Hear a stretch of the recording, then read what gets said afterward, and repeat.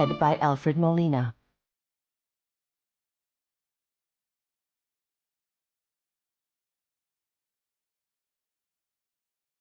In the darkness beyond the great Missouri's shore. In the darkness beyond the great Missouri's shore at last lay the West, toward which Tasmin and her family, the numerous Berrybenders, had so long been tending. The Kaw, an unimpressive stream, had been passed that afternoon. Tasmin, Bobbity, Bess, and Mary had come ashore in the pirogue to see the prairies that were said to stretch west for 1,000 miles. But in fact they could hardly see anything, having arrived just at dusk.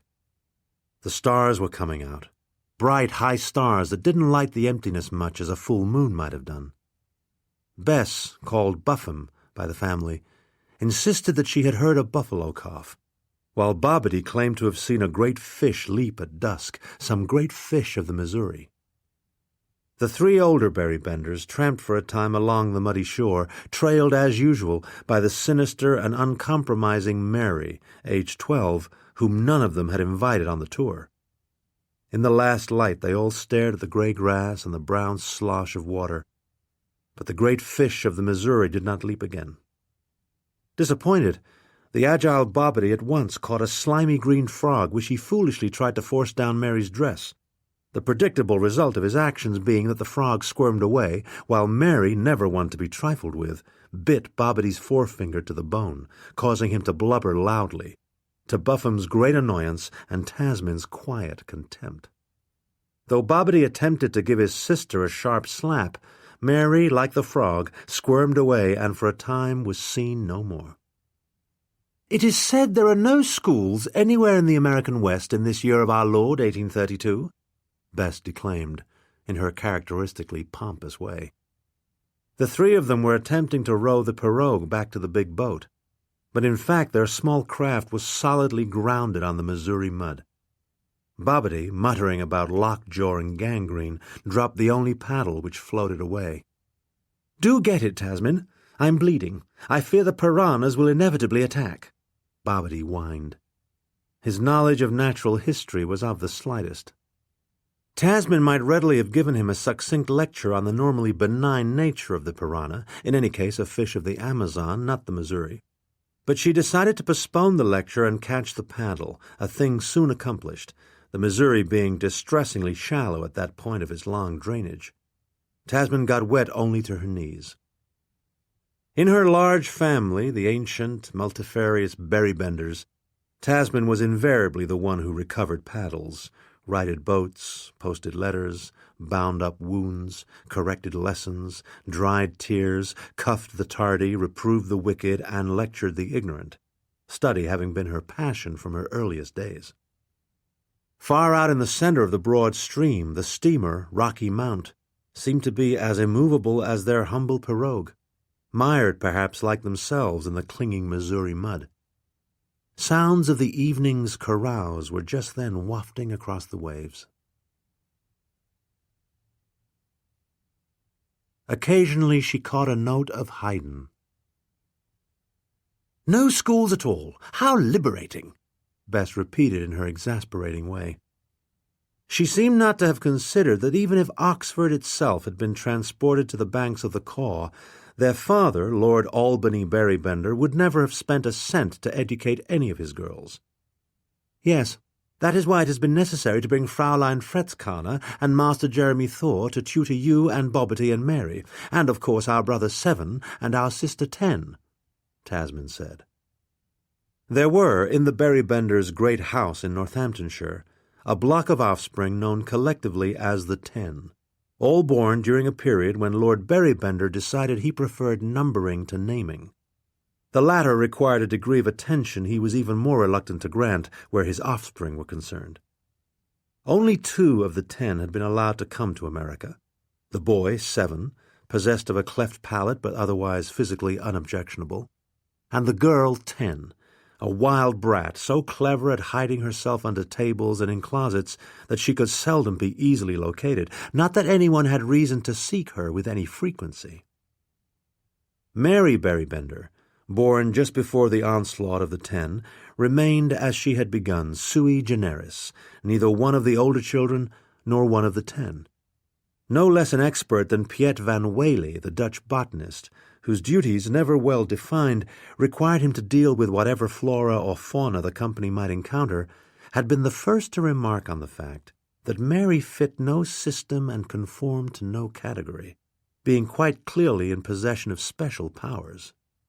She can sniff out roots, edible roots, Jerusalem artichokes, tubers, onions, Piet confided to Tasmin not long after they left St. Louis.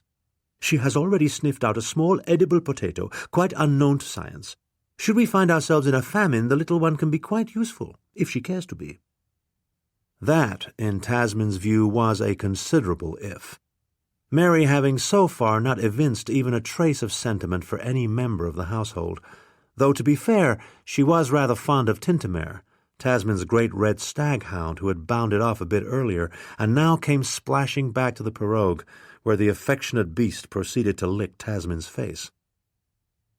Fraulein Fretzkane and Master Jeremy Thaw, the tutors, Senor Yanez, the gunsmith, Signor Claricia, the carriage-maker, Holger Sten, the painter, a dank Dane, the aforementioned Piet van Wely, the botanist, old Gorska, their hunter, assisted by Gorska minor, his son, Mademoiselle Pelanque, the femme de chambre, Miss Venetia Kennett, singer, cellist, and at present Lord Berrybender's acknowledged mistress, Gladwin, the Welsh valet, butler, and gun-bearer, Tim, the stable-boy, and of course Cook and her 2 helpers, Millicent, the laundress, and Eliza, the kitchen girl, comprised only a small part of the eventual Berrybender entourage.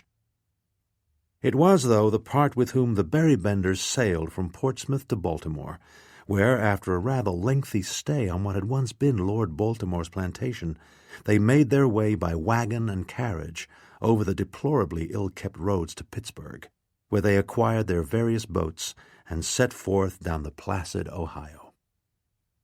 At St. Louis, the famous Captain William Clark himself, then Commissioner of Indian Affairs, lent them his interpreter, Monsieur Toussaint Charbonneau, a man said to be fluent in the languages of the many native tribes they expected to meet. Captain Clark also helped them secure the services of a dozen or so engagés, small, smelly Frenchmen from the Northlands, who were to help with the boats. But even Captain Clark's vigilance on their behalf could not prevent the last-minute arrival of the painter, George Catlin, a balding, finical man of, in Tasmin's opinion, a decidedly cranky nature. Mr. Catlin leapt aboard just as the steamer, virtually surrounded by the Berrybenders' flotilla of pirogues and keelboats, set forth from the village of St. Charles, a small community but a few miles from the confluence of the Missouri with the Mississippi. Mr. Catlin, who could hardly be called reticent, at once made plain his feeling about the Missouri, the river that was to carry them some 2,000 miles into the mysterious reaches of the West. "I call it the River Styx," he said, emitting his characteristic dry, nervous cackle. "For as you will soon learn, it is filled along much of its length with dead trees, many of them hidden just beneath the surface. I'm punning on Styx," he added, assuming incorrectly that none of the Berrybenders would know their Homer. "That's the river the dead must cross to get to Hades. And many of us will be dead, unless we're exceptionally lucky." "Oh, do hush about the dead, sir," Lady Constance Berrybender pleaded. She had turned quite white beneath her copious rouge. Lady Constance had never been fond of the subject of death. Fortunately, her husband, Lord Albany Berrybender, was just sober enough to draw Mr. Catlin off the unwelcome problem of mortality by a timely mention of Mr. John James Audubon, the bird painter, whom the Berrybenders had recently encountered in Baltimore. "Why, Lord Berrybender, I've seen my share of birds, and they do not look like that man's birds," Mr. Catlin protested, at once forgetting his bias against the Missouri River. "I fear the fellow's altogether a humbug. I believe he's a Creole of some kind. Don't know what the fellow's thinking, drawing birds that don't look at all like the birds I see. And I do see birds." John James Audubon, in Tasmin's view, had seemed queerly bird-like himself, a reflection that did not help her much as she caught the floating paddle and returned to the pirogue, in hope of rowing it out to the steamer Rocky Mount. The pirogue was still quite firmly settled in the Missouri mud, though in fact it was no worse off than the steamer, grounded for the night on what the rivermen called a riffle, or sandbar. Mr. Catlin, though mildly ridiculous, had not been wrong to call the Missouri a plain of mud. The Berrybender family, with all its get and chattels, was for the moment stalled. "What shall we do, Tasmin?" Bobbity asked, as usual referring all questions of procedure to his older sister. "Let's examine the matter from the point of view of logic," Tasmin said. Her beloved mamma and papa, Lord and Lady Berrybender, that is to say, were of all the great race of human beings the least likely to accept the severities of logic. Whim alone was their lodestar and their guide. Whim it was that caused them to pack up and leave their great house in Northamptonshire. Whim had brought them through America to their present resting place on a sandbar in the Missouri River, and only so that Lord Berrybender could shoot different animals from those he shot at home. "This pirogue won't move, but our legs will," Tasmin pointed out. She was going to suggest that they wade back to the ship and join the evening's carouse when little Mary walked out of the dusk, holding an immense, vicious turtle above her head, a creature half at least her own weight, which she promptly flung amidst them into the pirogue. No boat was ever emptied of its human occupants more quickly. Tintamer, Tasmin's gallant hound, set up a violent braying and attempted a lunge or two at the turtle, of course to little avail. The Berrybenders were in the water, and the turtle was in the boat. "It's entirely your fault, Bobbity," Buffum said. "Why will boys attempt to thrust frogs down little girls' dresses?" Bobbity made no reply. He was sucking his bitten finger so that no drop of his noble blood would drip into the Missouri to tempt the piranhas from their watery homes. There seemed nothing for it but to swim back to the steamer, leaving the outraged turtle in possession of the pirogue. The water proved so shallow that no swimming was required, though Mary, perhaps amphibian by nature, dove and bobbed like a dolphin. Tintamer floundered off after a mud hen, which eluded him. The fact that the four of them, muddy as muskrats, arrived in the midst of dinner and rushed to their seats at the great groaning table aroused no comment at all. The group, as usual, was going at one another hammer and tong. Lord Berrybender was profane with Gladwin, who had dribbled the claret. Master Jeremy Thaw, entirely overcome with drink, was slumped amid the salads, snoring loudly. Mr. George Catlin was attempting to make it up with Lady Constance by explaining the Hindu doctrine of reincarnation. The fat Fraulein Fretzkanner and the skinny Mademoiselle Palanque were shrieking at each other. The two despised everything that their respective nations stood for. The dank Dane, Holger Sten, annoyed to find that another painter had presented himself on board, was staring daggers at Mr. Catlin, while the two Mediterraneans, Senor Yanez and Senor Claricia, having drunk far too much of Lord Berrybender's excellent claret, were directing looks of frank concupiscence at Miss Venetia Kennett, who sat with her cello at the ready, waiting for the din to subside before favouring the group with a little Haydn. Piet Van Whaley, aroused by Mademoiselle Palanque's fiery rages, puffed rapidly at his foul pipe. And of course there was Lady Berrybender's ancient raggedy parrot, Prince Talleyrand, who was allowed the freedom of the table and was liable to pluck tidbits virtually off the tongues of inattentive diners. Lady Berrybender's brow was furrowed, always a sign of intense and unaccustomed mental effort. "I don't think I should wish to come back as an eel, if I must come back at all," she was saying, rather querulously. Late in the day, Lady Constance was apt to grow careless with her dress. One of her great dugs was at the moment almost fully exposed, a fact not lost on the Mediterraneans, or even the normally monkish Holger Sten. "Madam, the eel is only one of many possibilities reincarnation offers," Mr. Catlin said rather stiffly. "I will endeavour to come back as a mosquito and bite Mary and give her malaria and cause her to foam at the mouth," Bobbity announced, failing as he often did to correctly match his symptoms with his disease. Tasmin had never lacked appetite. The goose was excellent. Cook had even been rather clever with some sweetbreads. Delicacy was the last thing wanted at the Berrybender table.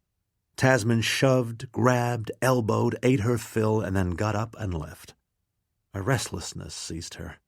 Though she had nothing much against Venetia Kennett, she felt like avoiding Haydn for once, and so went out on the upper deck to take the rather humid air. Below her, on the underdeck, was the rabble who would be expected to do most of the work on the Berrybenders' grand expedition. The smelly engagés in their greasy pants, Tim, the randy stable boy, old Gorska and Gorska minor, the former quite drunk, the shambling Monsieur Charbonneau, taller than the engagés but no less smelly, and a few scowling boatmen, all of them swabbing up pork gravy and hominy, belching, expectorating, breaking wind.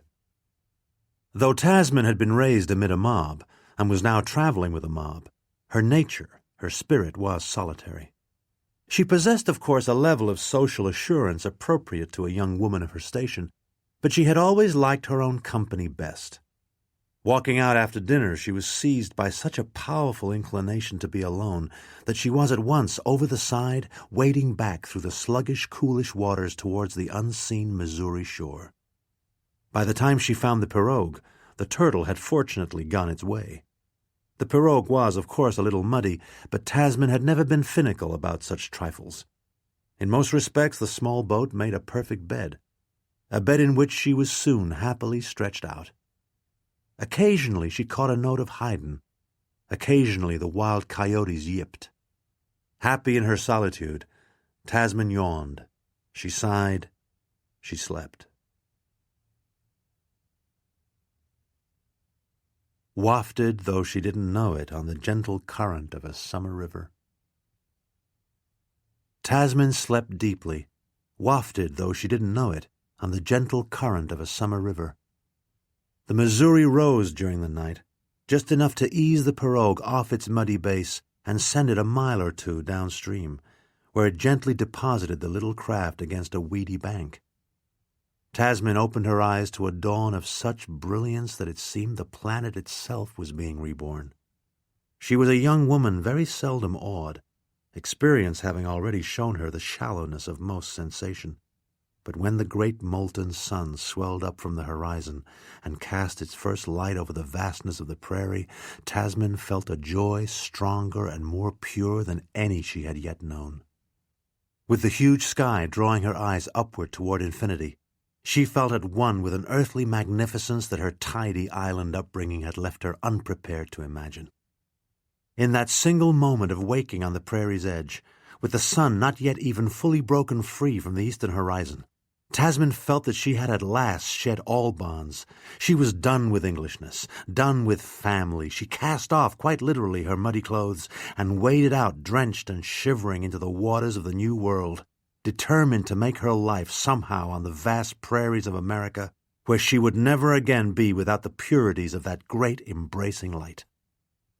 No purer bolt of joy had ever hit her, and yet, Tasmin being a girl who liked a hearty breakfast, she had to face the fact that she was hungry. The very clarity of the air seemed to sharpen her appetite. Thus, she reflected, does the practical ever follow sharp upon the poetical. Of the steamer Rocky Mount there was no trace, anywhere on the wide brown flood. Somewhere upriver, the engagés were no doubt hard at their ropes, straining to pull the steamer off the sandbar. Perhaps by now they had succeeded, and were proceeding upriver without her. Whatever she might find to breakfast on, it was not likely to be poached eggs and kidneys, her customary fare. Not far down the bank, a cheeky raccoon was washing a mussel of some sort. Tasmin would cheerfully have eaten the coon, had there been any way to kill him and cook him, but she had no weapon and no cook-fire. It was while she stood, clean but naked, in water up to her thighs, that Tasmin realized she might not be the only early bather on this stretch of the river. Below her, some 30 yards, beyond a little point that was especially thick with reeds and rushes, and perhaps a few plum bushes, she distinctly heard a rustling. Fright, for a moment, threatened to overcome her. The rustling continued, but the weeds and rushes completely blocked her view. Captain Clark had warned them of the unequaled ferocity of the great bears of the West, the white bear or grizzly. He had warned them also of the troublesome ways of several of the savage tribes. What if a bear was producing that rustling? What if an Indian had come to the river? Either might be seeking the succulent plums, just then at an apogee of ripeness. Only the day before, cook had rendered some of them into a fine tart jam. The pirogue seemed Tasmin's best hope of escape, so to the pirogue she crept, taking care not to splash or otherwise announce her presence. But then, when she was only a few feet from the boat, a young man, naked as Adam, walked into the water just beyond the reeds. Tasmin saw him, and at almost the same moment he saw her. Shock quite froze them both. The young man was bearded. His hair was as long and light as Tasmin's was long and dark. Their mutual surprise was so extreme that a long moment passed while they merely gaped at each other. Then the claims of modesty asserted themselves. Tasmin reached to cover her privates. The young man did the same before he recovered his power of movement and fairly skipped back to the shelter of the reeds. Once the young man disappeared, Tasmin shot to the pirogue as if released by a spring. In a trice she had donned her muddy shift. A hectic rustling resumed beyond the weeds. She expected that at any moment the young man would come forth, clad perhaps in the homespun of the pioneer, to mumble apologies for the accident of their mutual exposure, which, after all, had done neither of them any harm. The Berrybenders, at least, had never placed modesty very high among the virtues. Lord and Lady Berrybender's lives had been little more than a riot of procreation. There were 14 children, after all, and that handsome tally failed to include Lord Berrybender's bastards, said to number at least 30, whose importuning had played its part in the Lord's decision to leave green Albion's shores.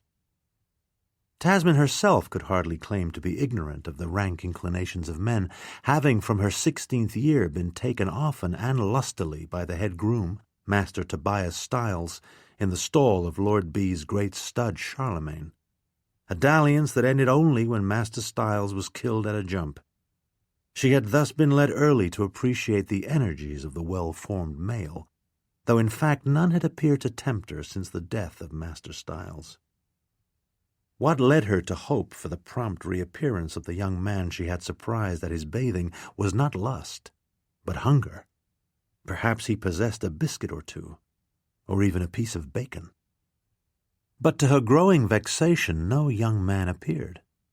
The prairies had assumed an almost eerie quiet, broken only by the skipping notes of a plover. Patience, like modesty, was not a virtue much prized by Berrybenders. Where was the shaggy fellow? Having inadvertently shown himself naked, why wouldn't he show himself clothed? Had the mere sight of her nakedness perhaps put him to flight? The hairy prospect and all that? Could timorousness have overcome him? Tasmin had to know. She tramped straight through the weeds and quickly burst upon the fellow, clad now in ragged buckskins, sitting on a log with his hands clasped in prayer. A long rifle lay beside him, also a bow and a quiver of arrows. "Do pardon me, I did not mean to interrupt you at prayer," Tasmin said at once, whereupon the young man glanced briefly at the heavens, unclasped his hands, and stood up. "Hello, then," he said, but could get no further. Tasmin waited with what she hoped was a modest grace, but the prairie youth she had stumbled on was evidently quite lacking in talk, leaving her little choice but to direct whatever proceedings they might manage. "I am Lady Tasmin de Berry," she said. Some flash of instinct led her to give this diffident young stranger the name she had long believed to be rightfully hers. The Berrybenders were all notably blonde, whereas Tasmin, like Lord de Berry himself, had hair of a raven blackness, and Lady B, when in her cups, had been known to be careless with more than her attire. Tasmin, her firstborn, had been conceived just before Lady Constance yielded to Lord Albany and became a Berrybender. And yet the fact that she had said such a thing shocked Tasmin more than the sight of any man's nakedness. She, who had been brought up to regard with indifference, if not disdain, the opinions of the lower classes, had just exhibited a most shockingly low-bred desire to please. She had taken for herself, rightly or wrongly, a name far more ancient than that of the parvenu Berrybenders, and yet she was not at some great aristocratic soiree, where the name de Berry would have elevated her at once to the highest consideration. She was standing, instead, in a muddy shift by an American river whose banks smelled of slime and frogs and fish, speaking to a lanky son of the frontier who could hardly have known anything of English class or privilege. She might as well have claimed to be Ethelred or Athelstan. What difference could it have made to the young man who stood looking at her with mild brown eyes? "I expect you're from that steamboat," the young man at last managed to say. "Yes, but it seems to have left me," Tasmin said. "Might I ask your name, sir?" The question seemed to stump him for a moment. Tasmin waited with growing impatience. She was feeling hungrier by the moment. "I must confess to you that I am at the moment very hungry," Tasmin said. Impatience often got the better of curiosity, particularly if she happened to be hungry. "Do you know of anything that we might eat for breakfast?" This question, delivered with more than a touch of adamancy, produced an unexpectedly winning smile. "Know how to make a fire?" the young man asked. He must have seen from the expression on her face that she was not in the habit of making fires, because he smiled again, pitched a small, soft pouch at her feet, and left, taking only his bow and quiver of arrows. Tasmin was, as she had often asserted, the one competent Berrybender. Even if she now disclaimed the family connection, she hoped to retain the competence. She had never made a fire, but she had read several of Mr. Cooper's novels, and supposed that, with application, she could soon master the essentials of flint and steel, the very objects contained in the young frontiersman's small deerskin pouch.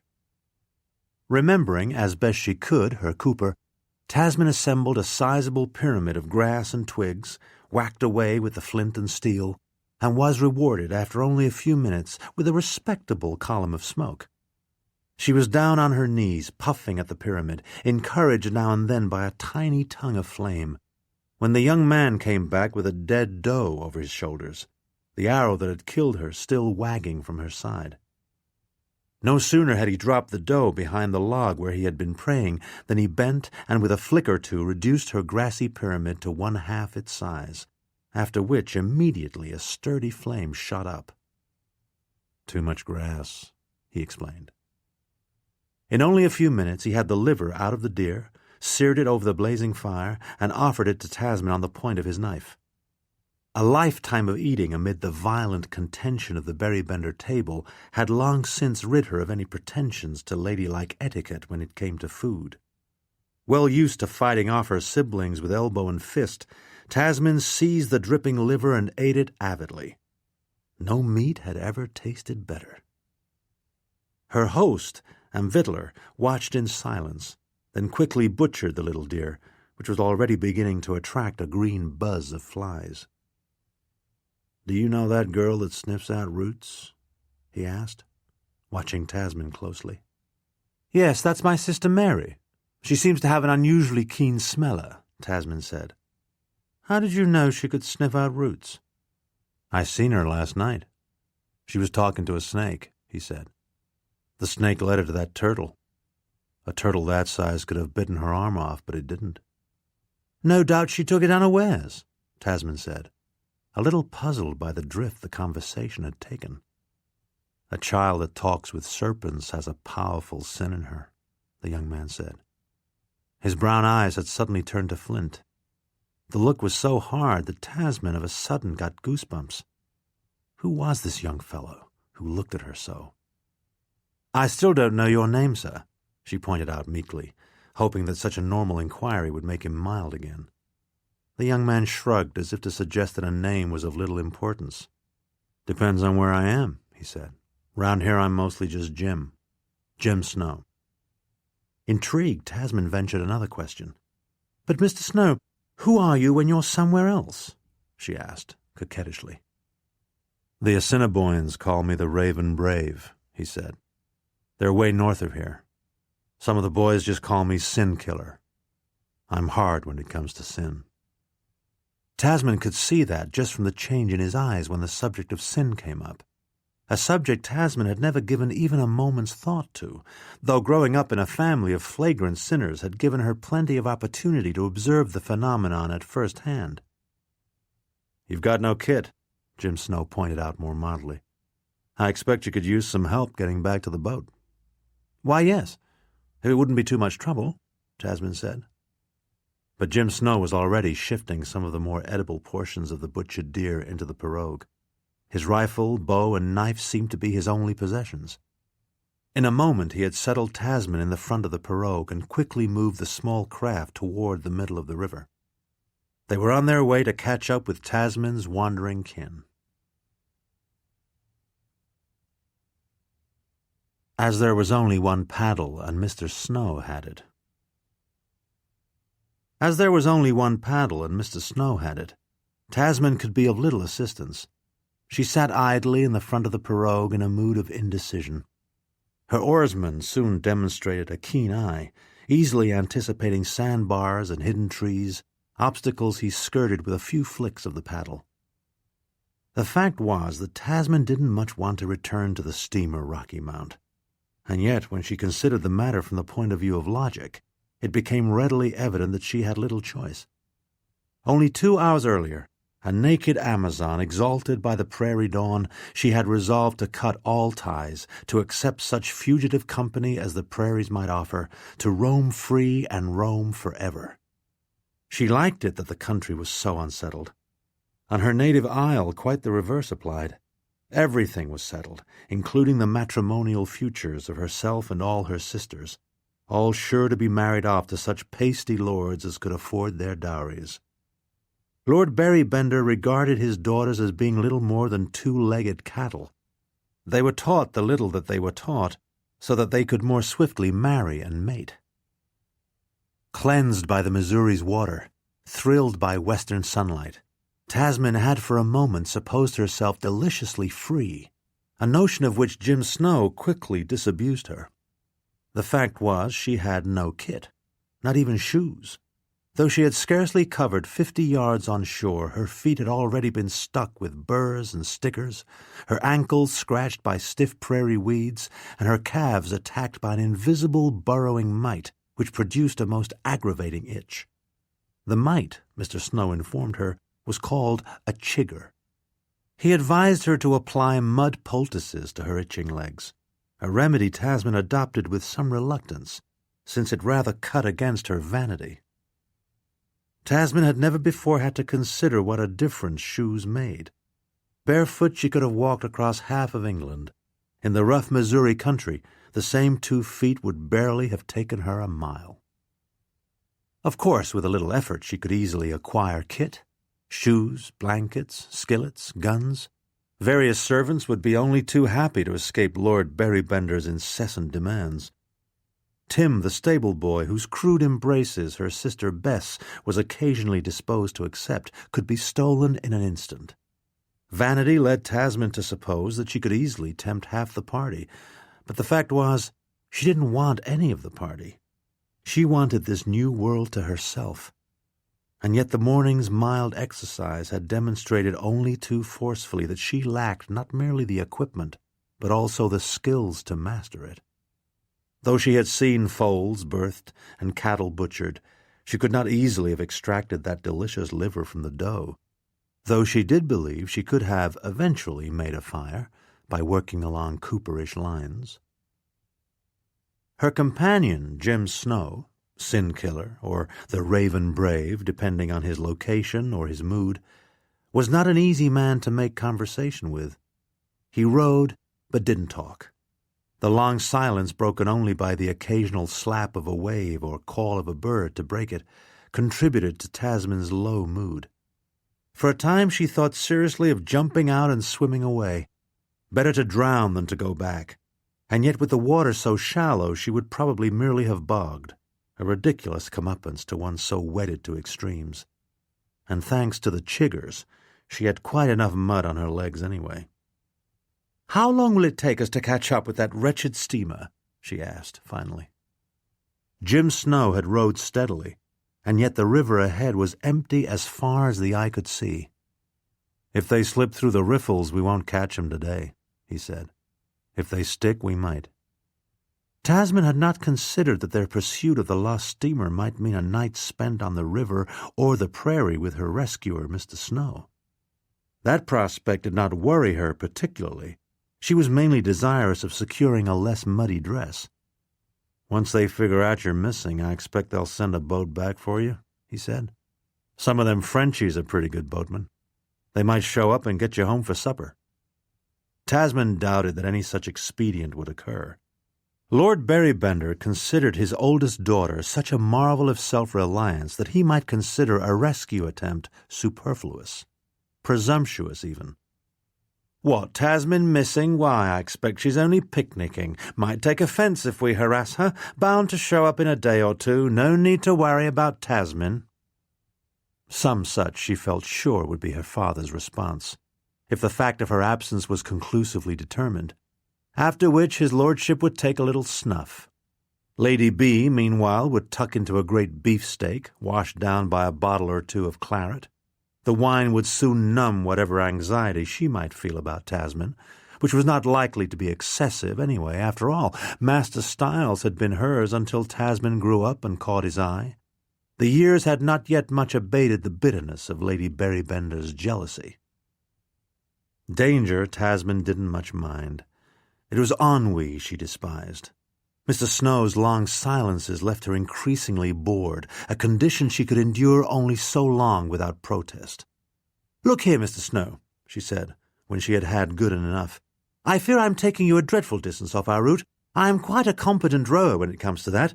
Why don't we put into shore? You can go your way, and I'll just row along until I come up with the boat." Tasmin's frank speech startled Jim Snow greatly. He looked at her briefly, and then turned and gave close inspection to the western shore of the river. Then, rather to Tasmin's mystification, he pointed to the sky, empty except for a great flock of birds winging so high above them that Tasmin could but faintly hear their call. Rather an odd whistling call it was. "It's the swans. They're coming in," he said. "So they may be, but I don't see that it affects our situation," Tasmin told him. "You need go no farther out of your way. I'm quite sure I can get back to the steamer on my own." "No," he said, and went on rowing, as if his mere denial was all the explanation needed, in which regard he reckoned without the notable obstinacy of the de Berrys, obstinacy enough to have carried them through 3 crusades. "Explain," Tasmin demanded, speaking quite sharply. Jim Snow frowned. "Explain," she repeated, even more fiercely this time.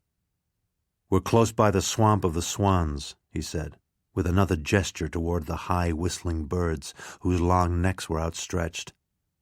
"When the swans come, the Osage come too. And there's plenty of Osage in these parts, even when the swans ain't nesting.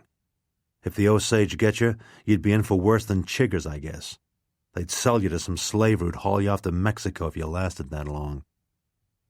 The steamer Rocky Mount was rife with such rumors of rapine and kidnap.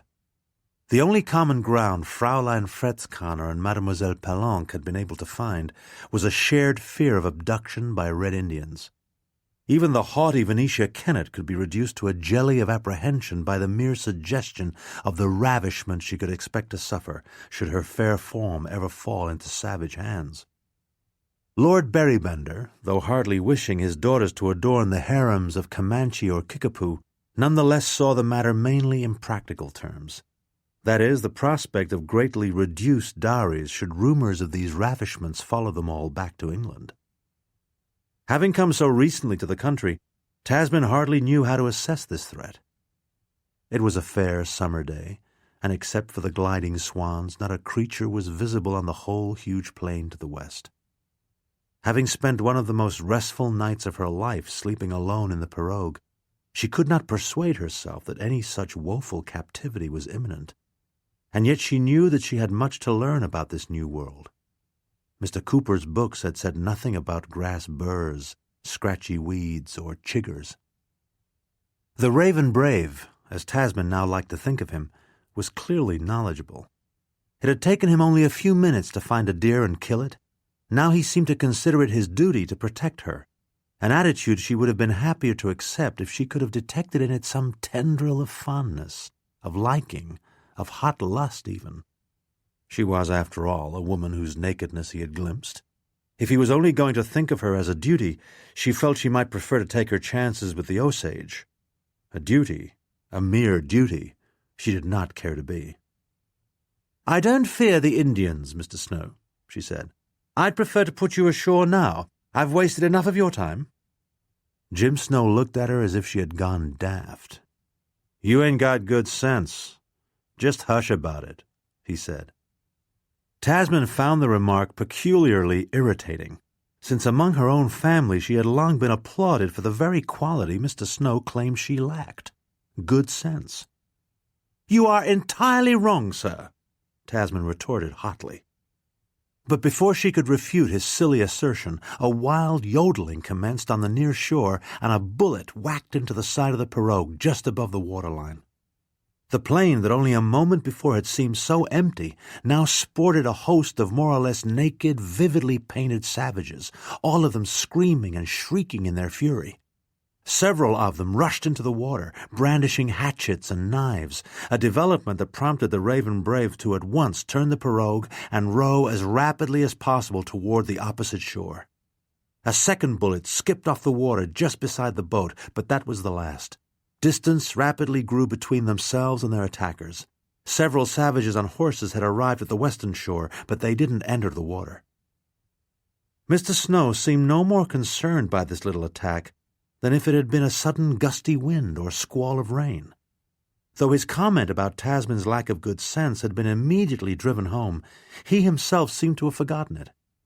Tasmin felt for the oddest moment that she had stepped off the steamer Rocky Mount right into a Cooper novel, with Mr. Snow as Hawkeye, a man well equipped to protect her from the harsh inconveniences she would be sure to suffer if captured by the red men. He now seemed to be making for a low bluff on the eastern bank of the river. The Osage, if such they were now mere dots on the western shore. "Bravo! I do believe we've eluded them," Tasmin said, when the boat reached the shallows. "Not yet. There's plenty of them on this side, too," Mr. Snow said. He hastily pulled the pirogue out of the water, took his rifle, bow, and haunch of deer meat, grabbed Tasmin's hand, and urged her to a breakneck run along the muddy shore, their goal, it seemed, being the little bluff she had noticed as they crossed the river. Tasmin thought such haste to be unnecessary, until she heard a babble of shrieks just behind them and looked around to see 4 more savages, painted in yellows and blues, giving hot chase, hatchets in their hands. The Raven Brave was confident of his tactics, though. They raced to the little bluff where, quickly cupping his hands and indicating that Tasmin was to step in them, he hoisted her atop an immense boulder at the foot of the bluff, after which he turned and faced the Osage, then some 100 yards away. Tasmin expected him to shoot them, or at least loose an arrow or two, but instead, mildly amused, he pointed at the cliff above them, whereupon the Indians stopped as abruptly as if they had run into a wall. The painted faces that a moment before had been contorted with fury now wore looks of uncertainty, or even dejection. From being wild killers, they became in an instant stumpy pierrots, clowns in a show that had somehow gone wrong. When they stopped, the sin-killer's eyes became flint again, and he hurled a great cry at his pursuers, a violent, ululating cry in a language Tasmin knew not. The Osage quickly passed from dejection to terror. They immediately ran away, disappearing into the underbrush where they had been hiding before the attack began. Tasmin made no attempt to conceal her astonishment. They had been surprised, they had been chased, and now they had been saved. She felt extreme excitement, but not much fear. Her companion of the day, the sin-killer, was evidently more than a match for the painted Osage. On this occasion he had been content to frighten the Indians away, but had it been necessary to kill one or all of them, she had no doubt he would have done just that. His face still reflected the violence of his expression, but once the Osage were clearly gone, his face cleared, his eyes softened. He became mild Mr. Jim Snow again. He pointed above her at a kind of drawing on a rock that extruded from the little bluff. Tasmin could just see that some crude figures had been traced on the rock face, stickmen of the sort that a child might draw, except that these stickmen sprouted antlers or horns from their heads. There was also a sketch of a shadowy 4-legged beast of some kind, perhaps a mammoth or great mastodon. One such, Mr. Catlin claimed, had been excavated from a bed of loam not far down the river. "The Osage won't come here. Not close, anyway," Jim Snow said. "They think devils live on this hill." "You seem to have addressed them quite positively," Tasmin said. He reached up a hand to help her climb down. "They were so hot to take our hair they forgot about the devils," Jim said. "I reminded them." His comment was a little startling, but Tasmin slid down the big rock anyway and followed her companion back along the muddy shore toward the pirogue, wondering what new surprises the coming night might bring. The swans were whistling high overhead. At sunset a rain squall struck. The river threw up a dense mist. The sun sank into it, and a little later a glorious rainbow arched over the river. Jim Snow improvised a modest shelter by turning the pirogue over and propping one end of it against a rock. Rain blew spittings of water under the boat and into Tasmin's face, but despite it, Jim Snow managed to bank a fire against the same useful rock. The raindrops fizzed into the fire, but the fire survived. The showers ceased in time for Tasmin to enjoy a long afterglow, as many-colored as the rainbow, lasting until the river was touched with starlight. Jim Snow, or the Raven Brave, seemed completely indifferent to the weather. The rain did not dismay him, nor the rainbow delight him. By the time the dripping pieces of venison had been cooked and eaten, and prairie frights had in no way diminished Tasmin's appetite, Jim Snow busied himself by whittling a new plug for his powder horn. During the meal he completely eschewed speech, as if meals and talk could not possibly happen at the same time. He had a little salt in a pouch. Tasmin asked if she might share it. Her request constituted the whole sum of their mealtime conversation. In the course of 4 months in America, Tasmin had become fairly reconciled to American practicality, but she had never met as fine an example of the purely practical man as her companion Jim Snow. Whatever was needed of a physical nature, he did at once, with a certain grace and a fine economy of motion. He wasted no effort, and contributed no words. This young frontiersman Tasmin found herself traveling with was to her altogether a new species of male, quite unlike any she had ever known. Whether she proved to be Berrybender or de Berry, she was an English lady of noble lineage, a fact which had always produced a certain measure of diffidence in her suitors, social inferiors, many of them. Even Master Tobias Styles, after tupping her vigorously in old Charlemagne's stall, still addressed her as my lady when they were finished. Such contradiction as she occasionally met within men was usually offered cautiously. Her temper had made itself respected throughout the Berrybender household. Even Lord Berrybender himself seldom challenged his spirited eldest daughter. In their long day on the river, Tasmin had offered only 1 or 2 opinions, but Jim Snow had casually disregarded even those few. He clearly felt under no obligation to respect or even listen to her views. He said his no, and that was that. Frustrated, Tasmin tried her best to come up with a question she might ask that he would not resent, and after due deliberation thought that she might just risk an inquiry about the swans. Tasmin sat under the up-tilted pirogue, Jim Snow on the other side of the fire, his face now in shadow, now in light. He was concentrated so on his task, fitting the new plug into the powder horn, that he seemed almost to have forgotten Tasmin's presence. "Was it the swans that particularly aroused the Osage?" she ventured to ask.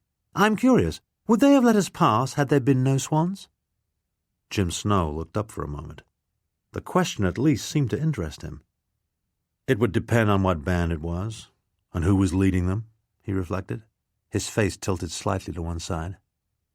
It was a handsome face, too, though his long, irregular hair and rather scraggly beard could both have done with a trimming, Tasmin felt.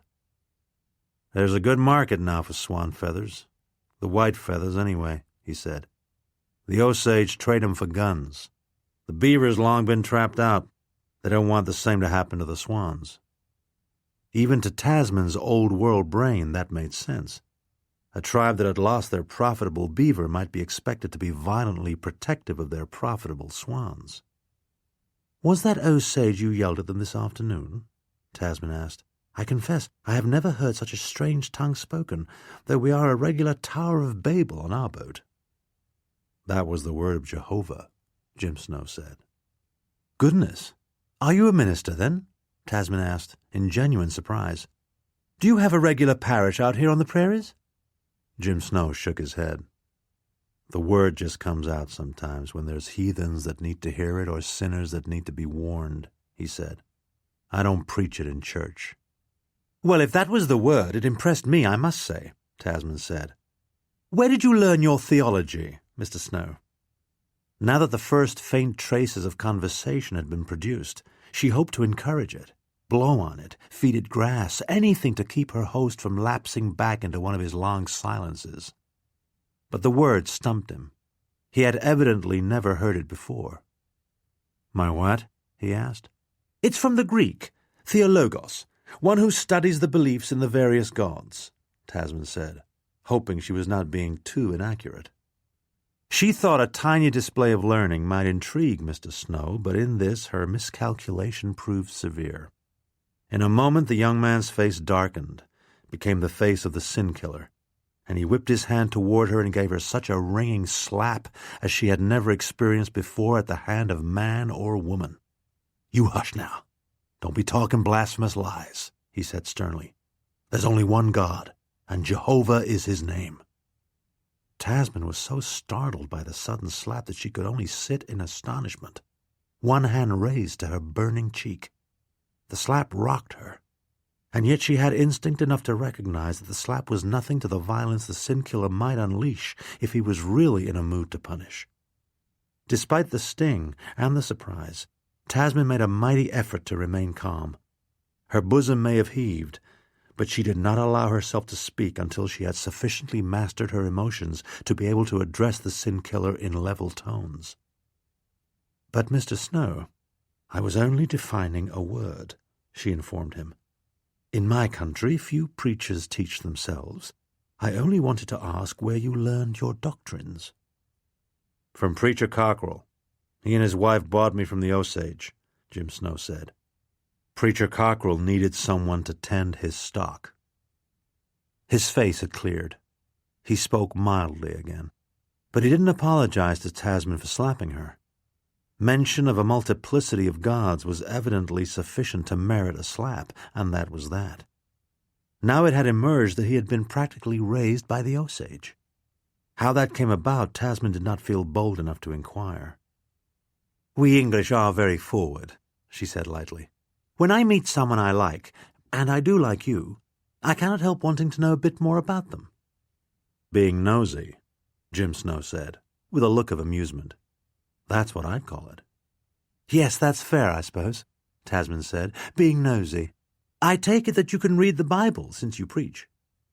At this he looked a trifle discomfited. "Preacher Cockrell taught me my letters," he said. "But then he got lightning-struck and killed before I could finish my learning. When it comes to the Bible, I can mostly puzzle out the verses, but I get tangled up in some of the names." He reached into a small pouch that hung from his belt and pulled out a much tattered and clearly incomplete Bible, bound in flaking sheepskin, which he handed to Tasmin. It seemed to please him that she took an interest in his religious calling. "Had to tear out a few pages when I didn't have nothing else to start a fire with," he said, evidently embarrassed by the rather riddled appearance of his book. Tasmin was moved that he would care to show her this humble article. It went some way toward making up for the slap. "Well, there's Genesis, at least, and you've still got the Psalmist, and here's Solomon's Songs," she said. Jim Snow was watching her closely. She did not want to give the impression that she scorned his one treasured book. "I don't preach out of the book. I just preach the word that's in me," the young man said with some intensity. "Preacher Cockrell was a fornicator. When the Lord called down the lightning bolt that killed him, I was standing close enough that the bolt knocked me nearly 30 feet.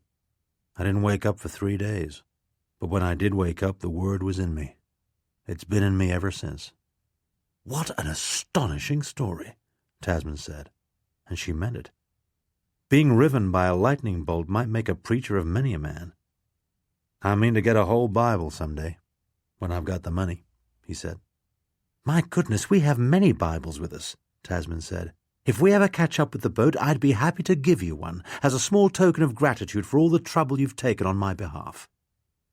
She meant it, too. Nothing could be easier than to make him a present of a Bible. And yet when she said it, the Raven Brave drew back, as if she had made an immodest suggestion. The swans were whistling high overhead. Without another word, this strange young man, whose motives so perplexed her, stood up, took his rifle, and prepared to leave the camp, actions that quite distressed her. "Oh, Mr. Snow, don't leave. It was just a thought," Tasmin said. "Am I to be allowed no generosity where you are concerned?" "You're too much of a talker. Get some sleep," he said, before being swallowed up by the humid darkness. Tasmin was left alone in her muddy dress with a sputtering fire and the call of swans from the high heavens.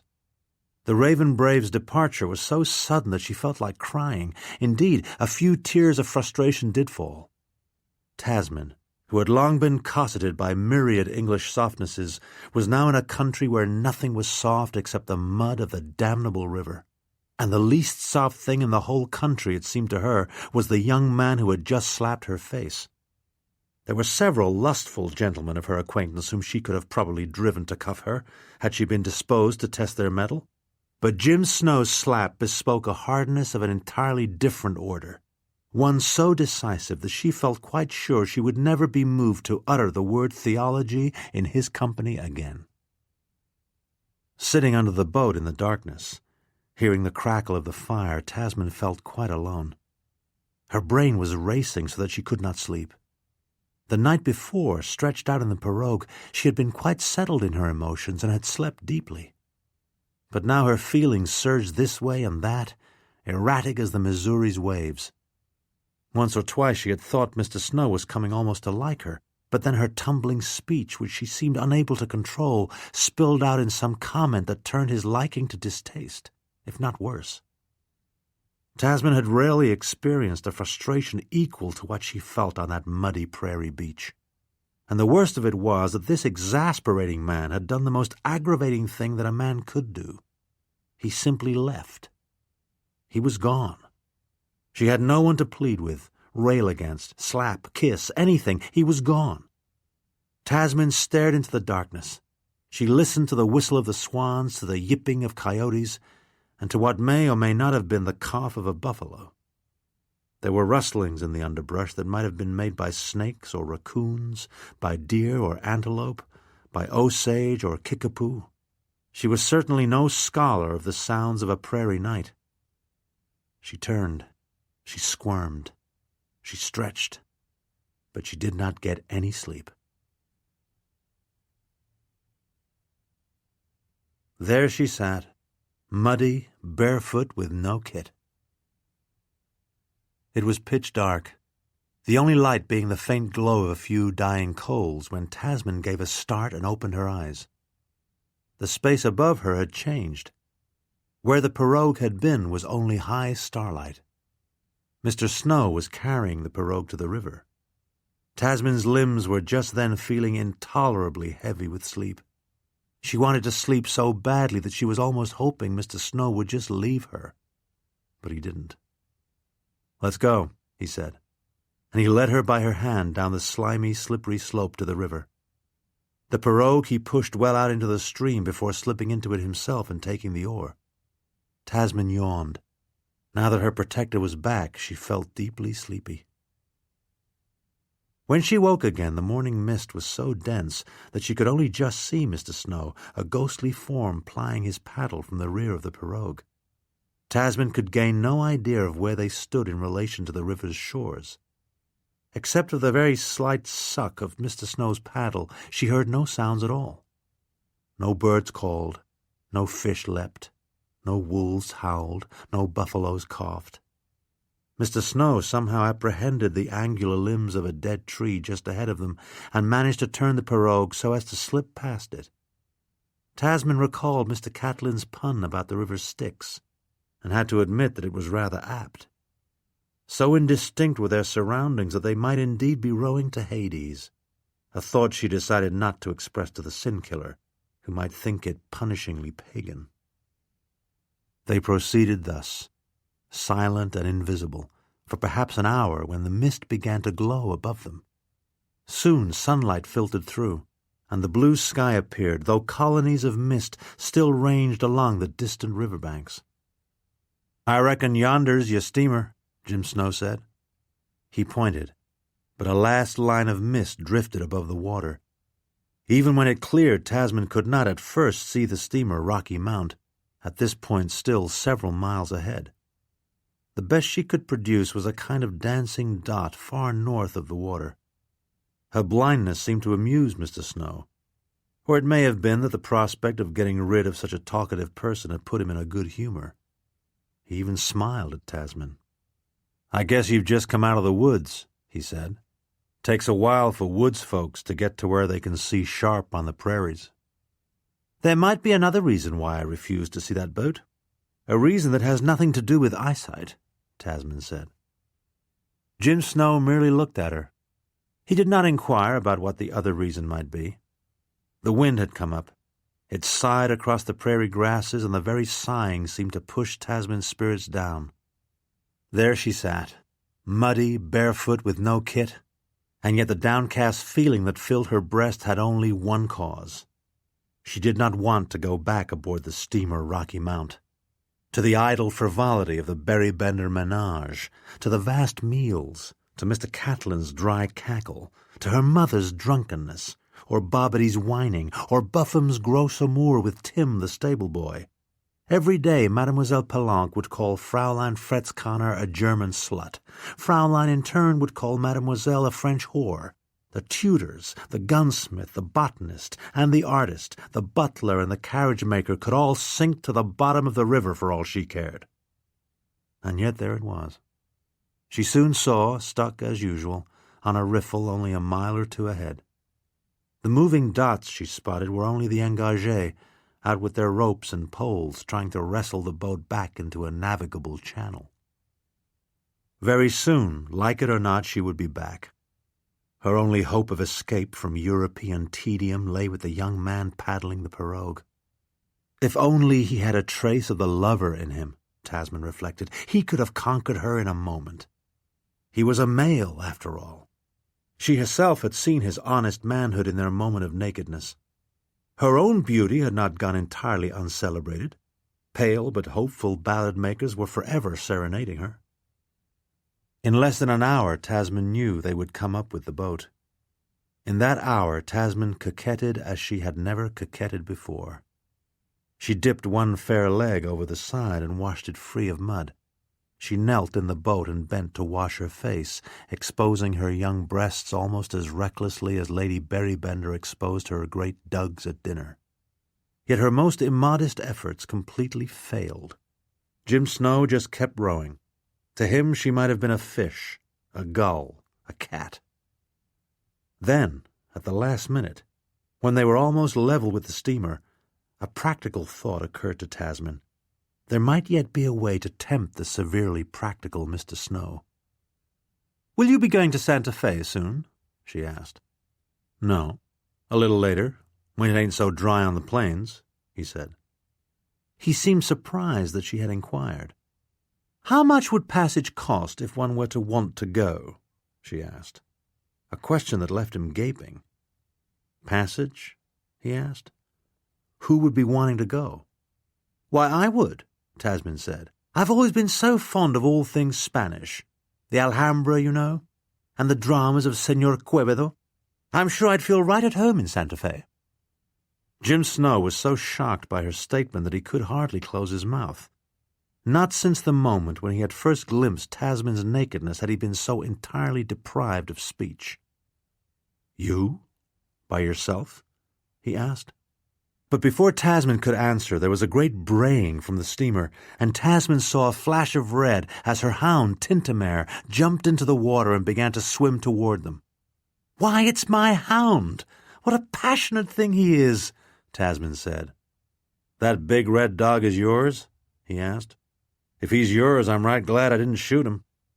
It was Tasmin's turn to be surprised. "But, Mr. Snow, whatever could tempt you to shoot my hound?" she asked. Jim Snow looked at her as if she were the merest fool. "To eat him. Why else? he said. "Eat my dog when there were deer a-plenty?" Tasmin asked, startled. "There ain't never deer a-plenty. I hadn't seen no deer in 3 days when that doe came to water," he said. "The Osage keep the deer pretty well hunted down." Soon Tintamere came splashing through the shallows and flung himself on Tasmin, slinging water everywhere. "Meat's meat," Jim Snow added. "You'll learn that soon enough, I guess." Shock at the thought of someone eating her dog caused Tasmin's stomach to do a sudden flip. For a moment she sat uneasily in the pirogue, while Tintamere leapt and splashed and licked her face.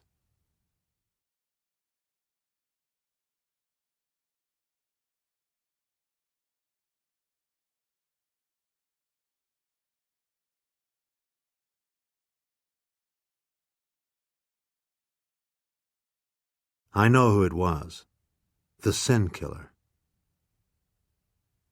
Remembering her intense hunger that first morning on the Missouri's shore, Tasmin had to reflect that hunger might indeed drive her to eat unfamiliar foods. No doubt Mr. Snow's luck in immediately providing her with a deer's liver had misled her when it came to the harsh necessities of prairie life.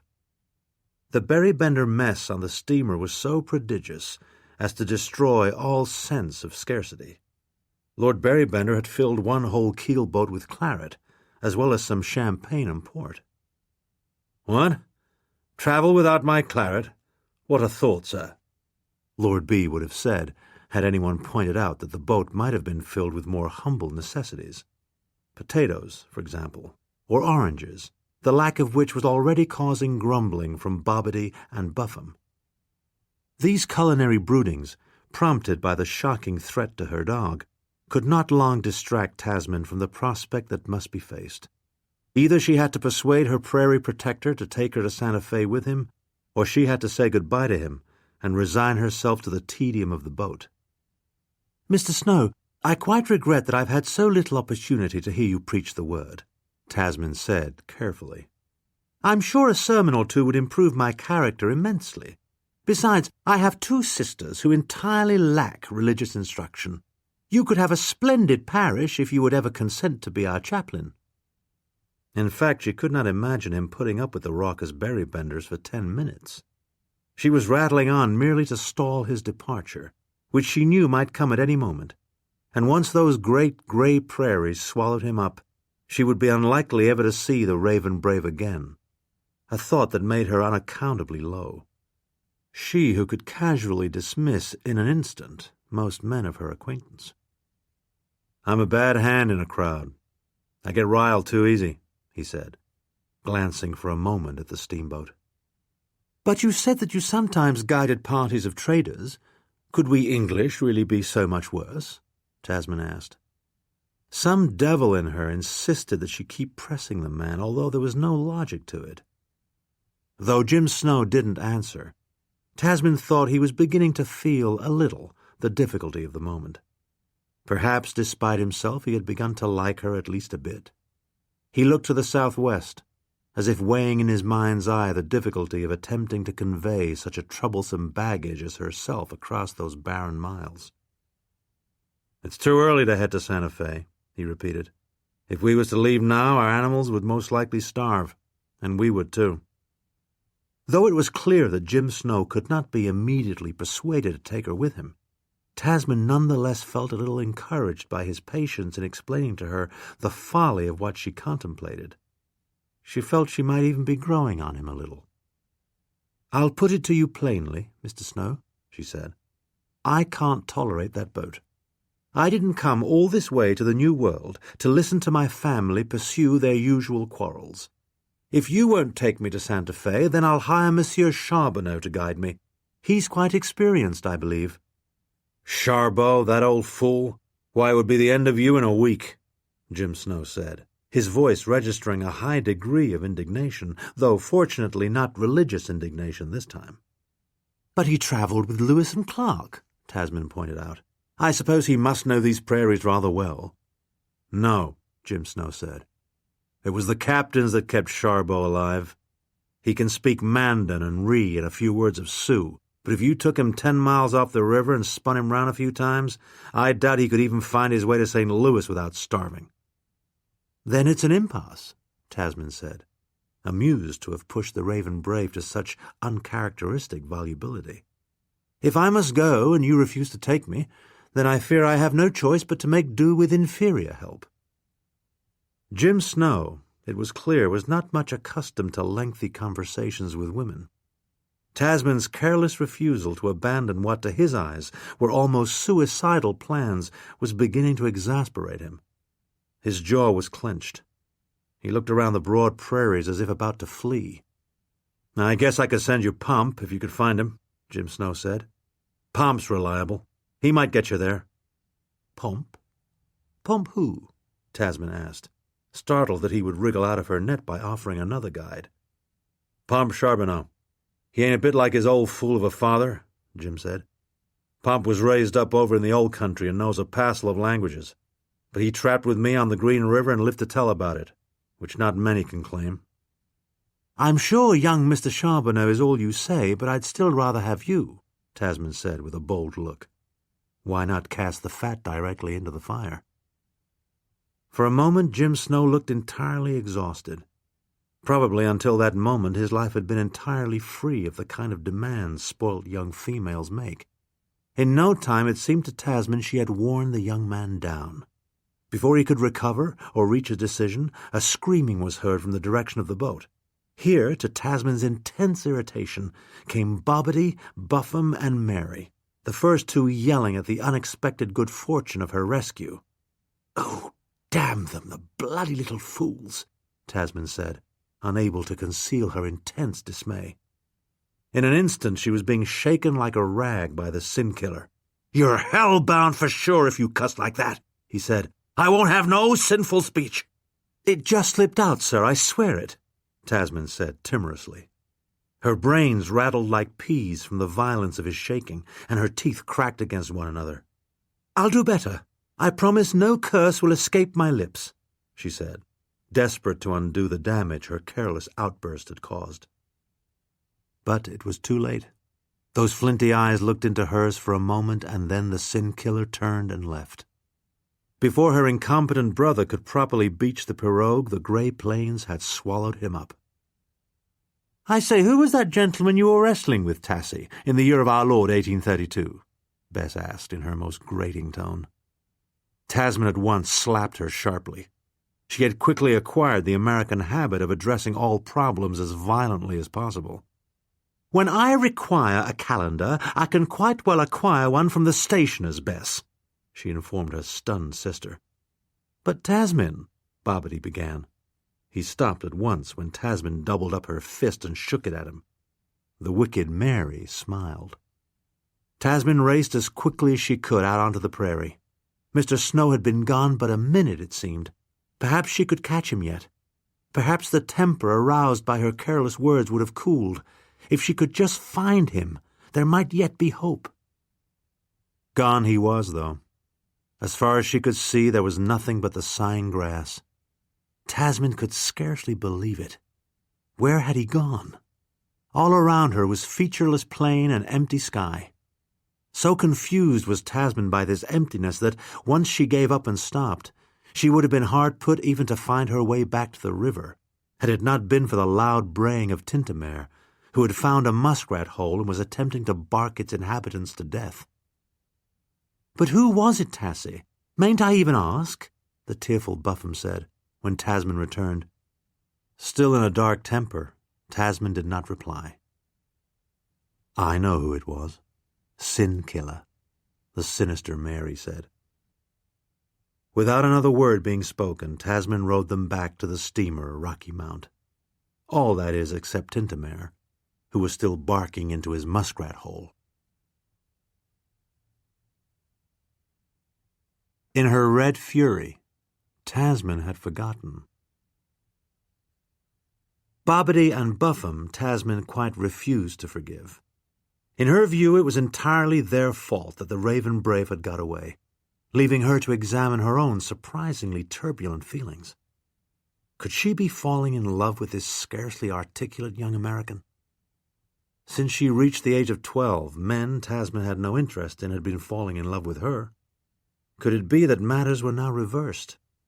Had she been making a fool of herself over a man who didn't want her?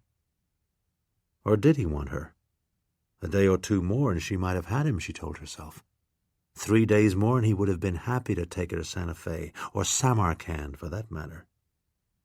Yet now the Raven Brave was gone, tramping alone somewhere on the great pallid prairies. Tasmin had yanked little Mary up by her scruff and flung her into the pirogue, curious as to how this malignant sprite could have known that the man who was shaking her was called the Sin-Killer. Big White talks of him, Mary said. All the Indians do.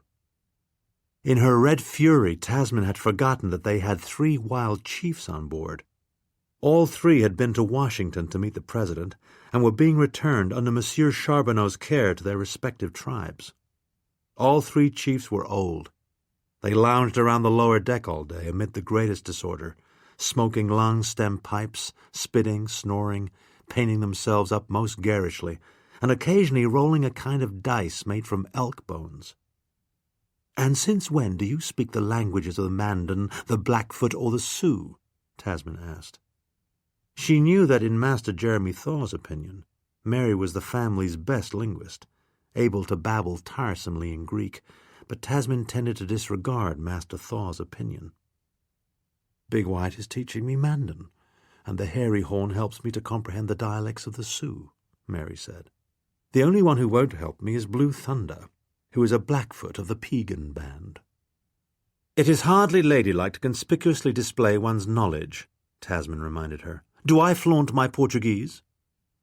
In fact, she could scarcely utter a syllable in that peculiar tongue, though it was true that a skinny hidalgo, of a vaguely Iberian nature, had seen her once at a horse race and proposed marriage immediately. "Are you going to fornicate with the Sin-Killer?" Mary asked. She had ever been strikingly direct. "Perhaps I shall. We'll see," Tasmin told her. "If you plan to travel the prairies, you had best take me," Mary said. "You brash mite. Why would I?" Tasmin asked. "So you won't starve.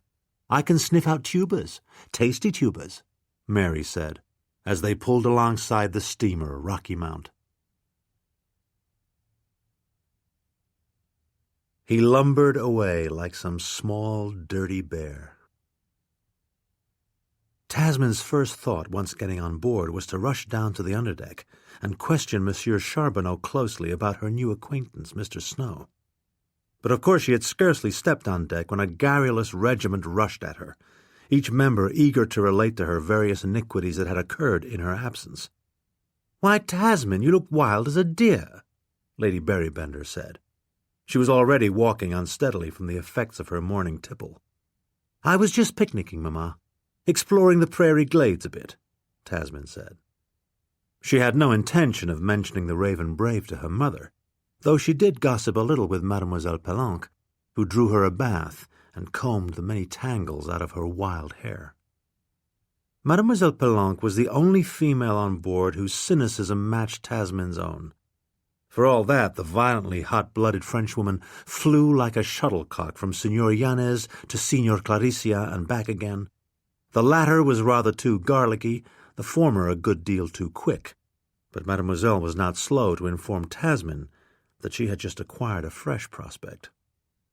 Tasmin supposed for a moment that she might mean Lord B. himself, supposedly still fully occupied with the languid cellist, Venetia Kennett.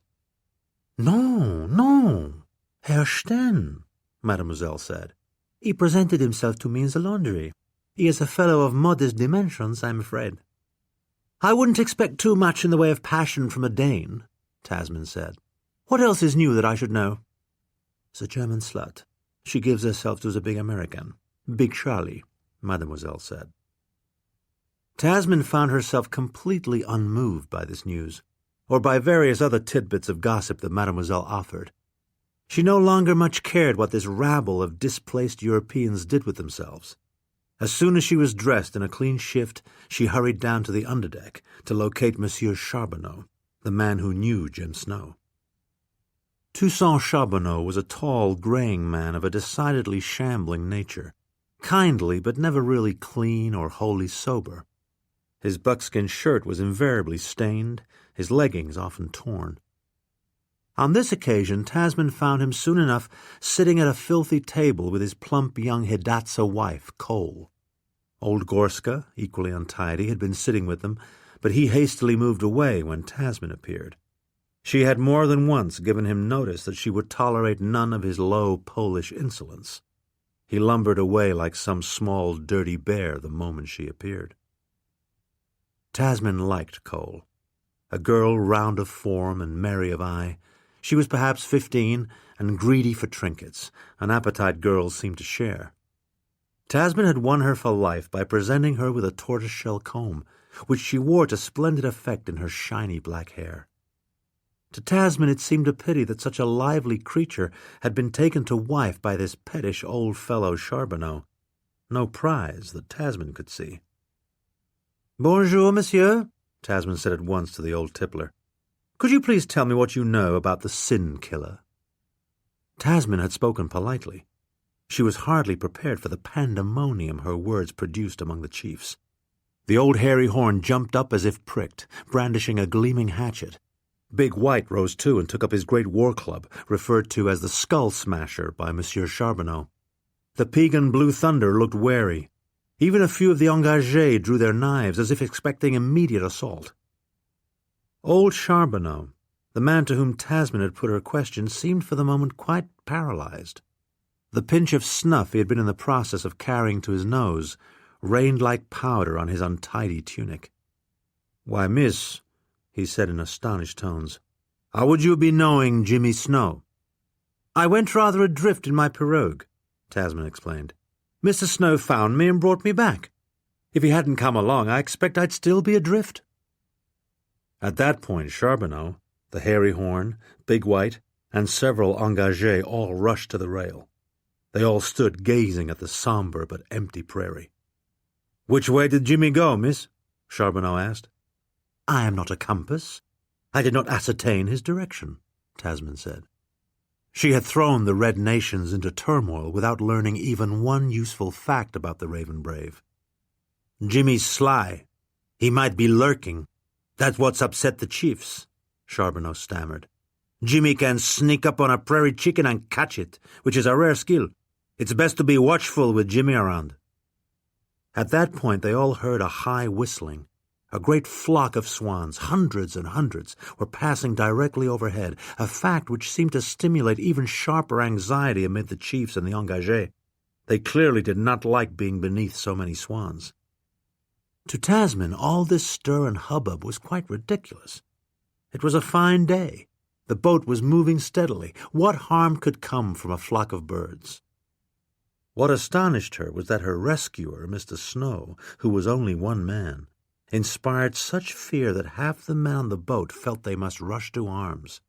Yet still she didn't know why. It occurred to her then that there was one person who might be helpful. The cheerful and muscular Captain George Aitken, the master of the steamer Rocky Mount. Less than a minute later, to George Aitken's mild surprise, Tasmin presented herself on the bridge. Our West is not much like your gentle England.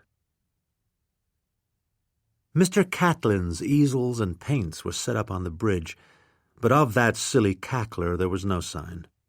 Tasmin was alone with sturdy Captain Aitken, who was studying the river with a practised eye. "Oh, Mr. Catlin?" "No, miss," he said. "Mr. Catlin's gone ashore with your father on a hunt. I believe they are hoping to scare up a bear." "How thrilling. We've so few in England now. Just what the gypsies have," Tasmin said. "May I ask if you're acquainted with Mr. Jim Snow? I mentioned him to Monsieur Charbonneau, and I'm afraid caused quite a stir." "Jimmy? Why, yes, I know him pretty well," Captain Aitken said. "I thought that was Jim you set ashore this morning. Bit of a tussle you were having, it seemed." Tasmin blushed. She had not supposed this honest captain had seen her violent shaking. Of course he had a spyglass, no doubt an indispensable tool on such a river. And yet Captain Aitken quietly went on with his job. He did not appear to feel that a tussle on a riverbank between a lad and a lass was a thing much out of the ordinary. "That was my fault. I fear I let slip a mild oath. It was more than Mr. Snow could tolerate." Tasmin admitted. "That's Jimmy. He's preachy unless he's drunk," Captain Aitken said. "Best not to cuss in his company unless you have to, though he's a rip-roaring cusser himself when his blood is up. Smacked you on the cheek, I see, didn't he, miss?" Tasmin did have a bit of a bruise on one cheek, though this bluff professional man had been the only one to mention it. Her mother might well have mistaken it for dirt, but Mademoiselle Pelanque, no stranger to slappings, must surely have seen it for what it was. Tasmin found that she liked Captain Aitken the better for his candor. She gave him a smile, and he returned it. "When I mentioned Mr. Snow's name below decks, it stirred up quite a fuss," she said. "Can you tell me why?" "Jimmy's an Indian fighter," Captain Aitken said, speaking as casual as if he had just informed her that Mr. Snow was a butcher, a baker, or a candlestick maker.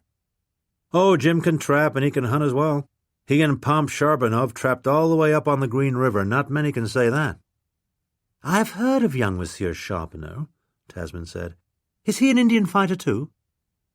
Captain Aitken looked at her for rather a long while. Something of the weariness that had been in Jim Snow's face when she challenged him to take her with him could be seen in Captain Aitken's face as well, though the captain's gaze held no trace of unfriendliness. He just looked tired. Nothing seemed to tire men so quickly as even a few minutes' questioning by a persistent woman. "You're new to our country, Miss Berrybender," Captain Aitken said. "Our West is not much like your gentle England. If a man's got killing in him, the West will draw it out." "And is Monsieur Pomp Charbonneau an Indian fighter too?" Tasmin repeated. "Oh, Pomp will kill in battle if he has to," the captain said. "So will I, and I have. But most sensible men will walk around an Indian fight if they can. I will, and Pomp will too." "But not Mr. Snow, I take it," Tasmin said. "No, not Jimmy," the captain said. "It's the Indians who will walk around Jimmy, if he'll allow it." "What happens when he won't allow it?" Tasmin asked. The poor man heaved a sigh. "When he won't, then there's likely to be hell to pay," Captain Aitken said. Cook brought up a squab and a squash. That Indians feared Jim Snow, the sin-killer, did not surprise Tasmin. She had seen the cold fury in his eyes when he turned to face the 4 painted warriors by the Hill of Devils. She very much doubted that there were devils about that rocky bluff that could have bested the sin-killer when it came to dealing out carnage. Perhaps he had only held back that day because he didn't want her to see him at his killing. Once she left the bridge, Tasmin spent the morning sitting under a little awning outside her bedroom, a victim of very uneven moods. She looked far out onto the plains to the west, the plains that she had trod but for a day. At lunch, Cook brought up a squab and a squash, the latter article having been obtained from some mild river Indians a few days earlier. Tasmin ate only a bite or two. The appetite that had led her to rip at a deer's liver with her teeth had now quite deserted her. In a room nearby, Buffum and Bobbity were attempting their Latin, under the droning instruction of Master Jeremy Thaw. She could just make out rhythms that seemed to suggest Horace. From time to time the boat would have to back off a riffle, or else the engagé might need to saw off a snag. Fraulein Fretzkanner and Master Thor had their customary spat. The Fraulein wanted him to finish up with Latin so she could begin with their mathematics. At the end of the spat, Fraulein burst into tears. Salty floods drenched her great bosom, an interruption which gave Buffum and Bobbity time to attempt to make peace with their sister. "We are so sorry, Tassie, that we interrupted you with your gentleman," Buffum said. "We will never be so brash again." "What will that matter? As you can see, my gentleman is gone," Tasmin said in her iciest tones. "I suppose he meant to carry you away to Samarkand," Bobbity said, in his most grating voice. "Samarkand is in Persia, you ignorant nit," Tasmin told her brother. "The city west of here where I had hoped to be taken is Santa Fe, but now you two have ruined everything." "Perhaps Papa would hire you a guide," Buffum said. "It is said that Monsieur Charbonneau's son is a fine guide. He was brought up in Germany by a prince, I believe." "Yes, the brilliant Pomp," Tasmin said.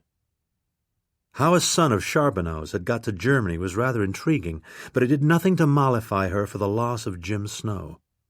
Though her siblings were virtually prostrate with guilt, Tasmin did not immediately unbend. Such pious virtues as forgiveness did not appeal to her. Besides, there was the distinct possibility that the Raven Brave was gone for good, driven off by her cursing. He may have felt that such a hell-bound woman deserved no guide. These unhappy thoughts produced in Tasmin an almost unendurable restlessness. It was a sultry day. After a time she napped, slipping into an impatient, swollen dream. She seemed to hear great wings beating, and then a hand was on her, near the dark entry. She waited, but just then the steamer bumped hard against a riffle and Tasmin woke. Her sister Mary sat by the rail, licking clean the last greasy bones of Tasmin's squab. "Who offered you my bird, you greedy wretch?" Tasmin inquired. "The hairy horn says we shall see 1,000,000 pigeons this afternoon," Mary replied. Of all the family, she took the least notice of Tasmin's moods. "Old Gorska can easily shoot you some." Tasmin, hungry again, made no answer. "I expect you'll soon be leaving this old boat, won't you, Tassie?" Mary asked. She was but a little thing, yet she made up in ferocity what she lacked in size. Bobbity was of the opinion she might be rabid, but of course Bobbity's opinions were rarely accurate. In this case, Mary was right. Tasmin did mean to leave the boat, which was just a floating Europe. Even the smelly engagés were merely Frenchmen at one remove. "The chiefs are hoping you will lure the sin-killer on board," Mary said. "They hope to fall on him and kill him." "Oh, tush," Tasmin said. "The chiefs are old men. I doubt they would be a match for my Raven Brave." "It is only the Indians to the north who call him the Raven Brave. Mr. Catlin told me that," Mary said. "And he told me why." "Well, if Mr. Catlin said it, then it must be knowledge beyond challenge," Tasmin replied. "His learning is quite encyclopedic, in his own view at least." "I like Mr. Catlin," Mary said. "Once we locate some buffalo, he means to make me his assistant. We'll tramp off into the prairie and I'll carry his paints." "If you're going to wake me up, stick to the point," Tasmin said. "Why do the Indians of the north call my friend Mr. Snow the Raven Brave?" "Because there are no vultures in the north," Mary said, giving the bones of the pigeon one last lick.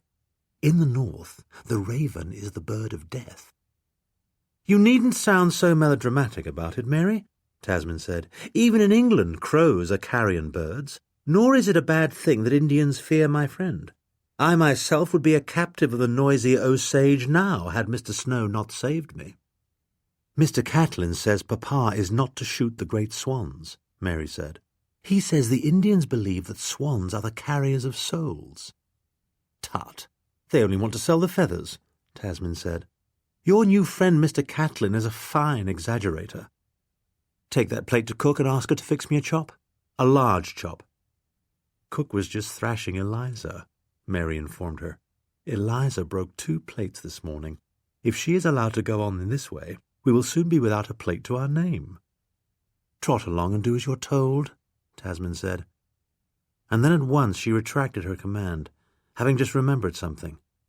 "Mr. Snow claims he saw you talking to a serpent," she said. "Is that true? Can you communicate with serpents?" "It was merely a moccasin. I told it to go bite Bobbity, since he assaulted me with a frog," Mary said. "But the moccasin did nothing to Bobbity, otherwise he'd be dead." "Mary, you are a violent brat," Tasmin said. Far to the west, on a low hill, 3 antelopes stood. Long before the pigeons came, every member of the hunting party was in a crashing bad temper. None more so than Lord Berrybender, who was not accustomed to tramping around for hours without once firing his gun. He did not at least have to carry his gun. Gorska minor shouldered the 2 fowling pieces, while Gladwin took the rifles. Old Gorska had his own weapon, Belgian-made and of the finest workmanship. Mr. Catlin, who merely carried an ordinary musket, had several times complimented Gorska on his excellent Belgian gun. These compliments did not entirely please Lord Berrybender, who did not see why the help should have better equipment than his own, although it was true that the company would soon be dependent on the Polish hunter for meat, and possibly even for defense. Had he been allowed to blast away continually at buffalo and bear, or even antelope and elk, Lord Berrybender might have been less envious of Gorska's Belgian gun, but such emphatically had not been the case. The prairie grass that from a distance looked so silken was more nearly like a carpet of needles, and nothing appeared to be abroad to be stuck by the needles but themselves. "I say, Gorska, can't you send that boy off to beat the bushes and scare up a stag or two?" Lord B. inquired impatiently. "What bushes? No bushes," Gorska said. He had honed his hunting skills in the employ of a petty prince, ruler of a pocket duchy in the foothills of the Carpathians, in whose heavily forested glades it was easy to surprise the local game, boar, stag, even bear. But how was anyone to surprise game on this treeless prairie, where the wind was always blowing, for hunting purposes, from the wrong direction, and where the animals, who after all were not blind, could see the hunters coming when they were still far out of range of even the best Belgian rifle? "Well, if there are no bushes, then it's somebody's fault," Lord B. complained. "Poor planning, I say. Somebody should have come out here and planted a few bushes." George Catlin, though he considered Lord Berrybender to be a rude, crusty old fuss-budget, also knew that he was reputed to be one of the richest men in England. A hand-to-mouth painter such as himself, often dependent on extremely whimsical patronage, could not afford to be rude to the richest man in England, however great a fool he might be. Of course. Such an excessive visibility is a great inconvenience," he said. "It's a pity Mr. Jefferson was never in the West. I imagine he would have at once foreseen the necessity of bushes." Just then old Gorska held up a hand. Far to the west, on a low hill, 3 antelope stood. The efficient, if moody, Gladwin, who was never more than a step behind Lord Berrybender, immediately held out a rifle. "Antelope! About time they showed up," Lord Berrybender said. "We're in luck, sir," George Catlin said.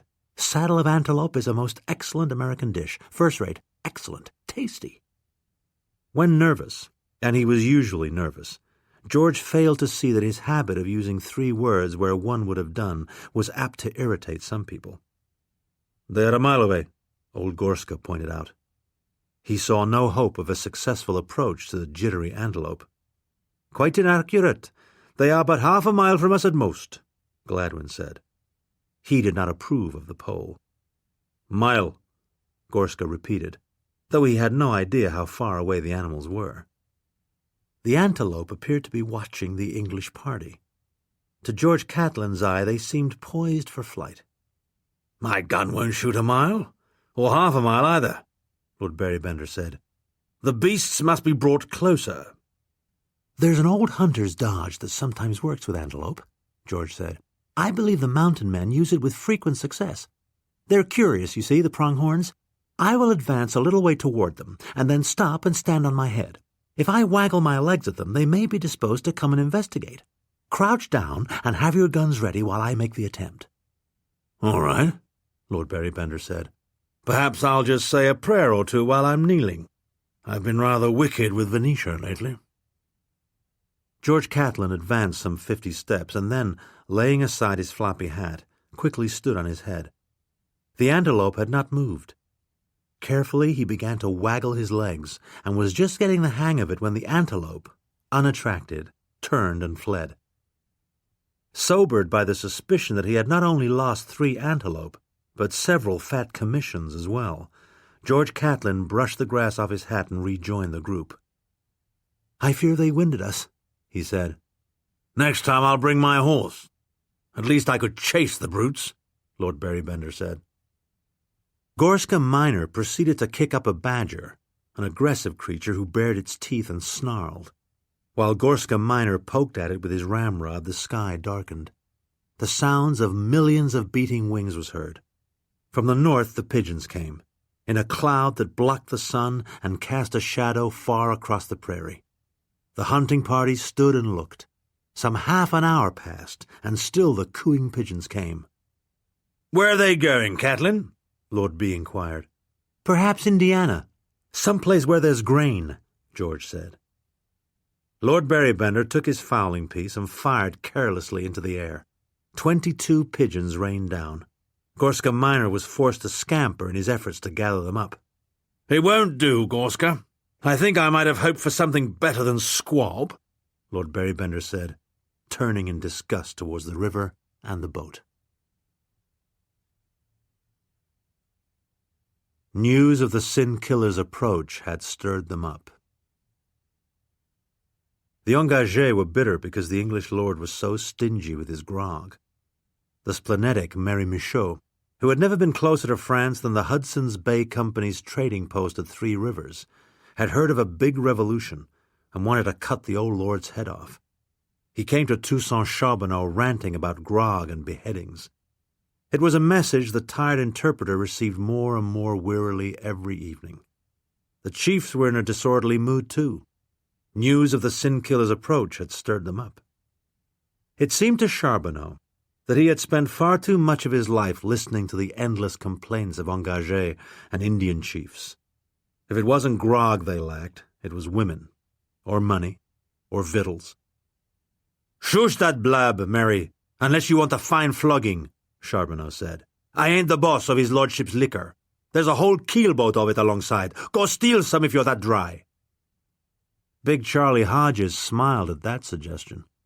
If Charbonneau had ever been fully sober himself, he would have realized that the engagé had been going regularly over the side to nip bottles of Lord Berrybender's claret from the keelboat.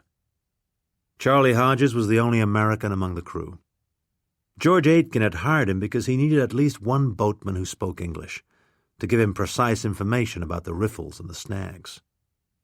Charlie didn't care much for the engagé, but he had a certain sympathy for Charbot, an old, tired man, not unkindly, who had the hard job of managing the 3 surly chiefs and the English family, too. "That liquor boat is already sitting higher in the water. I'm surprised nobody's noticed," Charlie said. Tim, the stable boy, who looked after Lord Berrybender's 2 thoroughbreds and his fine pair of carriage horses, knew that the rascally Frenchman was stealing the old lord's liquor, but he hated the old man, who had often cuffed him rudely, and didn't care. "How long before it's all gone, Charlie?"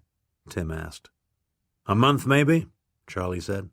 "I expect most of the engagés will be long gone by then. They'll want to be trapping up the Red River of the North." Though he didn't say it, Charlie Hodges meant to be long gone by that time, too. Tim could stay in his stables and play the beast with 2 backs with Miss Elizabeth Berrybender all he pleased. Charlie had heard them huffing and grunting several times. Tim, for his part, had been equally discreet when he saw Fraulein Fretzconner slipping Charlie Hodges a big sausage or a leg of goose. It was clearly Charlie that the Fraulein favored. He was the only man on board built to her own ample dimensions. The day rarely passed but that she found a way to offer her Charlie some titbit from his lordship's table. Most nights they managed to enjoy at least some fleshly probings in a private corner off the pantry. Charlie Hodges, though he closely concealed his intentions from everyone, did not intend to remain much longer with the steamer Rocky Mount. Charlie was no riverman. He had headed west to farm, having heard that the Iowa soil was rich and fertile. The forest was said to be light, the Indians not too fierce. Though fond of Captain Aitken, Charlie did not feel he could allow such an opportunity to be missed. Somewhere above the mouth of the Platte, a stream they would very soon pass, he meant to leave the boat and tramp off to the east. His hope was to find land close to the Mississippi, which would make for ease of shipping, and as surely as he would need a plow, he would also need a wife. And he wanted no skinny slip of a girl either. What he wanted was a fine, sturdy woman of height and heft, someone who would bear him 6 to a dozen children to help him work the land. For such a task, the big Fraulein seemed ideal. She hissed like a kettle whenever he touched her, steamed like a stove when they could enjoy a full embrace. For the Berrybenders, her employers, the Fraulein expressed only loathing. She would leave with her Charlie in an instant. If it should be that they must escape with only the clothes on their backs, then the Fraulein was ready. She could cook, she could sew, she could wield an axe. No more lessons with the stupid English children, no more quarrels with the skinny, stuck-up French whore. Charlie's secret was safe with her. It was her secret, too. Meanwhile, Charbonneau, tired and tipsy, was trying to convince the hairy horn that the sin killer would not attack the boat. "Jimmy's got no call to fight us," he said. "He just found that English girl and brought her back, that's all. A warrior who has eaten the lightning doesn't behave like other men," the hairy horn said. He himself had no fear of the sin killer. Such a warrior would gain nothing by killing an old man like himself. His interest was mainly in the lightning. Among his own people, the belief was that a warrior who had eaten the lightning and survived was impervious to ordinary weapons. In the hairy horn's long lifetime, he had known only one other man, a Sioux named Burnt Eagle, who had been struck by lightning and lived to fight again. Burnt Eagle had finally been killed by a white bear, but not before he had stolen many horses and counted plenty of coups. "Only the white bears can kill a man who has eaten the lightning," the hairy horn remarked, before retiring to his blanket for the night. What he really wanted was for Charbot to offer him his woman. Such a fine, plump girl would be good. But Charbot, though he had lived long among the Mandans, was like other whites in that regard. He did not share his woman, which was a pity. A girl so young and bouncy would be a good thing for an old man. When the old chief left, Gorska walked over to Charbonneau. "When the buffalo?" he asked, in his limited English. "I can't say," Charbonneau admitted. "It's been a wet year. Lots of the little waterholes are full. The buffalo don't need to come to the river yet." Gorska shuffled off, not satisfied. Every day Lord B asked about the buffalo. He seemed to think it was Gorska's fault that there were none for him to shoot. Charbonneau walked over and said a few words to Big White, repeating what he had told the hairy horn about Jim Snow. Big White hardly listened. He was a vain old fellow who still believed that the strength of his own arm was all the security he needed against an enemy. He had even put it out that he had single-handedly killed a white bear with his great club, a claim that made even his own young warriors snicker. They knew that the bear was barely quarter-grown, little more than a cub, and had been groggy from a winter's sleep when Big White clubbed it. Charbonneau understood that Big White, the Mandan, was a braggart, and that the hairy horn was just a loquacious old man who babbled on to anyone who would listen to him. The only one of his native charges who worried him was the Piegan Blue Thunder, a powerful man given to sudden explosive rages. The first wisdom he had been offered about the tribes on the upper Missouri was that the Blackfeet were those who should be given the widest berth. Though there were many beaver in the streams west of the Yellowstone, few white men had harvested many and escaped with their own hair. Captain Clark had particularly warned the English lord about the Blackfeet, but who knew what an English lord would do? The tall Piegan had passed through Washington in silence. The president's flattery had not impressed him, though he did consider the white man's axes very superior tools and had been quick to gather up a good supply. Though Toussaint Charbonneau had been up and down the Missouri River more than 20 times, he had never enjoyed the luxury of such a fine boat as the steamer Rocky Mount. He and Cole had a snug bunk under an overhang. Cole kept their baggage neat, busying herself to see that he was as comfortable as possible. Though her efforts were appreciated, they did not keep Charbonneau from feeling old, tired, and overburdened. He felt he might be making his last trip up the capricious river on whose banks he had spent much of his life. It seemed to him that there was a sadness about these long plains that seeped into men who traveled them too long. That sadness had seeped into him. Too much was expected of him. Too much. In his memory, Charbonneau had begun to loop back to the time when he and his bird-woman, Sacagawea, whom Captain Clark called Janie, had made the great trek to the ocean, with their boy, Pomp, just a baby on Sacagawea's back. Of all the women he had known, his bird had been the quickest of mind. Even when she did not know the words that were being spoken, she could figure out what was intended, what was at stake. None of his other women had so lively a mind. Cole knew that her husband was a man of many sorrows, sorrows too old for her to grasp.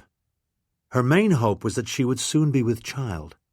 She dreamed of a fat little boy, Once her husband saw that he could still be a maker of sons, some of his sorrow might go away. To ensure that there would be a child, and a male child, Cole did everything the old women told her to do. She watched the moon. She took certain herbs. Sometimes when Sharbo was drinking with the boatman, Cole would try to entice him away before he became too tired. Sometimes when he came to their pallet ready to sink into sleep, Cole would manage to arouse him just enough that he could be a man for a few moments, long enough to fill her with his seed. Yet Cole sometimes felt that her husband's sadness must have come into her, along with his seed. She was by nature a cheerful girl, and yet sometimes, lying by Sharbo and listening to him snore, she could not keep the sadness away, could not choke back her tears. Her husband was old. He might get drunk and fall overboard. Someone might kill him. He might simply die, as old men did. Then, whether she liked it or not, she might have to become the wife of some cruel warrior like Blue Thunder. Every night Cole listened carefully to the call of the night birds. She was listening particularly for the trumpeting of the great tundra swans, birds that came every year to the swamp of the swans. The old women told her that if mating she heard the call of the tundra swans, it would be the best of omens. Then she would soon deliver a fat little boy, and maybe her husband would cheer up. George Catlin, his death at hand, took the only course open to him. George Catlin was bold enough one morning to ask Lady Tasmin at breakfast if she would care to sit for her portrait. He was at once rebuffed so rudely that he promptly went below and cajoled, with an offer of a new musket and some blue beads, the Piegan Blue Thunder to sit in her stead. After all, it was Indians, not English ladies, that he had come west to paint. Mr. Gainsborough had painted plenty of the latter. Tasmin knew that the cranky painter was becoming rather too fond of her. Even sharp rudeness didn't really discourage him. A week had passed since Jim Snow returned her to the boat, a week during which she had remained so snappish and surly that both family and servants did their best to stay out of her way. "Blue Thunder will be my first attempt at a portrait of a Western Indian," George said. He did not allow himself to be discouraged by Tasmin's rudeness, and had gone back upstairs to finish his coffee. "You can come and watch me work, should you care to, Lady Tasmin?" "Why would I want to watch George Catlin paint a picture of an Indian when I can see the Indian for myself?" Tasmin asked Mary, when George had gone off to assemble his equipment. Nevertheless, since there was little to do on board except stare at the muddy water of the featureless prairies, Tasmin and Mary drifted down to the lower deck. The Piegan was painting his face in vivid reds and yellows in preparation for the sitting. Big White and the hairy Horn ignored these preparations.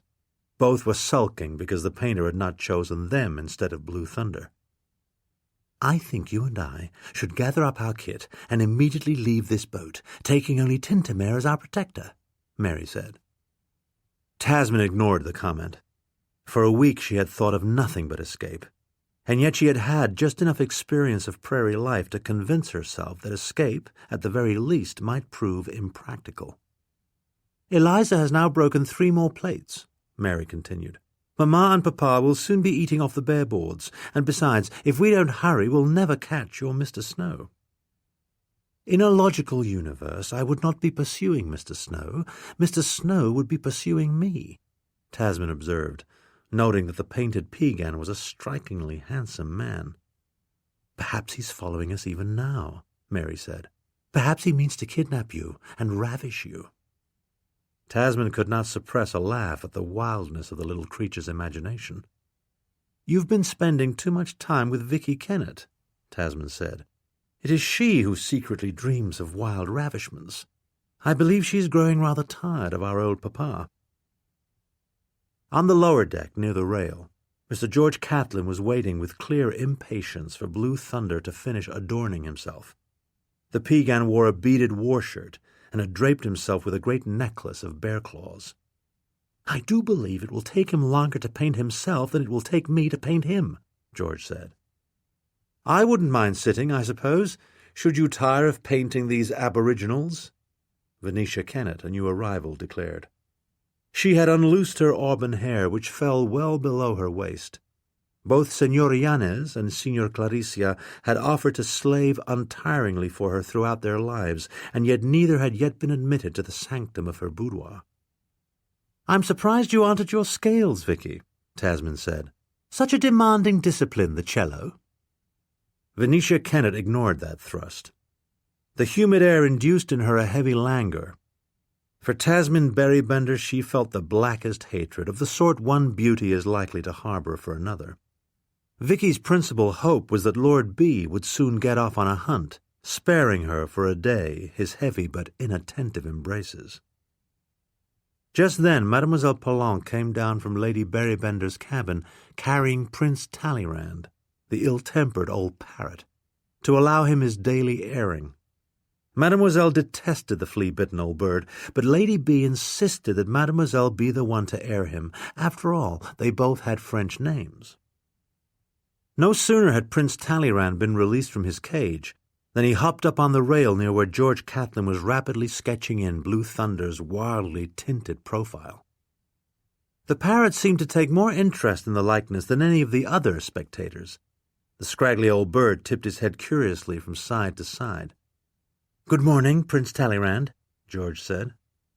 He hoped that a great eagle might sweep down and relieve them all of the filthy bird. It was hard to get a profile right while enduring the scrutiny of a querulous old parrot.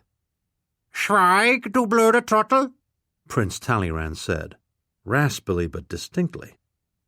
Even Mary Berrybender gaped with astonishment, while Fraulein Fretzkanner, who sometimes amused herself by teaching the bird random insults, blushed a very bright red.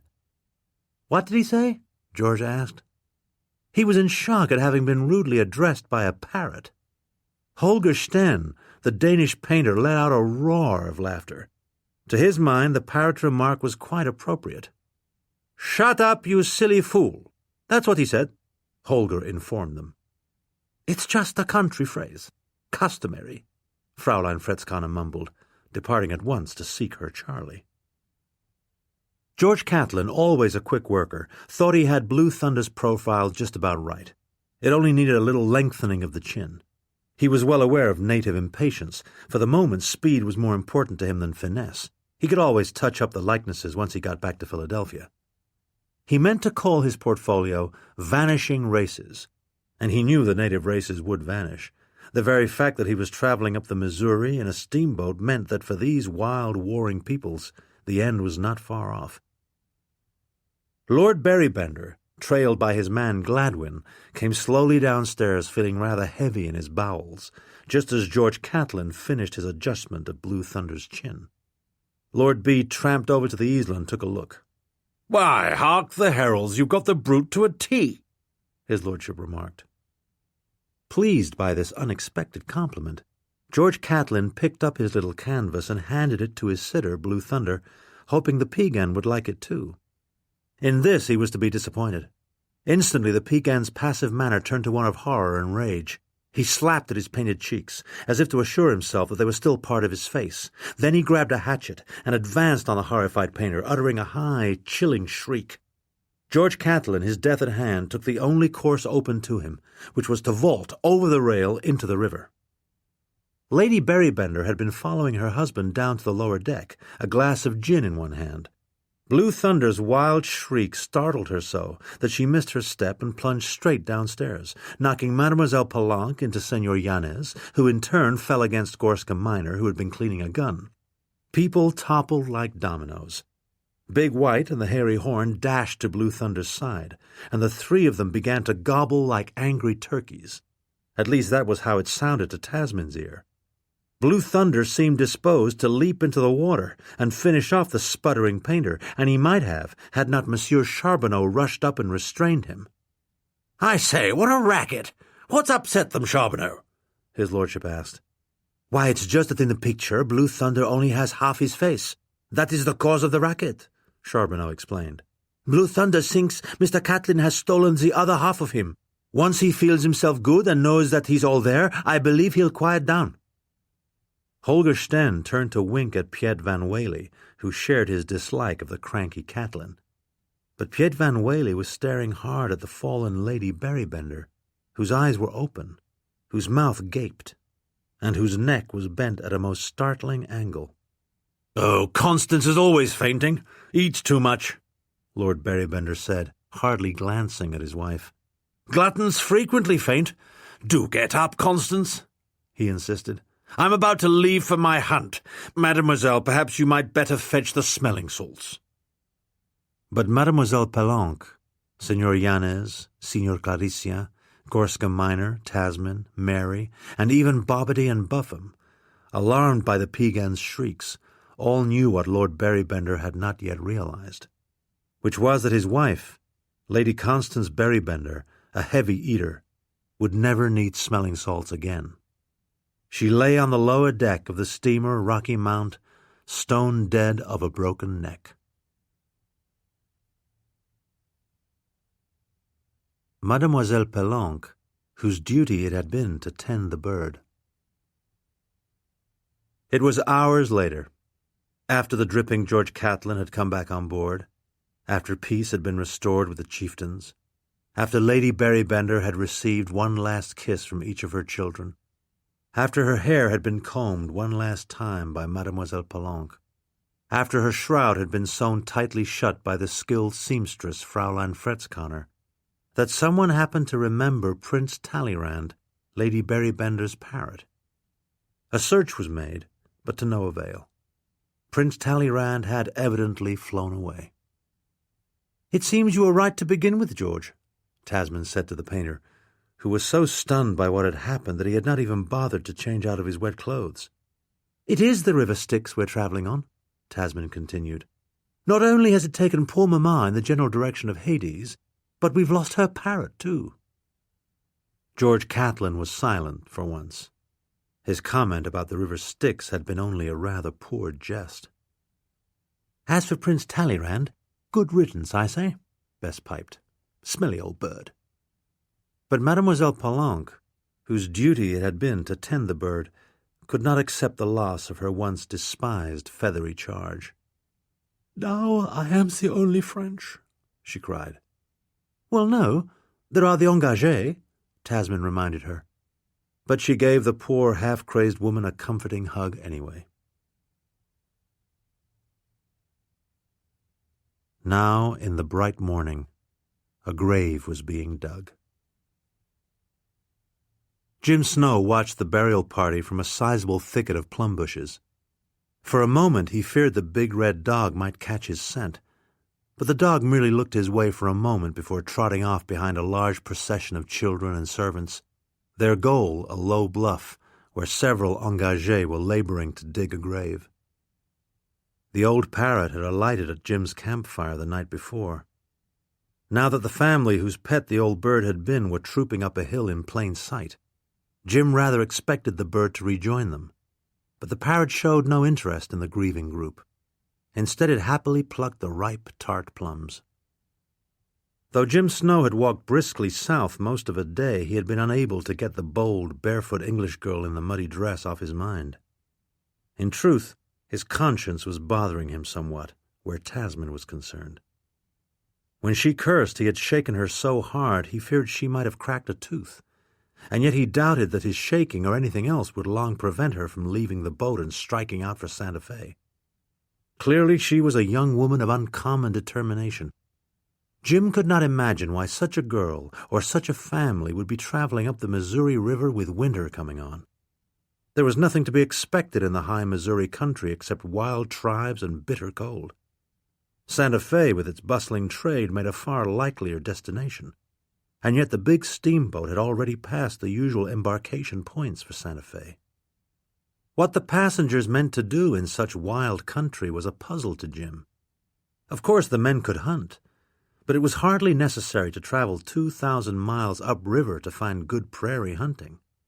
The Osage were even then killing buffalo in abundance, not a day from where the boat floated. After a night of brooding, a night spent so close to the Swamp of the Swans that he didn't dare make a fire, Jim had retraced his steps to the Missouri. He caught up with the steamer on the afternoon of the 5th day, watching the prairies carefully for any sign that a party had headed west. Since then he had quietly followed the steamer, expecting any day to see Tasmin and some of the company disembark and strike out. When the old bearded hunter, the great lord, and the others had tramped ashore to hunt, Jim hung well back, watching. It was obvious that none of the party had the slightest notion of how to conduct a prairie hunt. The old lord tramped around smoking a long pipe, whose smoke any animal and many men could smell from a great distance. Besides that, the group had made no effort to keep quiet. The most they could have expected from such a noisy approach was to surprise a greedy black bear in a plum thicket. Bears were sometimes inattentive, but deer and antelope, hearing such loud voices, would be unlikely to linger until the hunters came in range. Jim had hidden himself in an overgrown buffalo wallow while the hunting party passed. The old lord was upbraiding his servants at every step. They passed within 40 yards of him, quite unaware that they were being watched. For Indians bent on war, they would have been easy prey. A little later, while the party was returning to the boat, Jim killed a young antelope with an arrow. He considered taking a haunch out to the boat, but decided against it, and dried the meat. If he went to the boat, it would only stir up the 3 chiefs, whom he could see plainly enough standing in their blankets and paint. He felt it would not be long before the adventurous girl came ashore. Maybe, despite the risks, he could devise a plan for taking her to Santa Fe. He was wading across a little creek when he heard, just faintly, the Piegans' high war cry, and saw a man jump off the boat into the river. The Piegan was enraged, that was clear, but Jim could not make out what had stirred him up. From the boat there came a babble of voices, but there were no more war cries. The hubbub soon died down. The steamer made no progress for the rest of that day. At dusk, Jim waded into the river and gigged a fine catfish, using a gig made from a 2-pronged willow branch. He was eating the catfish when the old parrot sailed in and made himself at home. Now in the bright morning a grave was being dug, and a line of mourners was filing up to it, led by the old lord, who was still smoking his long pipe. Someone was dead, but Jim could not determine who it might be. Tasmin strolled behind her father, followed by her brothers and sisters, several servants, Charbonneau, the chieftains, and George Aitken, the captain of the boat. Behind them came a tall girl carrying what appeared to be a giant fiddle. Jim kept low. He knew that if one of the Indians saw him, there would be a great uproar. He worried that the parrot, who fluttered boldly about the plum bushes, would give him away, but none of the mourners noticed. Soon there was hymn singing, then low, sad-sounding notes from the big fiddle. The burying didn't take long. The mourners, in scattered groups, were soon filing down the long slope to the boat. Charbonneau had been entrusted with the big fiddle. The young woman who played it was strolling arm in arm with the old lord. "You best go back. They'll be leaving you," Jim said, giving the parrot a nudge. "Swear to blow the throttle," Prince Talleyrand replied.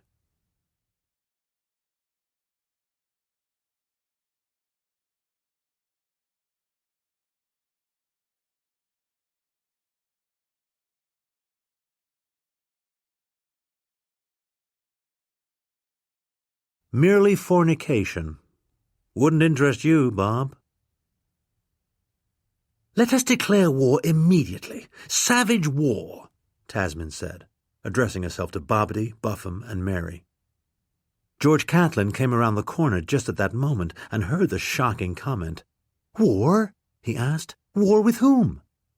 George had a jumpy look. Having a war hatchet raised over his head had been an irregularity from which his nerves had not recovered. "That comment was not meant for your ears, George," Tasmin said. "Do go along." "Why must he twitter so?" Bess asked, when the painter had taken himself away. "Oh, the artistic temperament, I suppose," Tasmin said. "Artists ain't rough, like us aristocrats." She had summoned her closest siblings for a council of war. Lady Berrybender had been in her grave less than half a day, and yet Venetia Kennett had already moved herself and her cello into Lord B.'s stateroom, with the plain intent of becoming the next Lady Berrybender. Lord Berrybender, their father, was, as they all knew, no sentimentalist.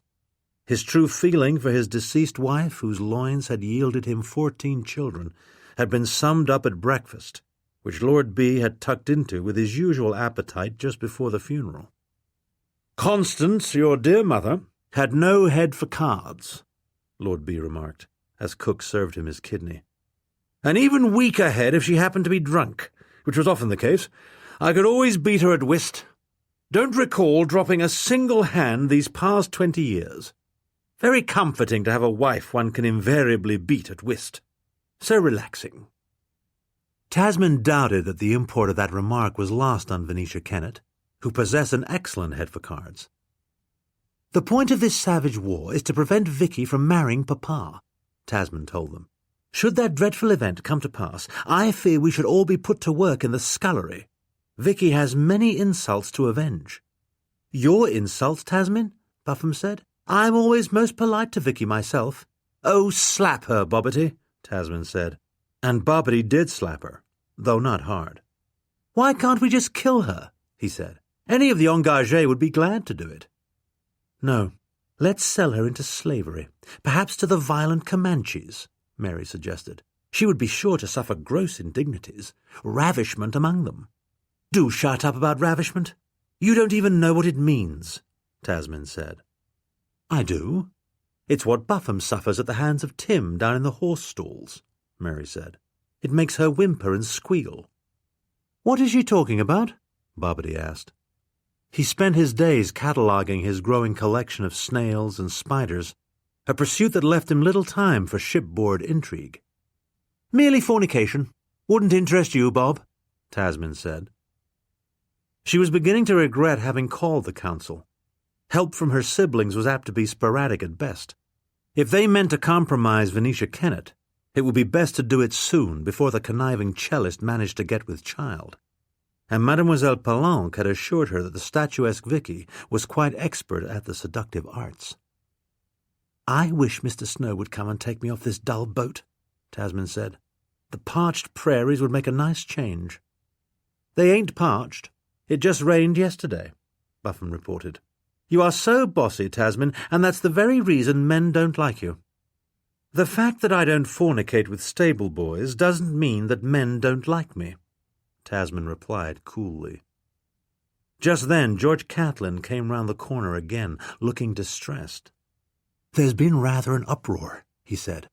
"Mademoiselle flew at Fraulein and scratched her cheeks quite badly. Then Fraulein snatched up a club belonging to one of the chieftains and smashed Master Thor with it. Master Thor lies unconscious, bleeding from both ears. Fraulein vows to leave the boat at once, and Mademoiselle declares that she will not travel another mile until Prince Talleyrand is found." "If Master Thor is injured, that means no progress with Horace," Bobbity said. "I've a fine suggestion," Tasmin said. "The Missouri River has two banks. Deposit Mademoiselle on one and Fraulein on the other. Then we'll never have to listen to their wild harpings again." George Catlin gave a start. A tall man had appeared on the western bank. He thought it might be the frontiersman who had brought Tasmin back, but before he could comment the steamer struck a sandbar so violently that they were all thrown off balance. When George recovered his footing and looked at the western shore again, the tall man was no longer visible. "I say, Tasmin, I thought I saw that fellow who brought you back," George said. "What? Where?" Tasmin said, rushing to the rail. "I saw him just as we hit the riffle," George said. "Can't seem to spot him now. He can't have gotten far." Tasmin wasted no words and no time. In a flash she was in her stateroom rummaging up a kit. She grabbed a laundry sack and stuffed a few articles of clothing in it. If she could just get ashore quickly, perhaps she could catch Jim Snow. She went racing down to the boat's ladder, trailed closely by Mary and Tintamer, only to discover to her vast irritation that two engagés had taken the pirogue some distance off in order to probe the sandbar with long poles. "Bring back my boat this minute!" Tasmin shouted, with such outrage in her voice that the engagé immediately obeyed. One man was so abashed that he jumped out of the boat and was soon mired in mud up to his thighs. "I'm going along. You'll need me to find the tubers," Mary said. The second engage was about to relinquish the pirogue when Captain Aitken, looking rather at his wits' end, came rushing down to stop them. "You mustn't go now, miss. There's weather coming," the captain said. "Look, Tassie, what a violent cloud," Mary said. Tasmin saw that a great black cloud with lightning dancing in it and thunder rumbling had stretched itself across the whole of the northern horizon. The sight vexed her extremely. Why should such a storm come just when she had a chance to rejoin the Raven Brave? For a moment she was of half a mind to go anyway. What could a storm do but get her wet? It was true that the wind, merely a breeze with the breath of summer yet in it, had increased in force and become as chill as November. But what was a bit of a blow compared to the loss of this miraculous opportunity? Sensing the drift of her thoughts, Captain Aitken went so far as to grasp her arm. "You mustn't try it, miss. There's apt to be terrible hail," he said. "We've all got to batten down and stay inside." Just then there was a thunderclap so loud it seemed it might split the earth. The rain was advancing rapidly across the river, a wall of gray water hiding the brown Missouri. The engagé who had foolishly jumped out of the boat was struggling desperately to get aboard. Captain Aitken rushed over and threw him a rope, shouting for the other men to pull. Even old Gorska took a hand. The poor muddy fellow was reeled in just before the torrent struck. Tasmin, though bitter, realized she had to give way. She and Mary and the dog raced for the cover of the lower deck. After a brief, violent deluge, the wall of water passed them. Tiny hailstones the size of peas began to pepper the steamer, striking the water like a million pebbles. Mademoiselle Palanque was wild with fright. The hairy horn hid under the stairway. The engagés cried out to their God for mercy, and the size of the hailstones increased, first to the size of pigeons' eggs, then to the size of ducks' eggs. At the climax of the storm, the hail was as large as turkey eggs. "We shall be battered to bits. We have come to the end of days," Mary whispered in mad glee. There was a light in her eyes that Tasmin couldn't regard as entirely sane. The roar of the hail became so great that no speech would carry. Big White and the Pegan drew their blankets over their heads, and Charlie Hodges, snug under the stairs with the hairy horn, was heartily glad he had resisted the Fraulein's demand that they leave the boats summarily. On the open prairie, hail was what all animals feared. Even elk and buffalo fled such storms. Then the hail slowed, became intermittent. Soon the hailstones were merely peas again, and the cloud, still black, now darkened the plains south of them. The plains were as white as if there had been a snowfall. On the lower deck, some of the engagés crunched the smaller hailstones when they walked. So intense had been the storm that when it passed, no one moved at once. They sat as though numbed, at first scarcely able to credit that they were still alive and the boat not smashed. Tasmin, who had resolved to put out for shore the moment the storm passed, found that she had lost some of her resolve. The impulse that seized her so strongly had diminished as the storm battered its way past them. Her hastily assembled kit sat at her feet, but she made no move to rush to the pirogue. "Ain't we going, Tasmin?" Mary asked. "In a bit, perhaps," Tasmin said, feeling decidedly glum. Where would Jim Snow have got to in such a storm? Were there not other men on the western plains besides her Raven Brave? Trappers were always passing them, headed downriver with peltries piled high in their small boats. Probably it hadn't even been Mr. Snow that George Catlin saw. The thought, logical and sensible as it was, made Tasmin want to cry. "I wonder what Papa is doing," Bobbity said, wandering up. "Do you suppose he misses the mater?" Another half-minute and the thing would have been achieved. Lord Berrybender, in fact, had been indulging in a leisurely act of fornication with Venetia Kennett when the violent clatter of the storm struck their roof. In Lord Berrybender's case, it was a particularly ill-timed clatter. Surrounded by such a roar, he lost his stroke. The fires so regularly induced by Venetia's white languor were damped by the pounding of hail just at the moment when Lord B himself should have been pounding. Another half-minute and the thing would have been achieved, and yet though Vicky Tennant turned quite rosy, the thing had not been achieved. Her sly attempt to lock him in with her legs did not deceive Lord Berrybender an Amorite of vast experience. Noise of such a level was, at such a moment, unwelcome. He seemed to recall that a cannonade— where had it been? Egypt, perhaps? Or was it the peninsula? Had once had the same effect. In that case there had been no remedy, Lady Berrybender, with the help of her laudanum, having dropped into a deep unconsciousness, leaving Lord B alone with his disappointment. In the present instance, though, there was still hope. His ingenious Vicky had invented a little variation which sometimes stimulated his lordship to second or even third efforts. "Venetia, that damned storm undid me," Lord Berrybender said. "Do be a good thing and get your bow. I believe success is still within my grasp if you'll just help us a bit with those ticklish horsehairs." "Oh, rot," Venetia thought. But she obediently slipped from the bed. Tired as she was of the old fool's sluggish embraces, she had no intention, with Lady Berrybender miraculously removed from her path, of allowing the richest man in England to escape her. She took up her cellist's bow and returned to the bed. "Mustn't get it sticky now, your lordship," she said. "I fear my Haydn would suffer." She drew the bow just lightly a few times across Lord Berrybender's floppy member. Reaction was not immediate, but Venetia, employing just the lightest of touches, persisted. Though other methods of resuscitation were available, she put her trust in her bow, deftly devoting a stroke or two to his lordship's hairy balls. "That's it. That's a good girl," Lord Berrybender said. "I believe I feel life returning." "Now just lie still. This is merely the overture," Venetia said. "Soon we'll get along to the first movement." "First movement be damned. We had that before the thunder," Lord B said. "It's the crescendo, or whatever you call it, that's wanted now." A few more strokes, and the laggardly organ gained at least a rather knobby strength. When Venetia Kennett judged that it was as high as it was likely to rise, she carefully put down her bow, not of course the bow she actually played Haydn with, and flung herself astride his lordship before he could go floppy again. If there was seed in the old brute, she meant to have it, and very soon the thing was, after all, achieved.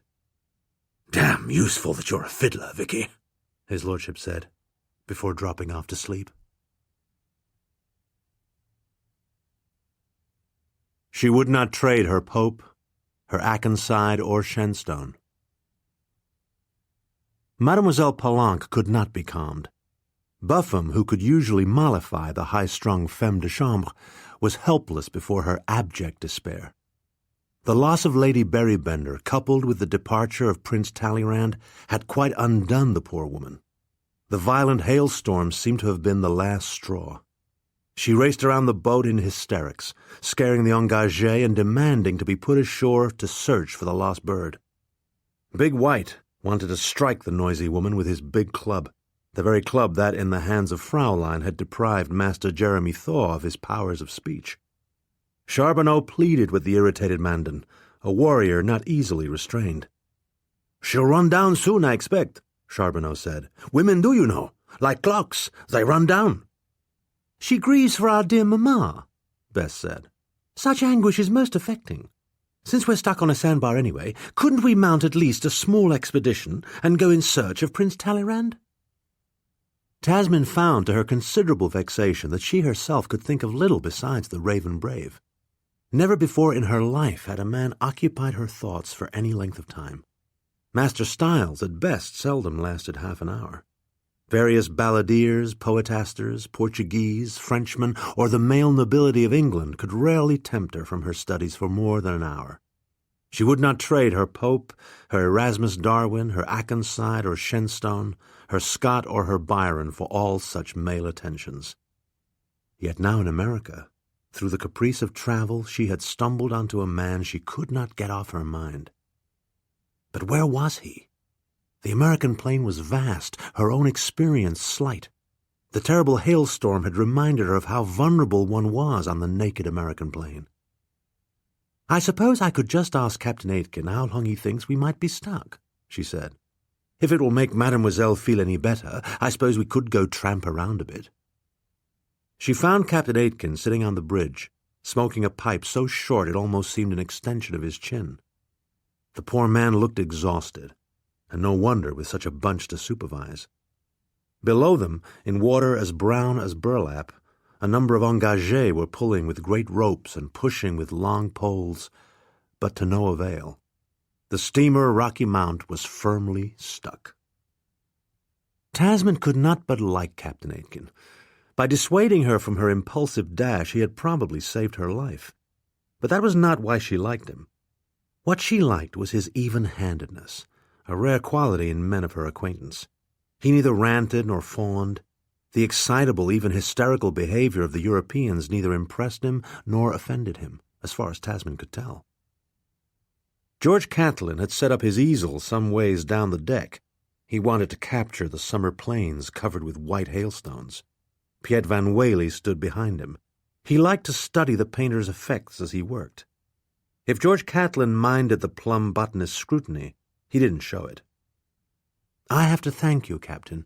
What a fearsome pounding we had," Tasmin said. "If I had pulled for shore, I fear the consequences would have been dire." Captain Aitken tipped his hat.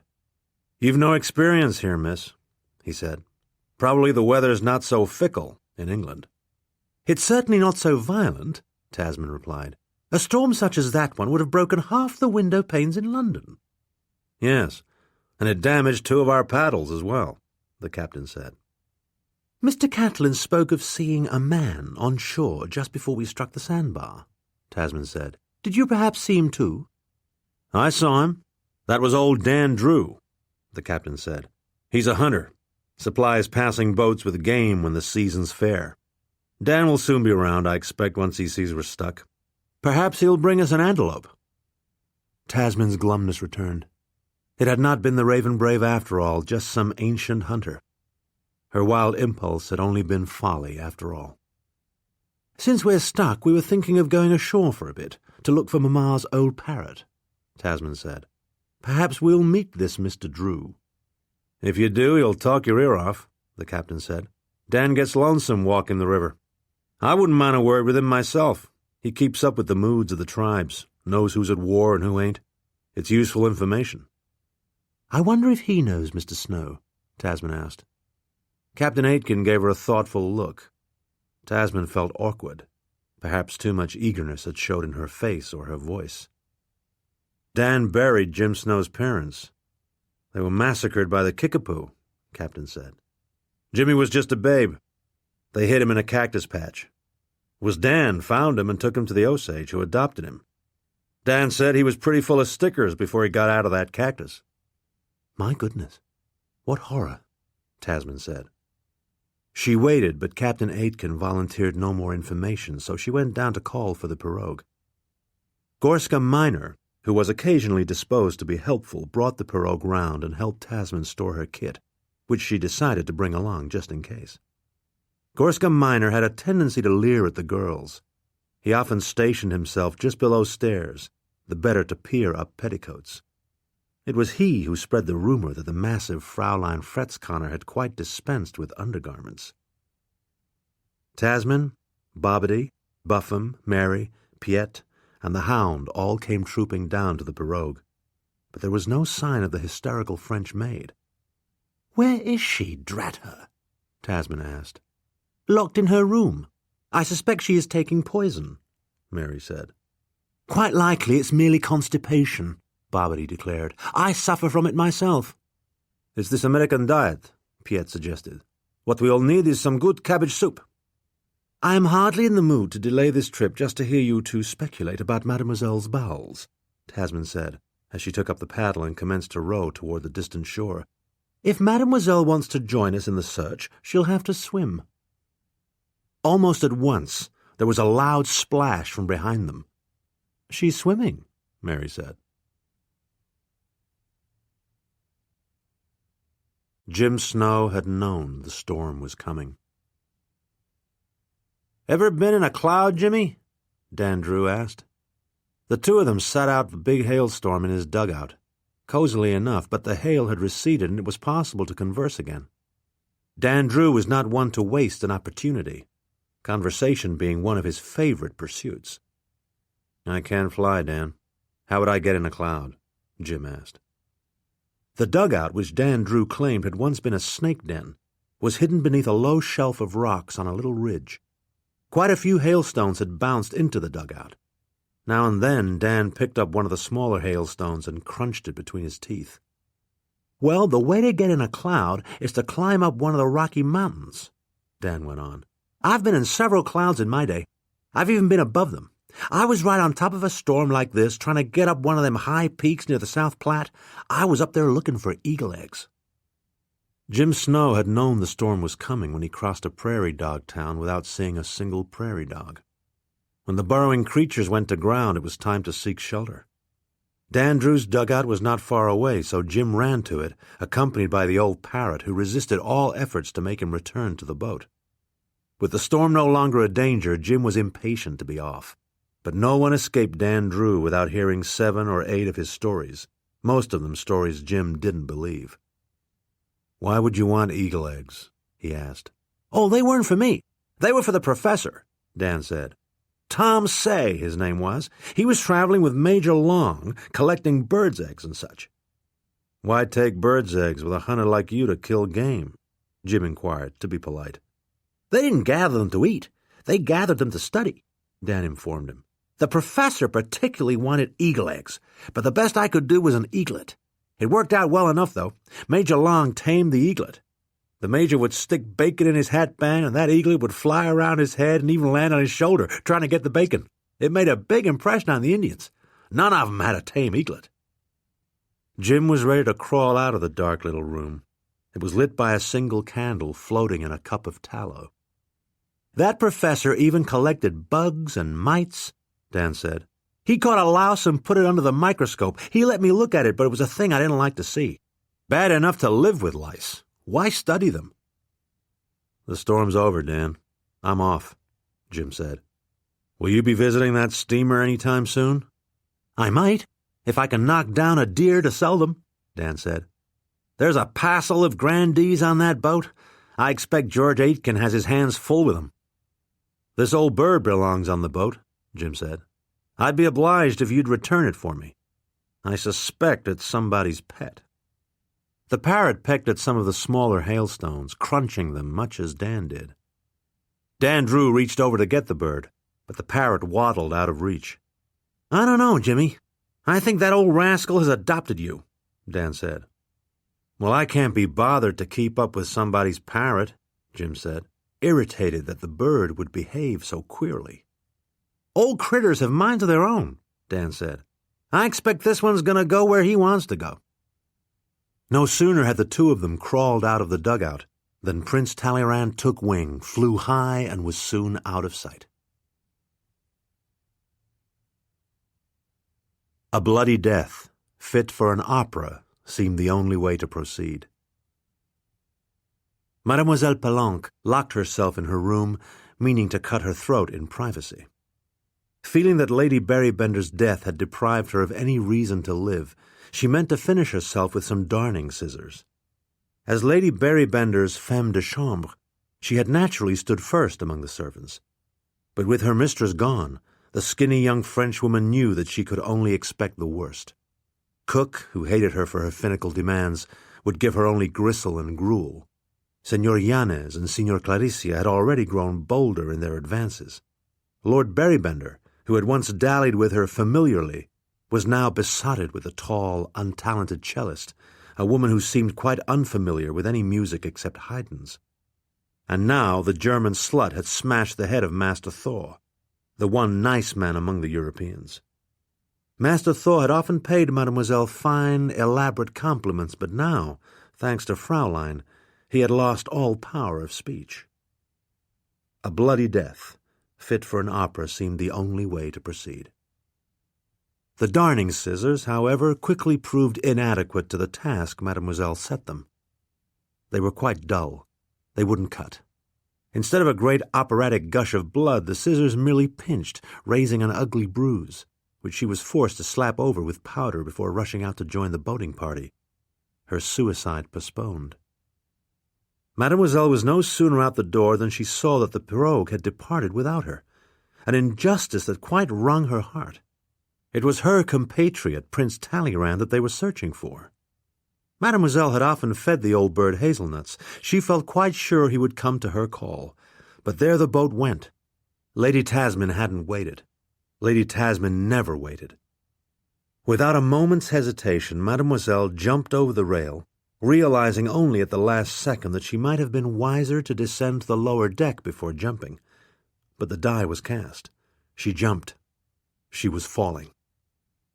Toussaint Charbonneau, old Gorska, and the diminutive Italian, Signor Claricia, were all standing at the rail smoking when the skinny Frenchwoman came falling and fluttering right past them to strike the sandy water with a resounding splash.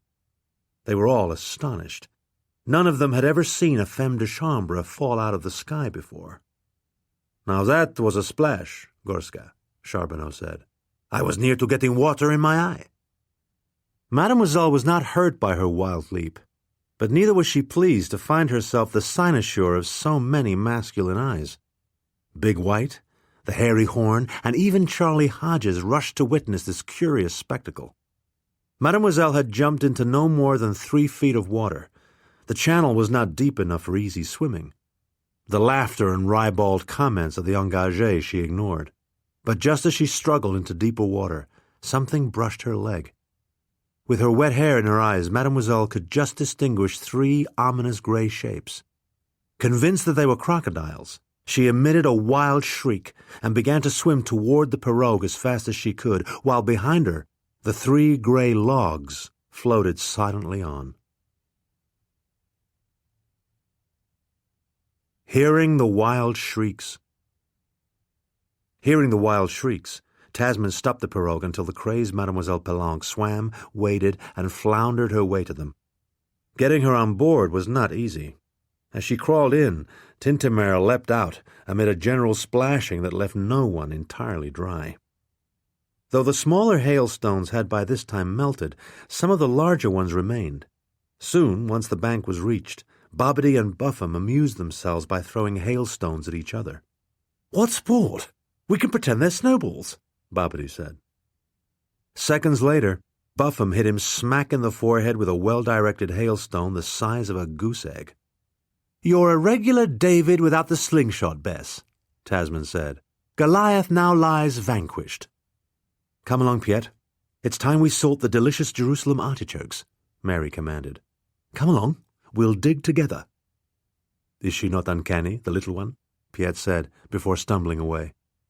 "It is not every day that I have hailstones to fling," Bess said, looking down at the unconscious Bobbity. It was her habit never to admit wrongdoing directly. "The crocodiles wanted to eat my legs off," Mademoiselle Palanque insisted as she got undressed. Wet clothes were intolerable to her. The sun was now bright. She soon had her dress spread on the grass to dry, and surveyed the empty skies clad only in her chemise, hoping to see a flash of green. Tasmin fervently hoped that Jim Snow was not witnessing such dubious proceedings. They had been ashore no more than 5 minutes, and yet already her brother was unconscious, a lump almost as big as the hailstone rising on his forehead. Mary and the botanist had disappeared. Tintamer had managed to get a thorn in his foot, and the femme de chambre was almost naked. "Mademoiselle, why is it that you have hardly any bosom?" Buffum asked. "It is because I am so intelligent," Mademoiselle responded icily. "The brain gains, the bosom loses." Tasmin, occupied for the moment with her whimpering hound, did her best to ignore both women. In fact, she had already decided to take the pirogue and leave them. Other boats could be sent ashore to pick them up when evening came. The balm of summer was still on the prairies. Tasmin had stuck some biscuits in her kit bag. She had in mind to sleep in the pirogue again. Perhaps the miracle would repeat itself. Perhaps the Raven Brave would appear again in the splendor of the dawn. Other, less happy possibilities, bears, Indians, floods, snakes, chiggers, she refused to allow her mind to dwell on. The prairie at least offered the hope of surprise, pleasant or unpleasant, ecstatic or fatal, while their little floating Europe offered only sameness, quarrels, sulks, spite. In the freshness of the West, old ways could be peeled off as easily as Mademoiselle had peeled off her wet dress. "Voilà! Voilà, l'oiseau!" Mademoiselle Palanque exclaimed, pointing to the far, far distance. Tasmin looked. The bird in question was so far away as to be no more than a black speck in the sky. Bess had meanwhile been making a mud poultice for Bobbity's great lump. Though the trip ashore had been her idea, finding Prince Talleyrand had not been her main motive. She had come ashore in hopes of locating a shaggy frontiersman who would shake her and slap her as Tasmin had been shaken. Hearing of Tasmin's shaking, all the women aboard the boat had become deeply envious. They all hoped to get ashore and find men who would shake them thus dramatically. Buffum was particularly anxious to find such a shaggy swain.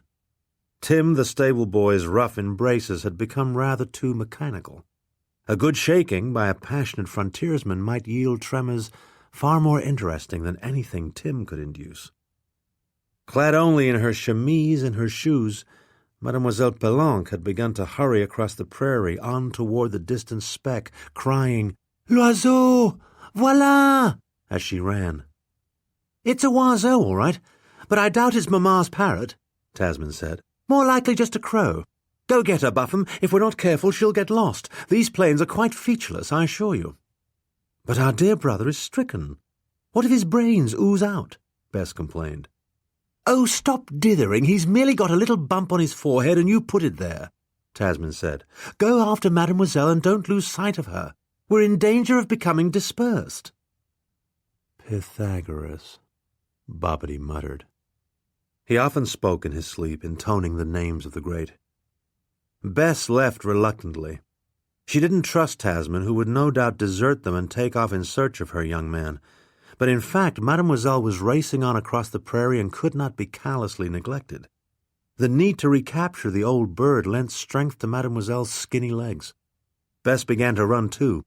If the indispensable femme de chambre should be lost, who would comb their hair in the morning, or before balls? The prairie, which had looked so level, wasn't, and the grass, which to the eye seemed so silky, was full of unexpected brambles which scratched her calves as she ran. In what seemed like seconds, Bess began to feel that she was being swallowed up by the western distance, as Jonah had been swallowed by the whale. Though being inside a whale might be cozy, whereas being on the great prairie alone was not cozy. The sky above her seemed larger than England itself. She seemed to have suddenly been sucked into a great emptiness as by a gust of wind. And what would the outcome be? When she began to run, she had looked back often to the river, but now she feared to look back. What if she only saw the same distance, the same grass? The only element of hope was Mademoiselle Palanque, who showed signs of having run herself out. Now she was merely trotting. Soon she stopped altogether. Bess saw, as she approached, that the same brambles that had scratched her calves had torn the poor Frenchwoman's chemise away. Her skinny legs were naked, her small bosom heaved, and her wet hair was much in need of a combing.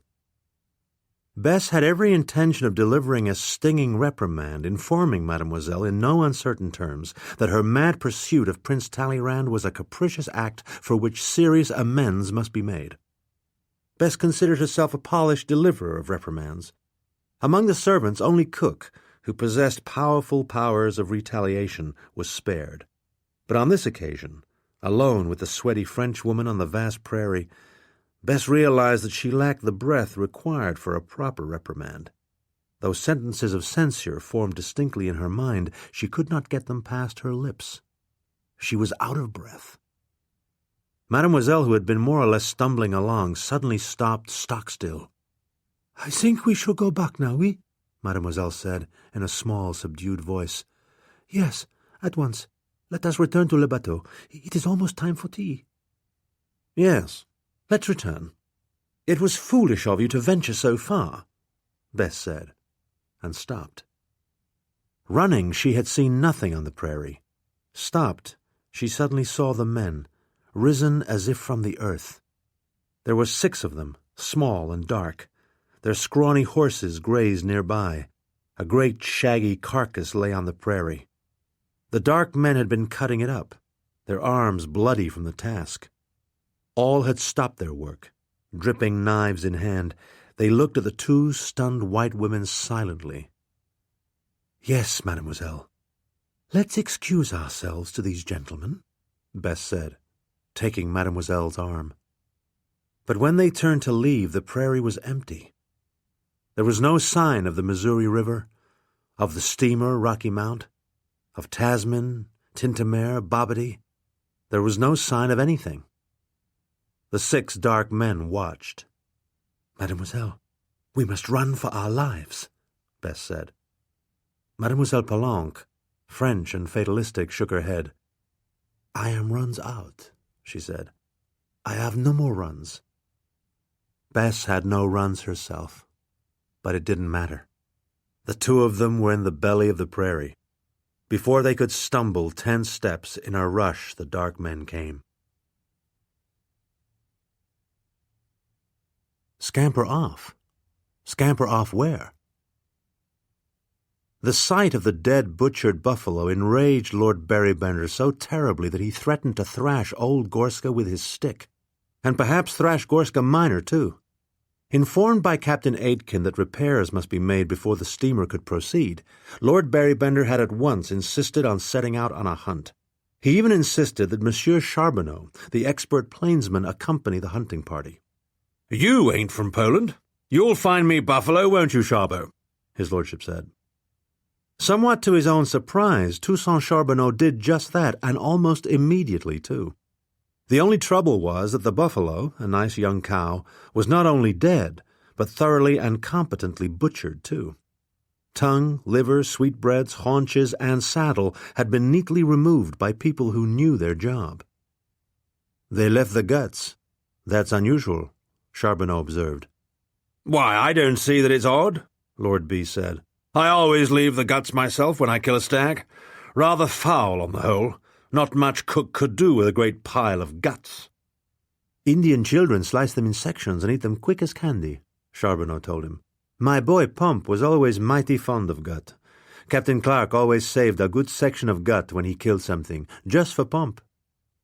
"What do you say to this, Gorska?" Lord B said, pointing at the carcass.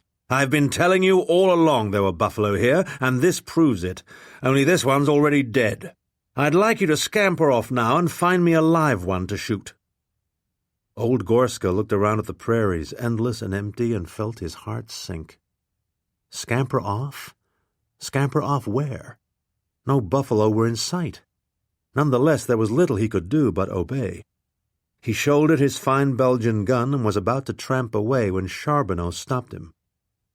"Might be best to wait, your lordship," Charbonneau said. "Wait? I'll be damned if I'll wait," Lord Berrybender said. "I've travelled from England to kill buffalo, and by God, I want to kill some. Finding them's Gorska's job. Why shouldn't he do it?" Charbonneau had never ranked himself high as a tracker, but with the prairies muddy from the recent rain, it would have taken a blind man to miss the horse tracks around the carcass.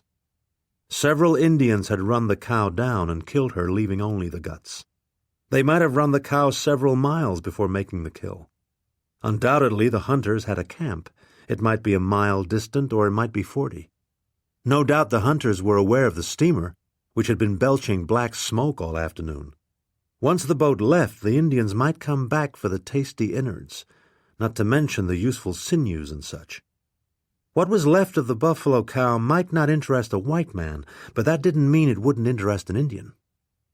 "From the look of the tracks, 6 or 7 hunters made this kill," Charbonneau said. "They haven't been gone long. If Gorska was to go rattling off now, he might be in for a scrap." "What of it? The man has a weapon?" Lord Berrybender said, his fury rising. "I suppose my expensive hunter's capable of beating off a few savages.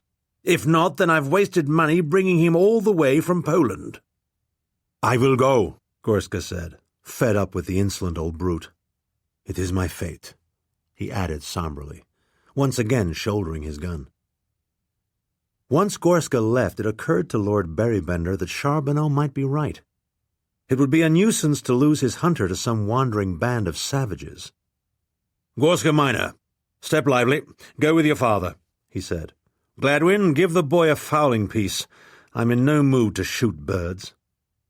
Gladwin at once handed the shotgun to Gorska minor, who looked surprised. "Go, boy. Find me some buffalo, and do try to guide them back this way," Lord Berrybender said. I won't be satisfied until I've brought one of the shaggy brutes down." Gorska Minor was startled by his new assignment. Every few days he was required to clean all his lordship's weapons, but he had never even been allowed to fire a pistol. The sight of the great dead beast with a huge pile of guts beside it had very nearly undone him. The thought that it was now his duty to tramp across the empty prairies, locate such a beast, and somehow urge it back within range of Lord Berrybender's gun was terrifying. But his father was moving at a steady pace across the grasslands, and he had no choice but to follow.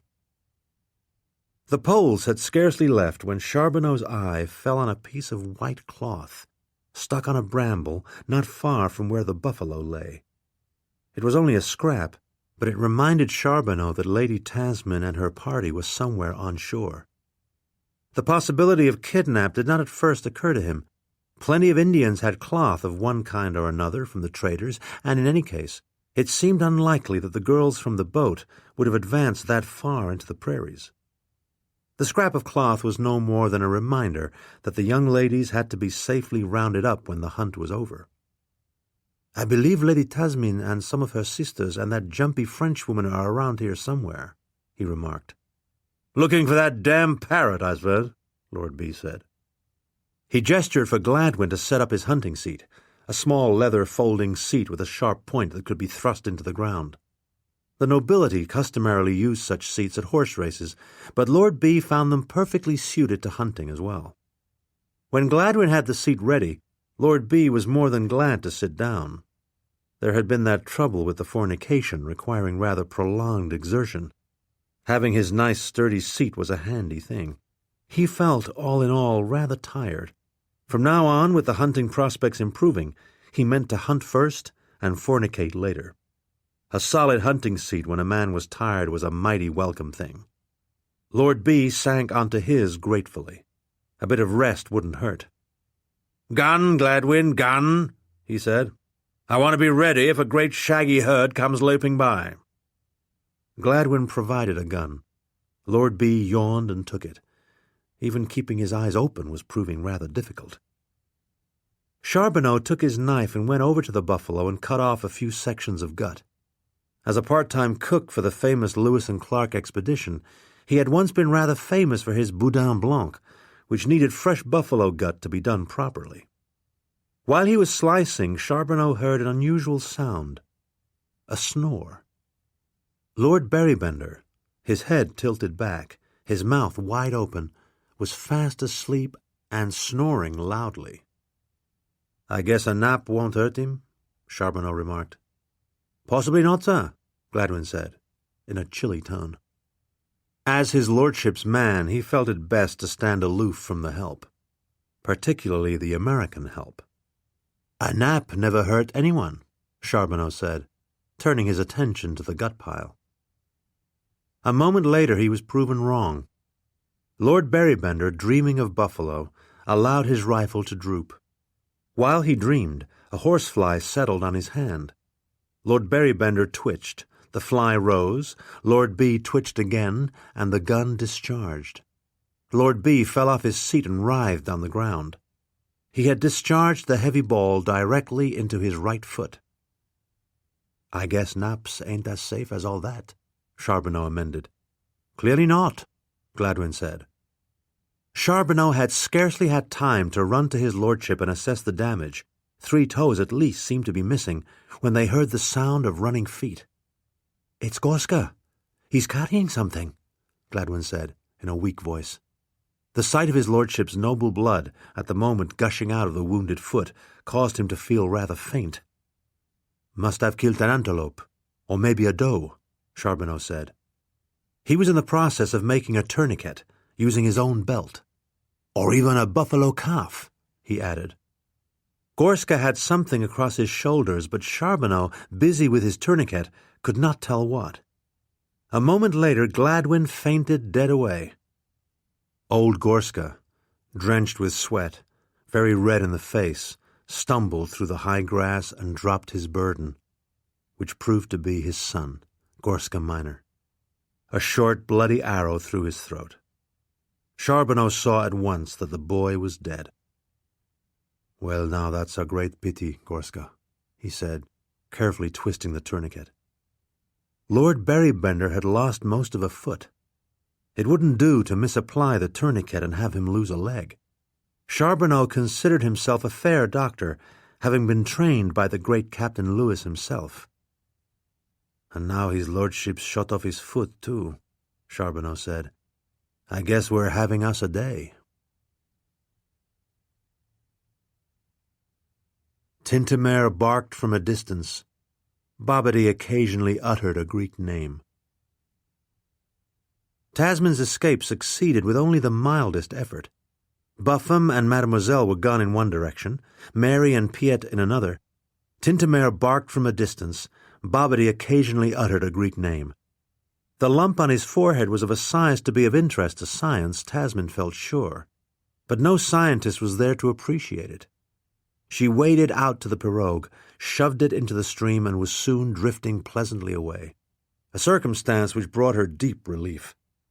Above her swans were calling, and geese as well. A great yellow fish of ugly demeanor surfaced briefly beside her boat, a harmless big fish with whiskers.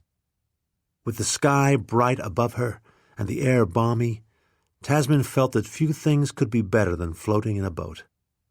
The beauty of the day was extraordinary. She wondered how far New Orleans was. There were said to be some very distinguished Creoles in New Orleans. It was a little gusty.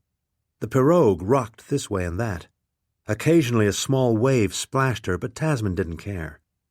She thought of taking a swim, but felt too lazy.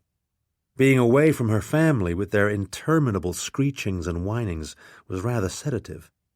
The warmth of the sun and the gentle rocking of the pirogue lulled her into what seemed the briefest of naps. For a few moments at most she closed her eyes, and when she opened them, the miracle she had dreamt of happened. Jim Snow, in water to his waist, had hold of her boat and was pulling it to shore. "Why, hello," Tasman said. "My chevalier has come to save me, just as I had hoped." Jim Snow was not amused. His look was iron. Tasman was at once reminded that he was not an easy man. "You need to stop this wandering off, you little fool," he said. The cutting way he said it caused Tasman's temper to flare. "Don't speak to me that way, Mr. Snow," she said. "I'm a free woman and I'll go where I please. Why are you taking me ashore? I was ashore." Jim Snow flashed her a look, but was too intent on the business at hand to respond. "Get out of the boat and don't be talking," he whispered. "You've got one of them carrying voices." Tasman, still rather miffed, grudgingly stepped out of the pirogue. To her astonishment, Jim Snow at once hacked a sizable hole in it and sent it spinning back out into the current, where it slowly sank.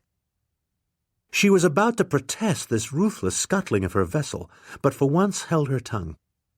Jim Snow seemed to know exactly what he was doing, and he was in a hurry to do it, too.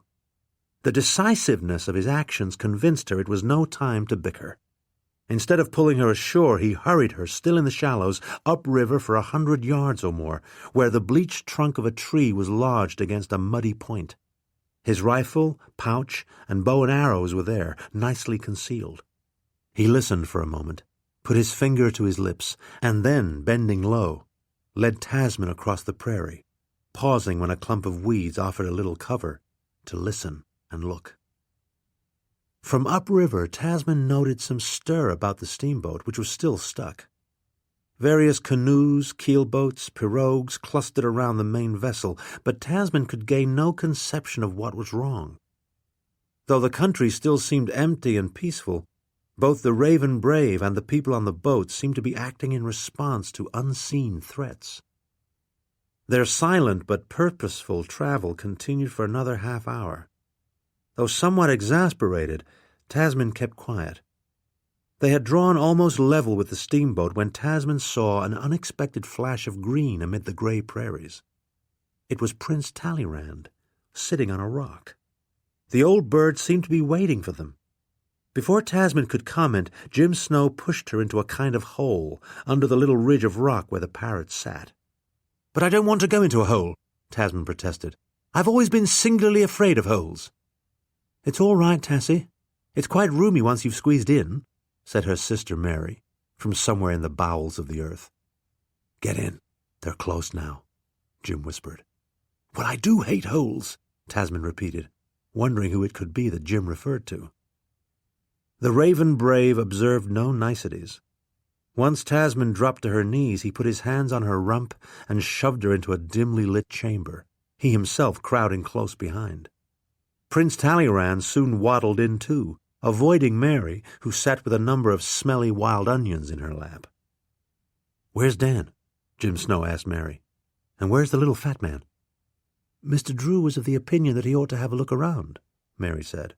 "Piet suffers violently from claustrophobia, so he went too, though I don't think Mr. Drew much wanted him." "All this I find quite puzzling," Tasmin said. "I was enjoying a peaceful boat ride, and now I'm in a hole in the ground with my wicked sister. What's it all about?" "You are so impatient, Tassie," Mary said. "It's the reason you are rarely well informed. Buffum and Mademoiselle have been kidnapped by the Red Savages. Gorska Minor has been killed quite dead, and Papa has shot most of his right foot off. All this while you were boating." Tasmin's inclination was to disbelieve every word the little wretch said. Mary had long been noted for the extravagance of her reports. But then there was Jim Snow, who offered no contradiction, and who had exercised unusual caution in pulling her off the river and rushing her into this hole. "The Pawnees and the Osage are at war," Jim said quietly, as if discussing a change in the weather. "Them and some Kickapoos. The Bad Eye has stirred them up." "Who is the Bad Eye, may I ask?" "An old prophet. He's made a war prophecy," Jim said. Tasmin felt that somehow events which belonged only in the fantastical fictions of Mr. Cooper or Mr. Irving had somehow surged into her well-ordered English life. Instead of rejecting suitors in Berkeley Square or Northamptonshire, she sat in a hole in the dirt, somewhere in America, being asked to believe things which hardly seemed credible. Her sister and the femme de chambre, last seen chasing a bird, had somehow been kidnapped? A harmless Polish boy killed? Her own father abruptly and inexplicably minus a foot? And all this had happened in the brief, happy hour she had spent drifting in her boat on the brown, muddy river? "May I remind you that this is the child you claim talks to serpents?" she said to Jim Snow. "I wouldn't believe a word she says." "Oh, hush, Tassie. I scarcely said 2 words to that snake," Mary protested. Jim Snow's thoughts, as usual, were severely practical. "That fat fellow should have stayed here," he said. "There are Indians on the prowl all along the river. That's why I sank your boat. If they'd seen it, they'd be trying to hunt you down." "If they find me, I'd rather like to run," Tasmin said. "I can't run far in this hole." "No, Tassie, we are in sanctuary," Mary said. "Mr. Drew says no savages will bother us here." "Be that as it may, I still don't like holes," Tasmin repeated. All the same, she was pleased that the Raven Brave had taken it on himself to rescue her. She had convinced herself that he was hundreds of miles away and indifferent to her fate. But it wasn't so. She felt a sudden urge to comb his long, tangled hair, though she knew that it was a license unlikely to be permitted. Prince Talleyrand suddenly fluttered out of the cave. "Be quiet," Jim Snow whispered. He was listening hard, a wariness in his look. Tasmin found him intensely appealing. "Jimmy, you there?" a voice asked. "We're here. Is it safe to come out?" "It's safe. The Pawnees have gone north," Dan Drew said. "We'd best be getting these young ladies back to their boat." The prairie sun once Tasmin squeezed out was so intense after the dimness that for a few moments she had to shield her eyes with her hand. Only slowly did her focus accept the strong light. Jim Snow seemed to have forgotten her. He stood some distance away, talking to a tall, kindly-looking old man with gray hair down to his nape, whose buckskins were very well kept, in contrast to Jim's. "That is Mr. Drew," Mary said. "He's extremely knowledgeable. He has already taught me how to whistle prairie dogs out of their holes." "Very useful, I'm sure," Tasmin said. "I hope he won't mind escorting you back to the boat so that you will be out of harm's way." "Where will you be, Tassie?" Mary asked. "Oh, hereabouts, I suppose. I do hope for a moment or two with Mr. Snow," Tasmin said. "We have our trip to Santa Fe to plan, you know." "He seems a rather stern gentleman," Mary said. "Probably he'll get round to giving you another good shaking very soon." "Get back on that boat, you impertinent brat," Tasmin said. "You don't seem very concerned about Buffum and Mademoiselle," Mary said. "Very likely they are enduring cruel ravishments even now."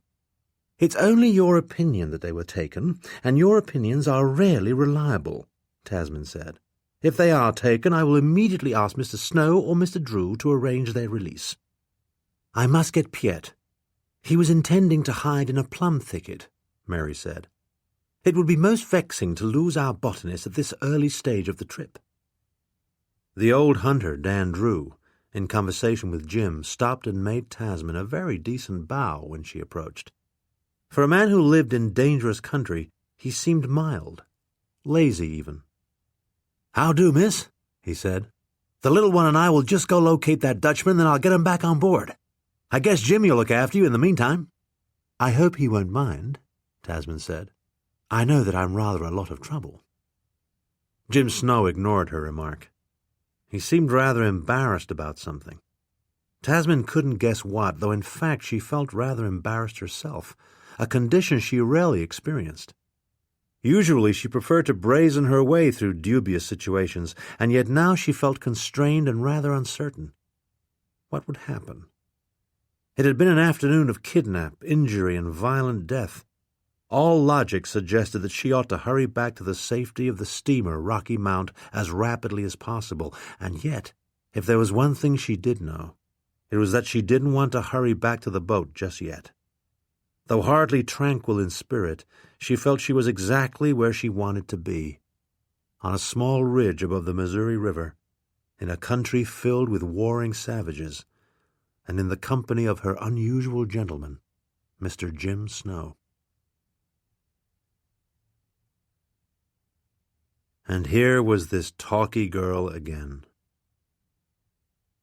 When it came to Indians, Jim Snow trusted old Dan Drew's judgment. If he said they were safe for a time, then they were.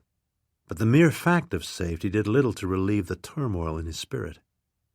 What was he doing, standing there with this English girl, a troublesome sort he had supposed himself well rid of 10 days earlier? Why wasn't he rid of her, when it was clear that the safest place for her was on the boat? The Osages, Kickapoos, and Pawnees were at war, with the Omahas and Otos likely to be drawn into the conflict. Even the river wasn't safe, but it was far safer than the prairies. 2 women had been taken already. At least that was Charbonneau's opinion, and Dan Drew's as well. A boy had been killed, by which tribe no one knew. Jim had known nothing of these tribal warrings until he had happened to spot a dozen Osage warriors moving north and painted for battle. He hid, and once the war party passed, sought out Dan Drew, who knew the various Indian bands well. He often brought meat to them in times of famine. Because of his great generosity, Dan Drew was safe where other whites would soon have come under attack. Now the immediate danger had passed, but not without cost to the English, who had casually drifted ashore right into the thick of things. And here was this talky girl again. Though Jim Snow liked Pomp Charbonneau and Kit Carson and some of the other trappers, and could even tolerate talkative old Dan Drew, the fact was he usually liked to keep some distance between himself and his fellows. And yet that rule did not apply to the English girl, who had somehow taken over his attention in a way no one else ever had. There she stood, meek for the moment as a doe, having contrived to show up alone in her boat again just at the most dangerous moment possible. He should send her back to the steamer, and yet he didn't want to. There was something about her he liked. Why else had he come back for her? Tasmin, who had been censured countless times for her impatience, now waited patiently for Mr. Snow to decide their fate. Defiant when he awakened her in the boat, she now felt calmly passive. Whatever course of action they were to pursue was for Jim to suggest. "You still ain't got no kit, but at least you've got shoes this time," he said, with an effort. "I had kit. You sank it when you sank my pirogue," Tasmin said pertly. "It's probably rather soggy now, but if we could find the boat, we'd find my kit." "I'll get it tonight," he said. Without another word, he turned and started walking away from the river. Tasmin felt confused. Was she to be abandoned again? Had he rescued her only to leave? Disappointment was so sharp that tears started in her eyes. But then Jim Snow stopped. "Ain't you coming?" he asked. Tasmin came. So little was her Raven Brave a man of words that he had not thought to ask her. And yet he must have followed the boat for days, waiting for an opportunity to see her. A realization she found deeply satisfying. When she caught up, Jim set a steady clip straight out into the prairie. Though she wore shoes this time, Tasmin still found it a rather scratchy experience. "Are you taking me to Santa Fe after all, Mr. Snow?" she asked. "Nope, just want to look at that dead buffalo," he said. "Oh, did Papa at least kill one? He's been so keen to," she said. And then she saw the butchered beast itself, stiff in death, dried blood everywhere, and a vast cloud of black and green flies buzzing over the carcass. "He didn't kill this one," Jim said, lifting a snatch of white cloth off a weed. He had handed it to Tasmin. "This might be from Mademoiselle's chemise," Tasmin said. "She was in a rather immodest state, I'm afraid. I sent my sister Bess to make sure she didn't get lost." Then, to her surprise, Tasmin saw her father's fine leather hunting seat poked into the ground some little distance away. The sight startled her far more than the little scrap of chemise, for if there was one thing her father was particular about, it was his sporting equipment. A catastrophe so great as to cause him to forget his hunting seat must have been a very considerable catastrophe indeed. "Why, they left Papa's seat, careless fools," she said. "We had better return it when we go back, else someone will probably be flogged." But were they going back? She immediately wondered. She could not in the least predict what Jim Snow's intentions might be. The discovery of the scrap of chemise and the hunting seat was enough to convince Tasmin that something pretty drastic had occurred on the prairies. Jim Snow had walked off to the north, scanning the terrain. After a time he returned. Feeling a little weary, Tasmin sat for a moment on her father's seat. The emptiness of the country seemed brutal, indeed overwhelming. Tasmin, who had seldom been at the mercy of anything more powerful than her own moods and passions, felt suddenly at the mercy of those great prairies and the wild men who inhabited them. The plains had power of a different order than any landscape she knew. They made her feel melancholy and small. Without warning, her spirits slid.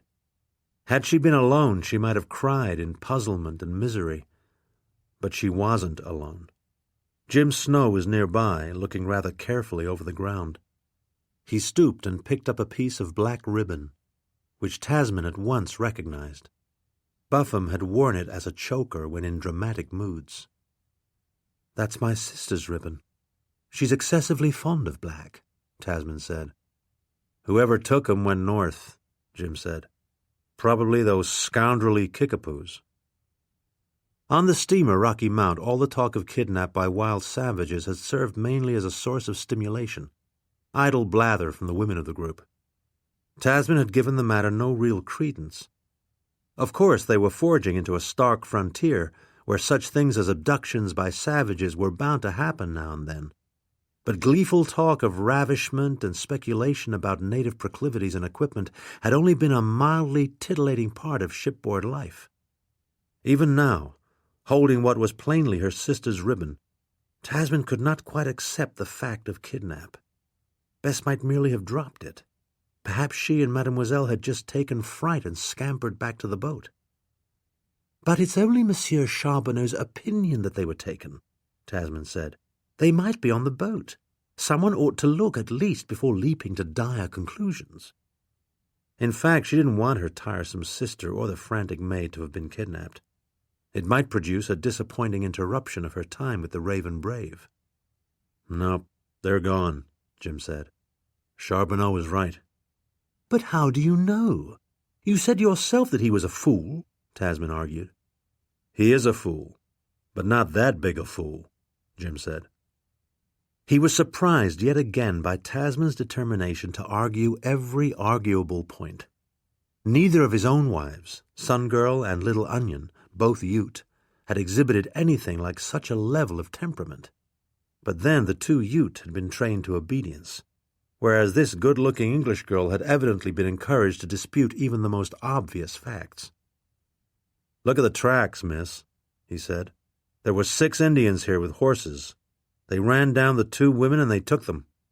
"You need to get better sense," he added mildly, a comment that stung Tasmin to sudden fury. She jumped up, yanked her father's hunting seat out of the ground, and faced her rescuer. "Do please stop accusing me of lack of sense," Tasmin raged. "I won't hear it. If there is one point generally agreed on in our family, it is that I am the one with sense. It's not that I lack sense, it's that this dreadful place lacks everything," Tasmin continued, fiercely bosom heaving. "There's not even a magistrate to summon, which is the usual procedure in instances of kidnap.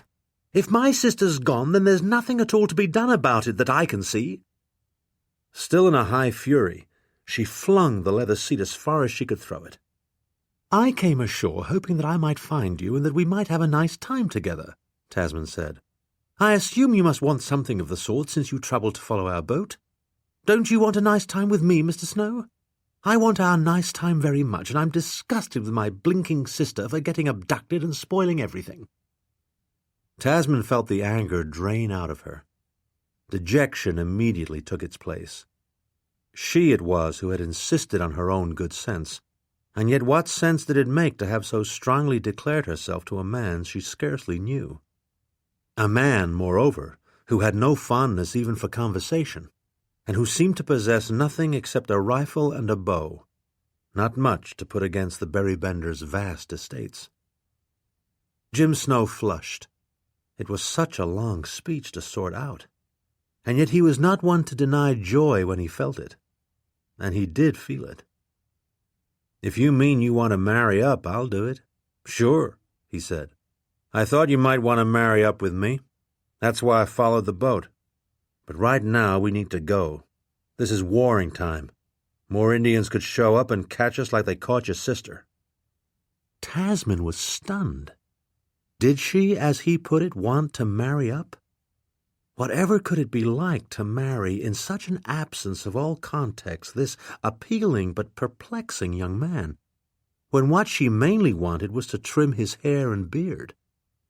Though the impulses that brought her such an unexpected proposal seemed wildly fanciful, Tasmin was pleased, deeply pleased, by Jim Snow's frank statement. Dejection and rage turned to joy, though joy not unmixed with confusion. Her Raven Brave did want to have a nice time with her. It was the most honest acceptance Tasmin had ever received, a big improvement over the sort of fopperies that had come her way in England. But before the nice time could happen, the warring time had to be surmounted. She no longer felt the need to dispute it. It was time to trust the Raven Brave. Jim picked up the hunting seat, took Tasmin by the hand, and led her quickly back toward the river, stooping low and stopping whenever there was a bit of cover, to scan the prairies around them for whatever enemies might be.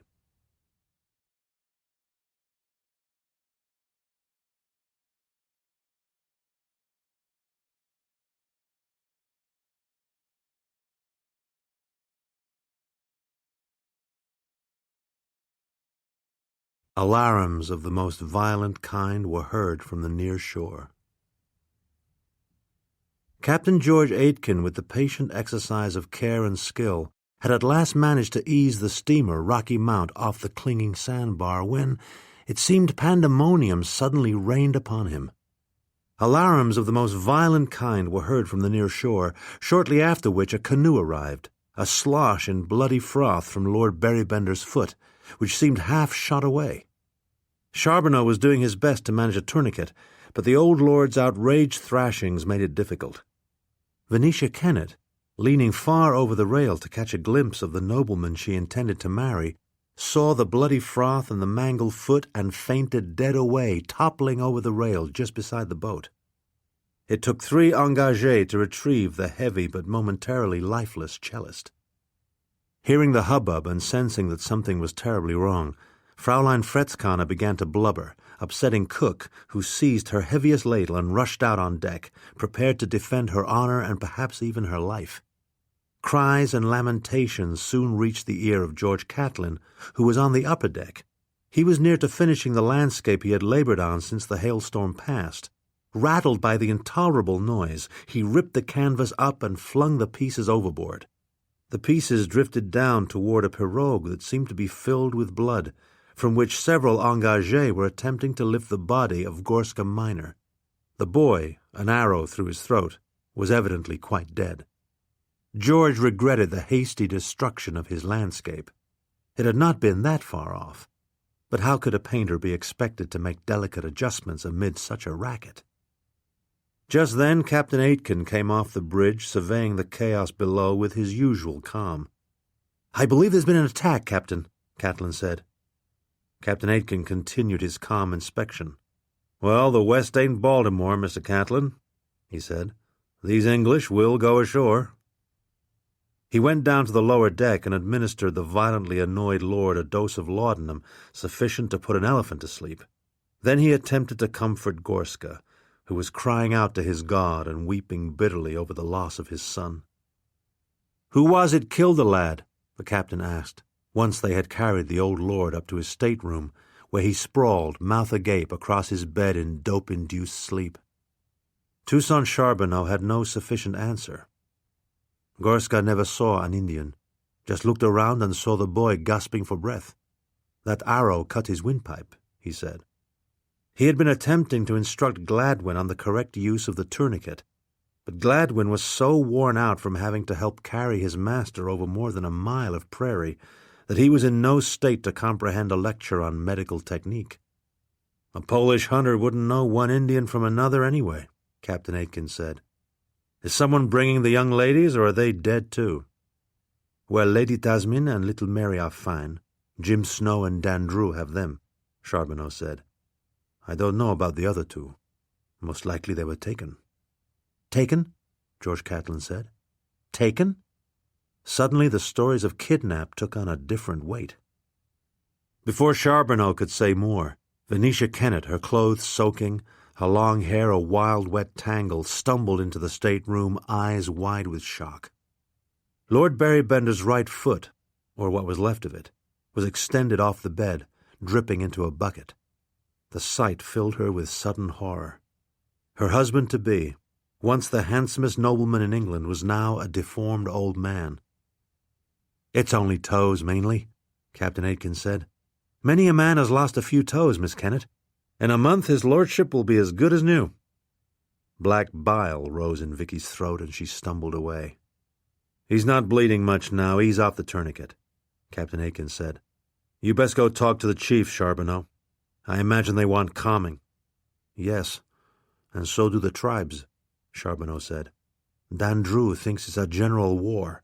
Osage, Pawnees, all the fine tribes." When Charbonneau got downstairs, he found every man on the lower deck armed to the teeth, which rather vexed him. Senor Yanez, evidently convinced that attack was imminent, had distributed muskets freely to the engagés, many of whom had only a rough idea of how to use them. The lower deck bristled with muskets and knives, a grave danger to the English party, but hardly a threat to the Indians, who in any case were not in evidence. Worse yet, in the confusion they had lost a chief, Big White. Either from impatience with being stuck on so many sandbars or from disgust with the noisy company, he had taken his great war club and gone. Neither the Piegan nor the Hairy Horn expressed the slightest interest in Big White's whereabouts or intentions. And yet Big White was the chieftain Captain Clark had strongly urged Charbonneau to protect. Charbonneau, calm in the face of the old lord's injury, the young lady's kidnapping, and the young Pole's death, was rattled considerably by the disappearance of his famous charge.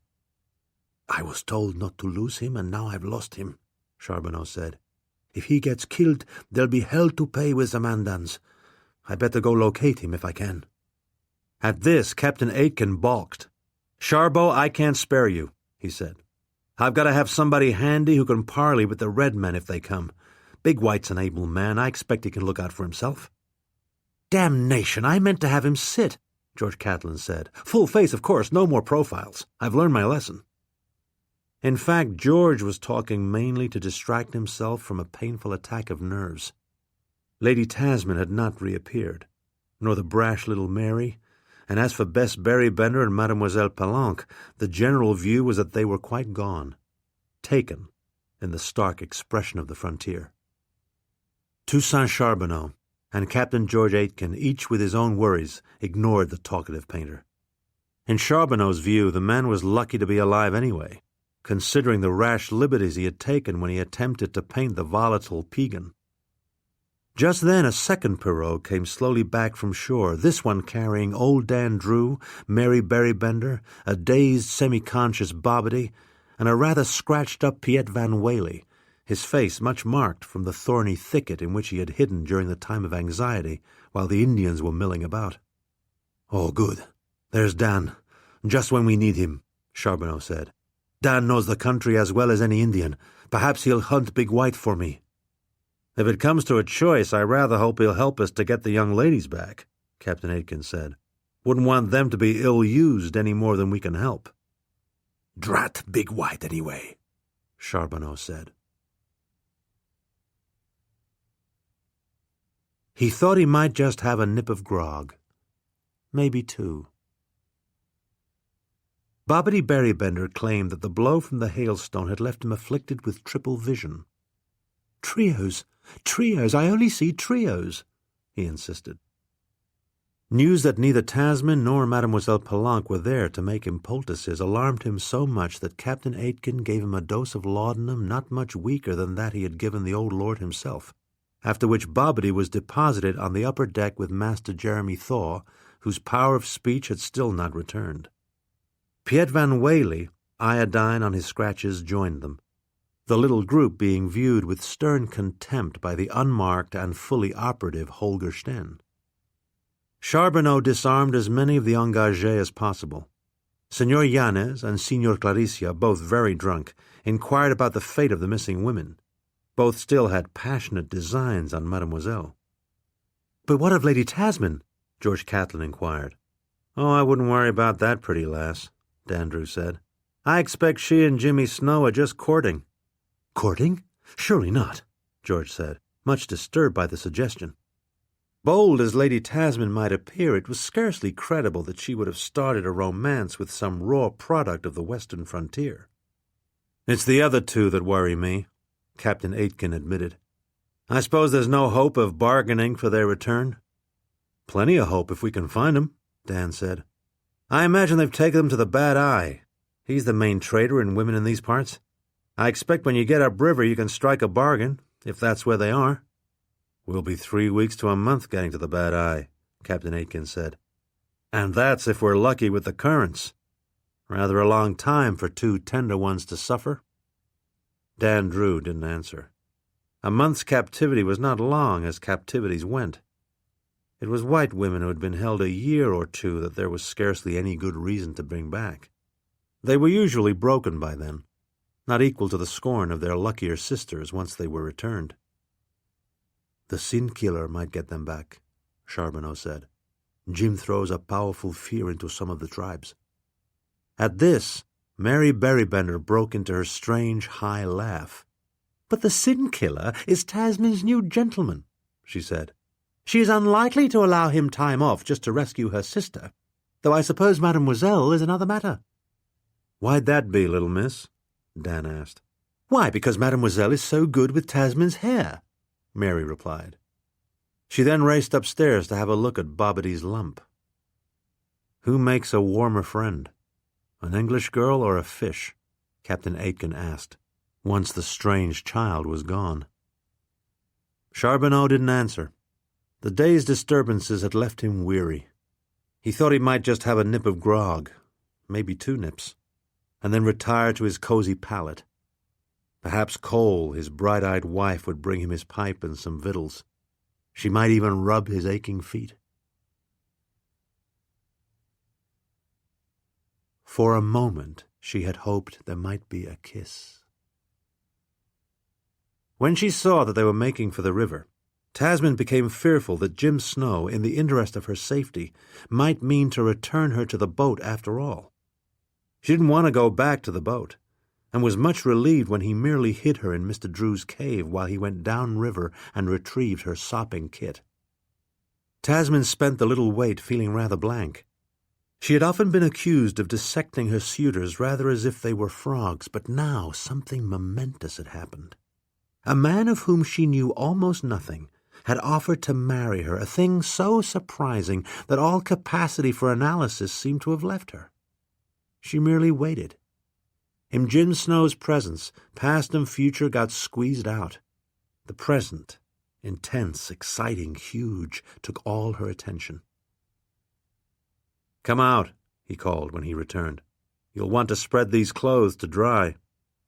Tasmin at once squeezed out of the cave. The sun was just setting. Afterglow was golden in the western sky. Over the river a bright moon had risen. Jim quietly helped her spread her wet clothes on the grass to dry. His wariness had left him.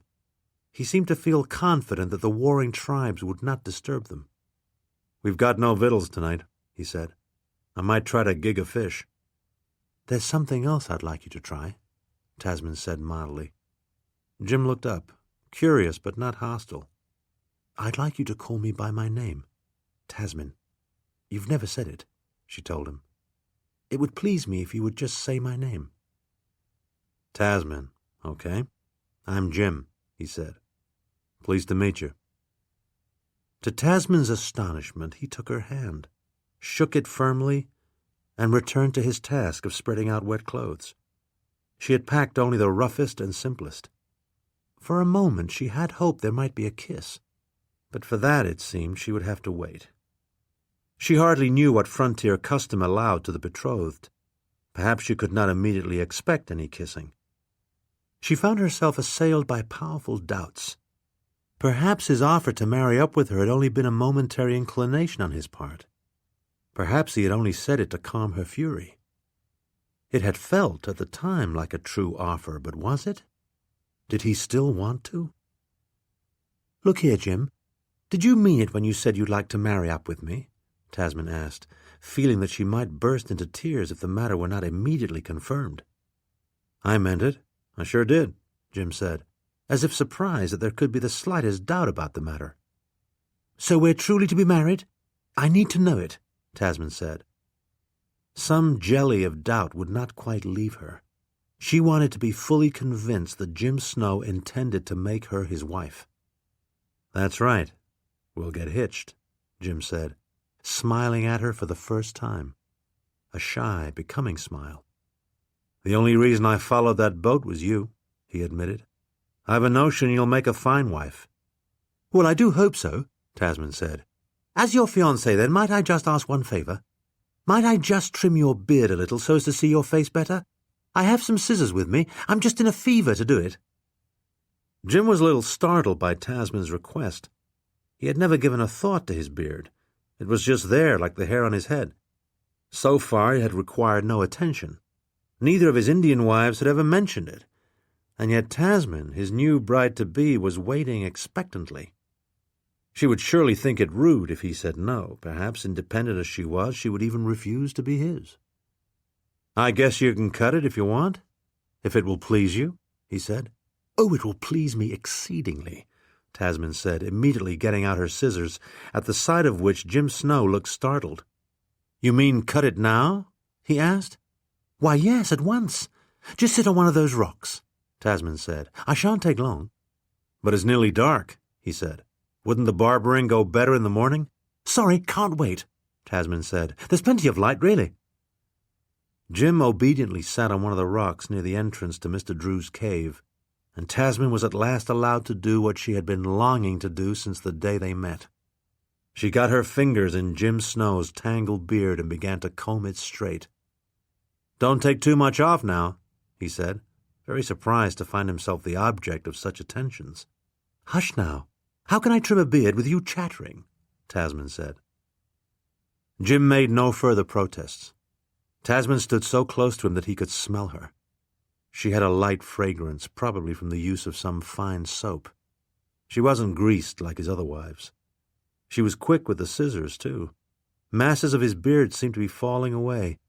It seemed to him that she hardly meant to leave him a beard at all. "There. I'm rather content with the beard," Tasmin said. "You are so handsome, Jim, only one could scarcely see it for the tangles. Now you could pass for a prince in any court in Europe." The compliment embarrassed Jim deeply. He doubted that anyone would ever mistake him for a prince, but he liked it when Tasmin stood so close. "Now that the beard's right, it's obvious that you have rather an excess of hair," she said. "Do be sweet and oblige me for just another minute. I mean to give your hair just the lightest trim." Jim didn't protest. He had given himself over to a new power, a good-smelling power. Tasmin, his wife-to-be. Soon again the scissors snicked, and his hair, like his beard, seemed to fall in masses. Tasmin snipped. She didn't speak. She had rarely felt happier than at that moment, while at the simple task of barbering the young man who was to be her mate. "There, you're sheared, Jim," she said. Her eyes seemed to have widened as she stood close. To Jim they seemed as large as the moon. "I just must kiss you. I must," she said. And she did kiss him, his fresh-cut locks tickling her cheeks. "I should have brushed you off. You've hair everywhere," she said, lifting her face from his. But then, hair or no hair, she kissed him again. "Jim, when can we marry?" she asked, her voice rather husky. "I fear I'm cruelly impatient. I don't want to wait too long to be made a wife." "Old Dan can marry us when he comes back," Jim said. "He was a justice of the peace back in Missouri. He's married up 2 or 3 of the boys." "I hope he hurries back then. I am so impatient," Tasmin said. Soft echoes of pleasure that left her rather dreamy. Dan Drew married them just as darkness fell, using Jim's little Bible. Then he lent them his cave for their nuptial night, and appeared again shortly after dawn with 3 rabbits and 2 fat grouse as wedding presents. "Well, you're hitched now. First couple I've married in 5 years, Dan observed, once he had a rabbit and a grouse cooking on a spit of wood. "I guess that means the country will soon be settled up," he added, with a smile. Tasmin could still feel the effects of the hitching in her body, soft echoes of pleasure that left her rather dreamy but also keenly hungry. She could hardly keep from grabbing the grouse. Jim Snow was washing himself in the river. He claimed that most of his hair had gone down his shirt and was itching him ferociously. Tasmin watched him bathe with a proprietary eye. By the time he came back, his newly cut hair shining with droplets of water, Tasmin was already ripping into the first of the grouse. Though grateful, of course, to the tall frontiersman for marrying them and then supplying their wedding breakfast, Tasmin was rather hoping that the old fellow would soon run along. She wanted to be alone with her husband, to kiss him and more. Of the steamer Rocky Mount there was no sign. It had disappeared into the early morning mists. The day promised to be cooler. The breeze held a hint of autumn. "They'll pass the Platte today if they don't stick," Dan said. "Big White's loose somewhere. Jumped ship during the commotion. Charbonneau's mighty upset about it." "That boat's stuck most of the time," Jim said. "Big White probably thinks he can make better time afoot." Like Tasmin, Jim was hoping Dan Drew would soon go on about his business. Decisions would soon have to be made, but for the moment he felt too lazy to think about them. It would be nice just to sit with his wife for a while, watching the river flow. Eventually he and Tasmin would decide which way to go. Back to Council Grove, across to Santa Fe, or upriver to the Mandan villages, where Tasmin's sister and the Frenchwoman were most likely being taken. Tasmin was impatient with any mention of the steamboat or her family or Monsieur Charbonneau and his problems. She had escaped that world, that tiresome fuss. Now that she had secured her prize, a fine young husband, she meant to glut herself with him. The Berrybenders, with their endless complaints, were fetters that she had at last shaken off. "George Aitkins exercised about the 2 women. I told him I'd help try to get 'em back," Dan said. "The old lord's roaring about lost dowries and such." Tasmin, sucking the greasy bones of the fat grouse, could not be but amused at this report. It was not hard to imagine how loudly her papa would roar if he knew that she herself, who would surely have commanded one of the most lavish dowries in Europe, from a Bourbon or a Borghese, a Hohenzollern, a Romanov, from any number of Habsburgs, had married, willingly and boldly, a penniless American, who probably didn't even know what a dowry was. The virtue that might have brought the highest price in Europe had been given away for love. There was much that she meant to teach her young husband, and much that he must teach her about prairie ways. But the base, at least, was solid. The sweet ache in her body told her that. Dan Drew knew that the young couple wished him gone. Oh, they liked the breakfast he had brought them, but they wished him gone. They had just discovered each other. They wanted no one else. It was only the way of the world. The young lady was too absorbed in the love that was just beginning to really grasp her sister's peril or that of the Frenchwoman. With a smile, Dan stood up and turned to go. "Where will you be heading, Dan?" Jim asked. "I may go parley with the bad eye, buy those girls back if that's where they are," Dan said. "I may have to go kill that old liar someday. He's bad about spreading false prophecies," Jim Snow said casually as he took the rabbit off the spit. Such talk made Tasmin uneasy. She wished Mr. Drew would just go. She liked her mild Jim best. Surely their raptures would soon gentle the sin-killer. She didn't want her husband to be seized by violent passions. She wanted to tame him with passions of another kind. Wrapped in her young arms, flushed by her quick kisses, rocked in her eager loins. He might soon lose his dangerous impulses. Dan Drew gave them a nod and turned to leave. "Goodbye to you, young folks," he said. "Thanks for hitching us, Dan," Jim said, as the old plainsman turned and walked swiftly away. Tasmin at once laid her cheek against her husband's soft, wet beard. "You smell so sweet when you're clean, Jimmy," she said. Just then the old green parrot flew down and settled on the rock by Dan Drew's cave. "Go away, filthy bird," Tasmin demanded, but the parrot took no heed. The stars above were secure in their courses. At night, with the steamer Rocky Mount safely moored, George Aitken liked to sit on deck and study the stars. With his erratic crew he could do little. With his even more erratic passengers he could do nothing. His relaxation came at night, when he could get out his little book of tables and constellations and contemplate the heavens. As they moved north of the Platte, the North Star, his favorite star, seemed to increase in brilliance nightly. Captain Aitken respected the river, but he loved the stars.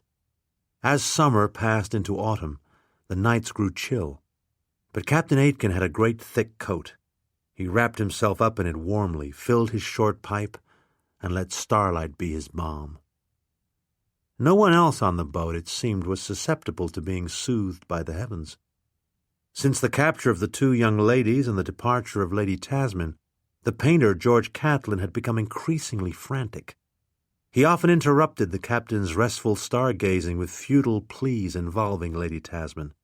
He wanted a search mounted, an effort Captain Aitken knew to be quite futile. Lady Tasmin had left of her own accord.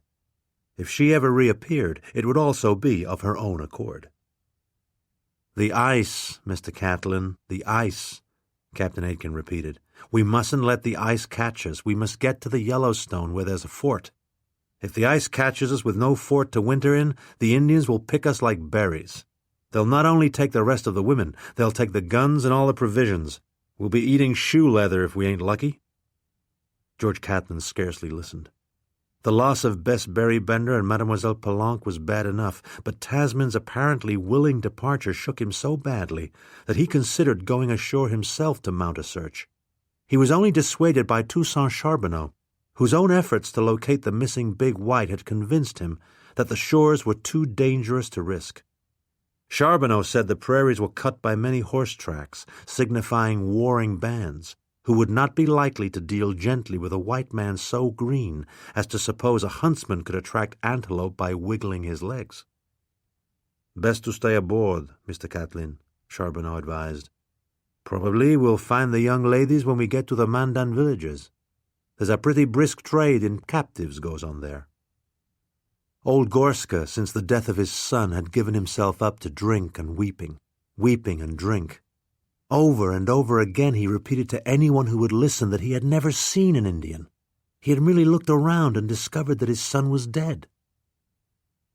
Mary Berrybender was devoting a great deal of time to the hairy horn, receiving instruction in the Sioux language.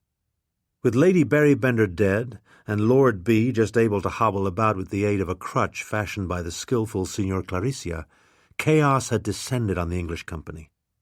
The boy, 7, he of the cleft palate, could not be located. One theory was that he had been playing near the great paddle wheel and had been swept over and drowned. Others thought that the Piegan, who disliked the boy, had quietly dispatched him and dropped him overboard. The loss, if it was a loss, 7 had always been adept at hiding, weighed on Captain Aitken particularly. His employers in Pittsburgh were not paying him to lose noble English passengers. This George Aitken well knew. They were not much past the Ioway Bluffs, and several were already dead, missing, or damaged. Master Thaw still showed no signs of recovering his power of speech. And now Dan Drew, who showed up occasionally to sell them meat, insisted that Lady Tasmin and Jim Snow were married. Dan himself claimed to have officiated. If true, this represented a calamity for Lord Berrybender's dynastic hopes. So great a calamity that no one had yet worked up to telling the old lord, the brunt of whose towering ill-temper since his accident had been borne by the increasingly haggard cellist Venetia Kennett, now constantly subject to the old nobleman's many whims, some of them decidedly gross in nature. Lord Berrybender could scarcely walk, which meant that he couldn't hunt, which left the two of them nothing to do all day except to play whist and copulate.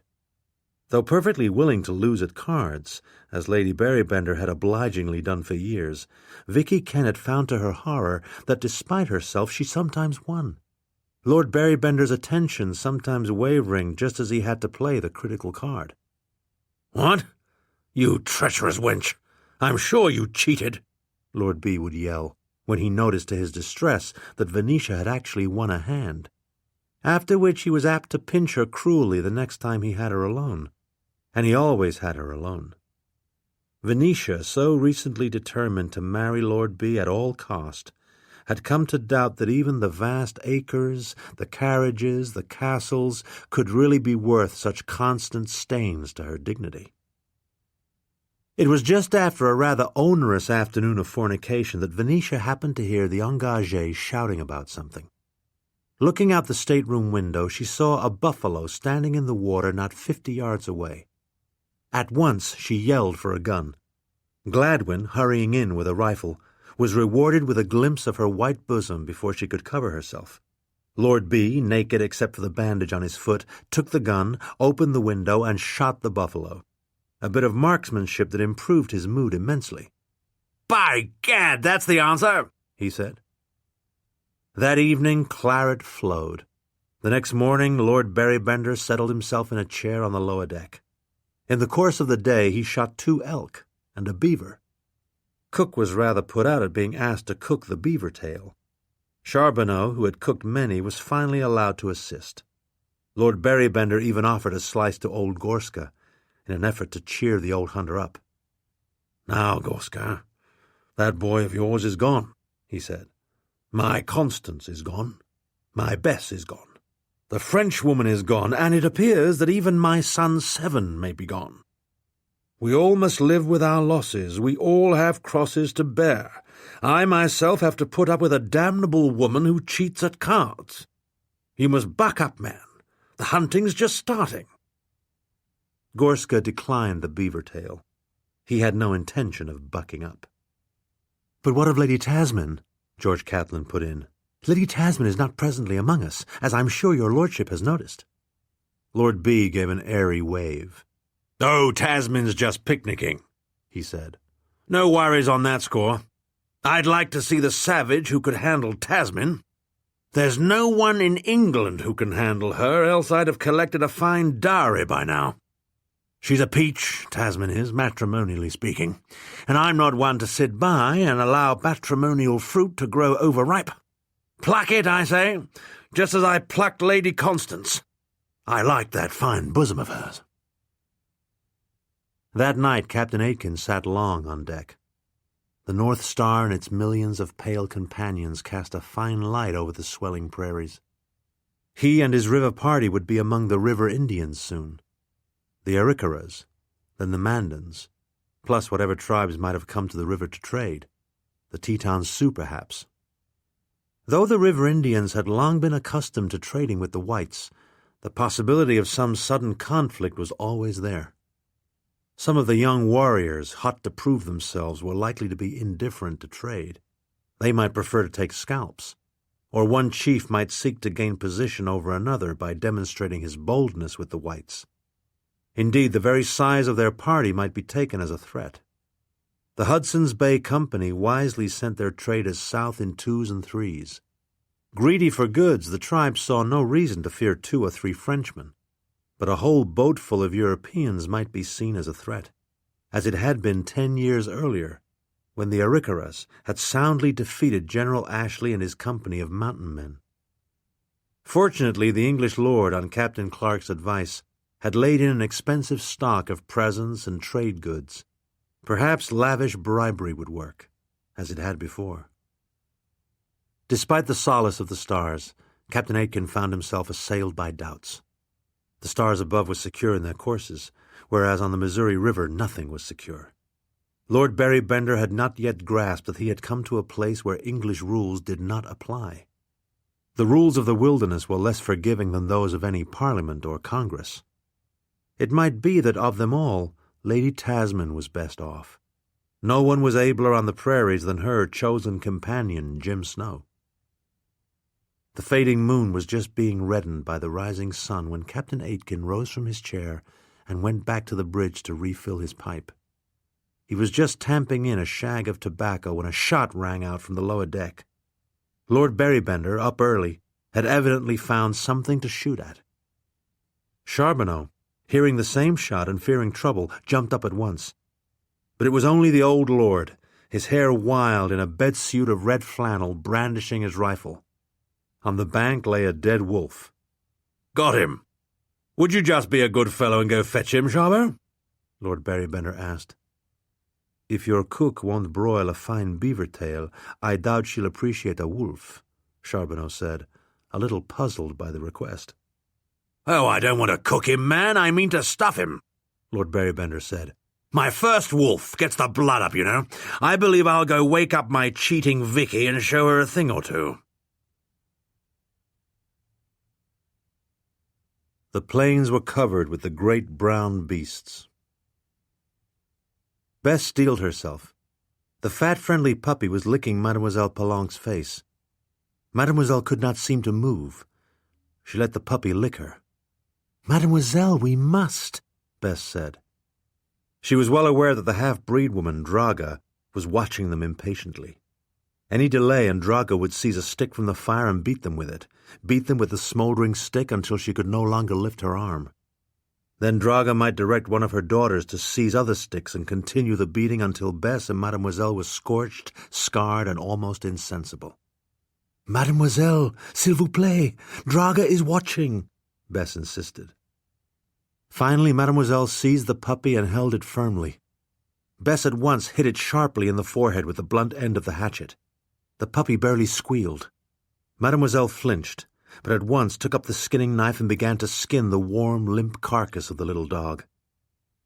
Draga stood by the campfire watching.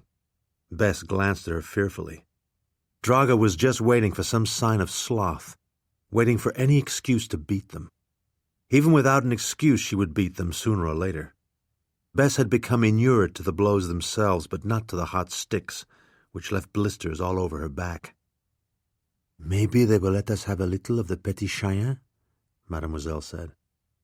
In 3 weeks she had gone from being a woman of such refined appetite that she had thought nothing of returning a loin of pork to cook if she thought it a moment overdone, to a woman so racked with hunger that she would eat anything. Bones, guts, any cast-off morsel. Always skinny, Mademoiselle had grown so thin that the warriors scarcely bothered to amuse themselves with her any more. The chubbier Bess drew more of their attention now. Terrible at first, these assaults had come to seem minor when compared to the threat of Draga, who had left no doubt in either of their minds that she would beat them to death, stab them, or even burn them alive if they faltered and were slow to do their chores. "Hurry, mademoiselle. She's watching," Bess said. Mademoiselle hurried. In her country childhood she had often watched peasant women cutting up hares or lambs. She soon disjointed the puppy and took the pieces to Draga, who dropped them one by one into the stew-pot. The weather had turned cold. There had even been sleet in the afternoon, which meant a hard night for Bess and Mademoiselle. They had to huddle together in whatever little nest they could make in the long grass. They had no blanket, but had managed to capture a deer hide that the dogs had been worrying. Mainly they used it to wrap their feet, which were bloody, scratched, and cold. They had to be up early to scour the plains for firewood. Both of them knew they would die when the real cold came, unless they were rescued or managed to escape. In the night, whispering, they talked only of escape, but had not been able to develop a plan that offered much hope of success. Mademoiselle wanted to try and steal a horse, but Bess could not convince herself that such a plan would work. Neither of them had any idea where to go if they did escape, and if they fled and were recaptured, their punishment would undoubtedly be terrible, perhaps fatal. Even if they somehow reached the river, they would have no way of knowing whether the steamer was upstream or downstream. Nor were their captors the only Indians in the area. Twice other raiding parties had stopped at their camp. Bess and Mademoiselle had been made available to the visitors, but the raiders had been hasty and skittish. They didn't linger. Twice buffalo were killed. The plains were covered with the great brown beasts, but the raiders who had taken them were not mainly on the prairies to hunt. They traveled hard and made only hasty camps. Since escape seemed at least as perilous as captivity, the two women did not attempt it. They did whatever chores were set them, and endured the beatings and indignities as stoically as possible. Never friends, or even amiable when on the boat, adversity soon brought them close. They agreed that had either of them been taken alone, they would have died, from hopelessness, filth, violation, hunger, chill, and Draga's implacable cruelty. Together they had survived, and had forged an intense determination to keep surviving. Degraded they might be, but they were alive. At night, huddled with their deerskin, they whispered and made various plans, most of which were abandoned in the morning. Their only real plan was to live, and if possible to be revenged on Draga, the cruel old half-breed woman who blistered them with hot sticks and laughed with her two dusky daughters when one or another of the warriors took a lustful interest in them. Mademoiselle's tenacious haughtiness provoked Draga's most violent attacks. "If only Tasmin would come with the sin-killer," Bess said. "I'm sure he'd soon put these brutes to flight." Mademoiselle didn't answer. She didn't think anyone would come, not until they reached the trading place where she supposed they were being taken. Monsieur Charbonneau spoke of it often, the big trading place of the Mandans. He said Frenchmen often came there from the north, a fact which gave Mademoiselle hope. How far away it was she didn't know, but she hoped it was not many more days. She feared the coming cold. Every morning the frost on the grass seemed heavier. Soon a big snow might come. And how would they survive a big snow? "I want to be warm again, Bessie," she said. "That's all. Just to be warm."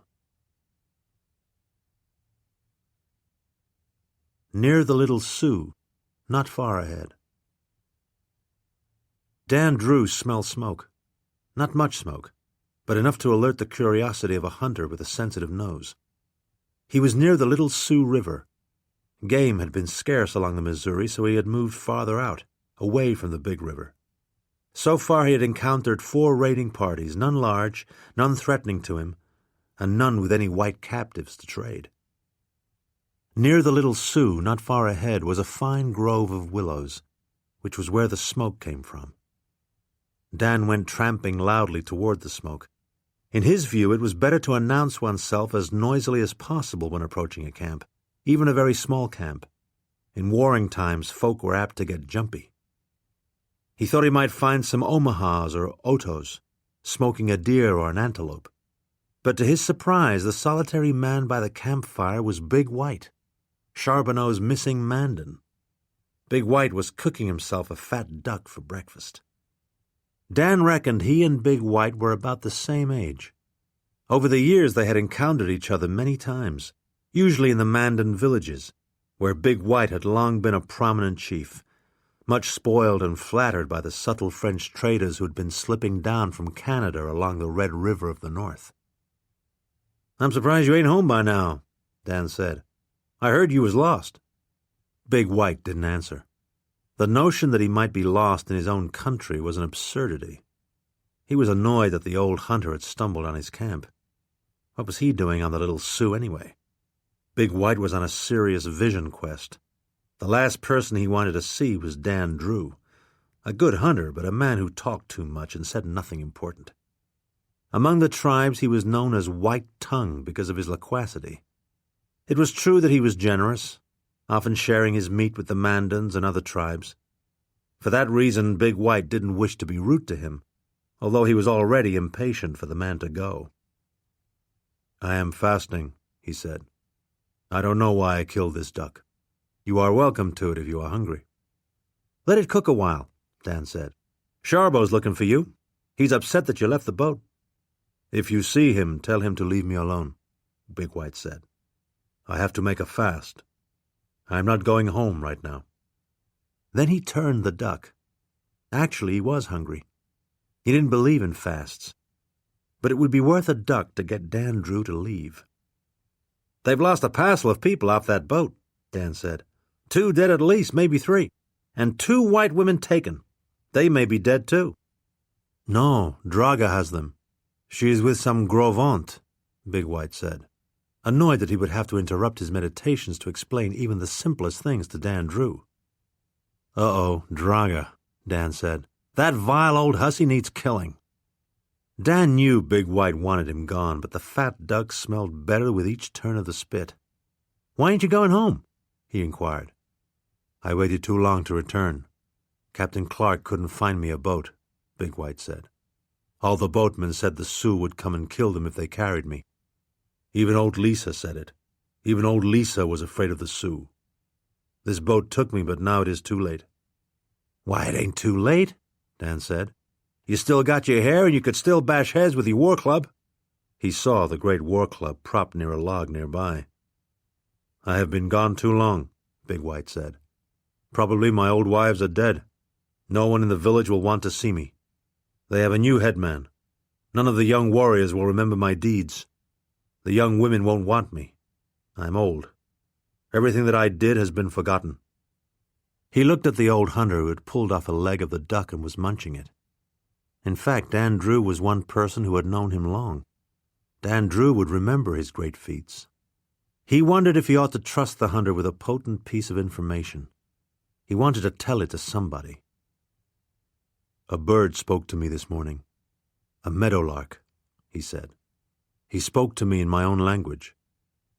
Dan Drew had a cold feeling suddenly. He wished he had not found Big White. When Indians spoke of talking birds who could speak in Sioux or Mandan, the message was never likely to be good. Birds only talked to those who would soon be dead. "What business has a meadowlark got blabbing to people?" Dan asked. "Meadowlarks should mind their own business." Big White could tell the old hunter didn't really want to hear the meadowlark's prophecy, which had been bad. No one wanted to hear bad prophecies. "He said I would soon be killed by a man from the south," Big White said. He wanted to tell someone what the bird had said. "Birds can be wrong," Dan said. "Anybody can be wrong." Big White didn't answer. Dan Drew found that he had lost his appetite for duck. To be polite, he smoked a pipe with Big White, and then got up and left. Tasmin awoke shivering, covered with goosebumps. Nemba, the Oto woman Jim had insisted on visiting, was noted among the river peoples for her skill at working hides. The doeskin shirt she made for Tasmin was indeed very soft and supple, but also baggy, much too loose at the waist in Tasmin's opinion. "Does she expect me to get fat?" Tasmin asked, once she put on the shirt. Nemba had no fear of the sin-killer, though she did fear the ruthless Sioux. She told Jim quickly, in sign, why she had left the doeskin shirt so loose at the waist. There was no end to the ignorance of white women in Nemba's view.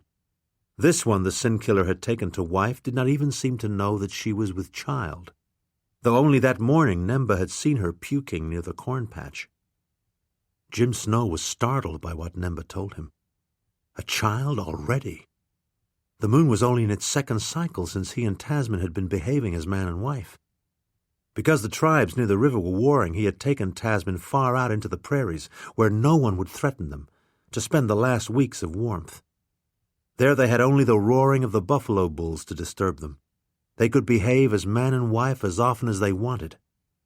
But frost had soon begun to whiten the grass in the morning. Tasmin awoke shivering, covered with goosebumps, so they had come back to the Oto village to arrange with Nemba for warm skin garments, kit to protect them in the deep cold. Tasmin felt a flash of jealousy. She didn't like it that the Oto woman was talking to her husband in sign. Indeed, she was rather vexed by the whole business of skin clothes. On the boat there were plenty of warm clothes, great capotes, oilskin jackets, waterproof boots, all acquired by Lord Berrybender and his agents in St. Louis. All they needed was to go upriver until they caught up with the boat. Charbonneau or Gorska or Gladwin or someone could have brought them plenty of winter clothes. But Jim Snow had brushed aside the option of provisioning themselves from the steamer. He brushed aside so many of Tasmin's suggestions that she had begun to wonder why she even made them. She loved her sweet-breathed husband and responded to him deeply when they were joined in love. Her one serious frustration was that he had no use for words. He ignored her opinions and only occasionally responded to her queries. Tasmin had not forgotten her mild inquiry about theology and the slap that greeted it, but she was rapidly reaching the point where she had rather be slapped than ignored. And it seemed to her her objection to the baggy shirt was being ignored. Nemba was comely, though short and rather heavy. Jim seemed on familiar terms with her, which Tasmin found disquieting. "What were those obscure gestures supposed to mean?" she asked, anger in her voice. Jim heard the anger. It was always a shock how quickly women angered. "She left the shirt loose on account of the baby," he said. "Baby?" Tasmin asked. She looked again at Nemba, wondering if it could be true, and if it was true, how had the Oto woman known? Was that the reason for her nausea in the mornings, a recent nausea but consistent? "A baby?" Tasmin said again, convinced suddenly that it was true. "But what will we do? We have no domicile, not even a cabin." "I guess we won't need one for a while," Jim said. "You'll be dropping it in the warm months at least." "Drop it? Is that what I'm expected to do?" Tasmin asked. All around them, when they were far out on the prairies, the cow-buffaloes had been dropping their calves. Was she herself now locked into this old, inexorable cycle, expected merely to squat at some point and squeeze a human infant out of her body? She remembered the wild screams that had accompanied her mother's regular lyings-in. Teams of nursemaids brought water, toweling, sheets, steaming basins, while the two placid, hammy midwives sat in low chairs at the foot of the bed. Tasmin doubted that she would be able to avail herself of any such help, if indeed Nemba was right and a baby was coming. Would Jim help her? Would anyone? In her time on the prairies with Jim Snow, she had made some progress toward wilderness skills. She could clean a fish, remove the liver from a buffalo, and the tongue as well. Jim had even made her a bow and fashioned her some arrows. In time she felt she might be a decent archer, though so far her only victim had been a skunk, which she shot at as a joke but pinned to the earth. All that had been fun, but she doubted that she was yet equipped to be her own midwife. The very thought of such a crisis made Tasmin a bit wistful for the Berrybender resources. At the very least, before her time came, she meant to pluck a servant or two off that boat. Probably cook, herself the mother of 12, would be the most practical choice. Of course it would enrage her papa. No English gentleman could happily tolerate the loss of his cook. That night they camped on the river, some distance above the village where Nemba lived. Gray chills squeezed out the sunset. Tasmin was glad of her warm new shirt, even if it was baggy. The weeks on the prairie had been a time of deep content, but now she felt restless, tight, unsettled. Other than to reveal it to her, Jim had said nothing about the baby. Did it please him that a small human, conceived in their passion, was even now forming itself inside her? He had made no response at all. He just went about, securing the night's firewood, which he did every night, whether she was pregnant or not. Memory of the quick way Nemba had talked to him with her hands still annoyed her. It had put her in the mood to quarrel. Better a quarrel than long hours sitting in silence by a little fire waiting for the stars to shine in their brilliance. Tasmin had never long allowed herself to be squelched by any circumstances, and she didn't intend to allow such a thing even if her husband had been quick to slap. "Was Nemba your woman?" she asked, abruptly.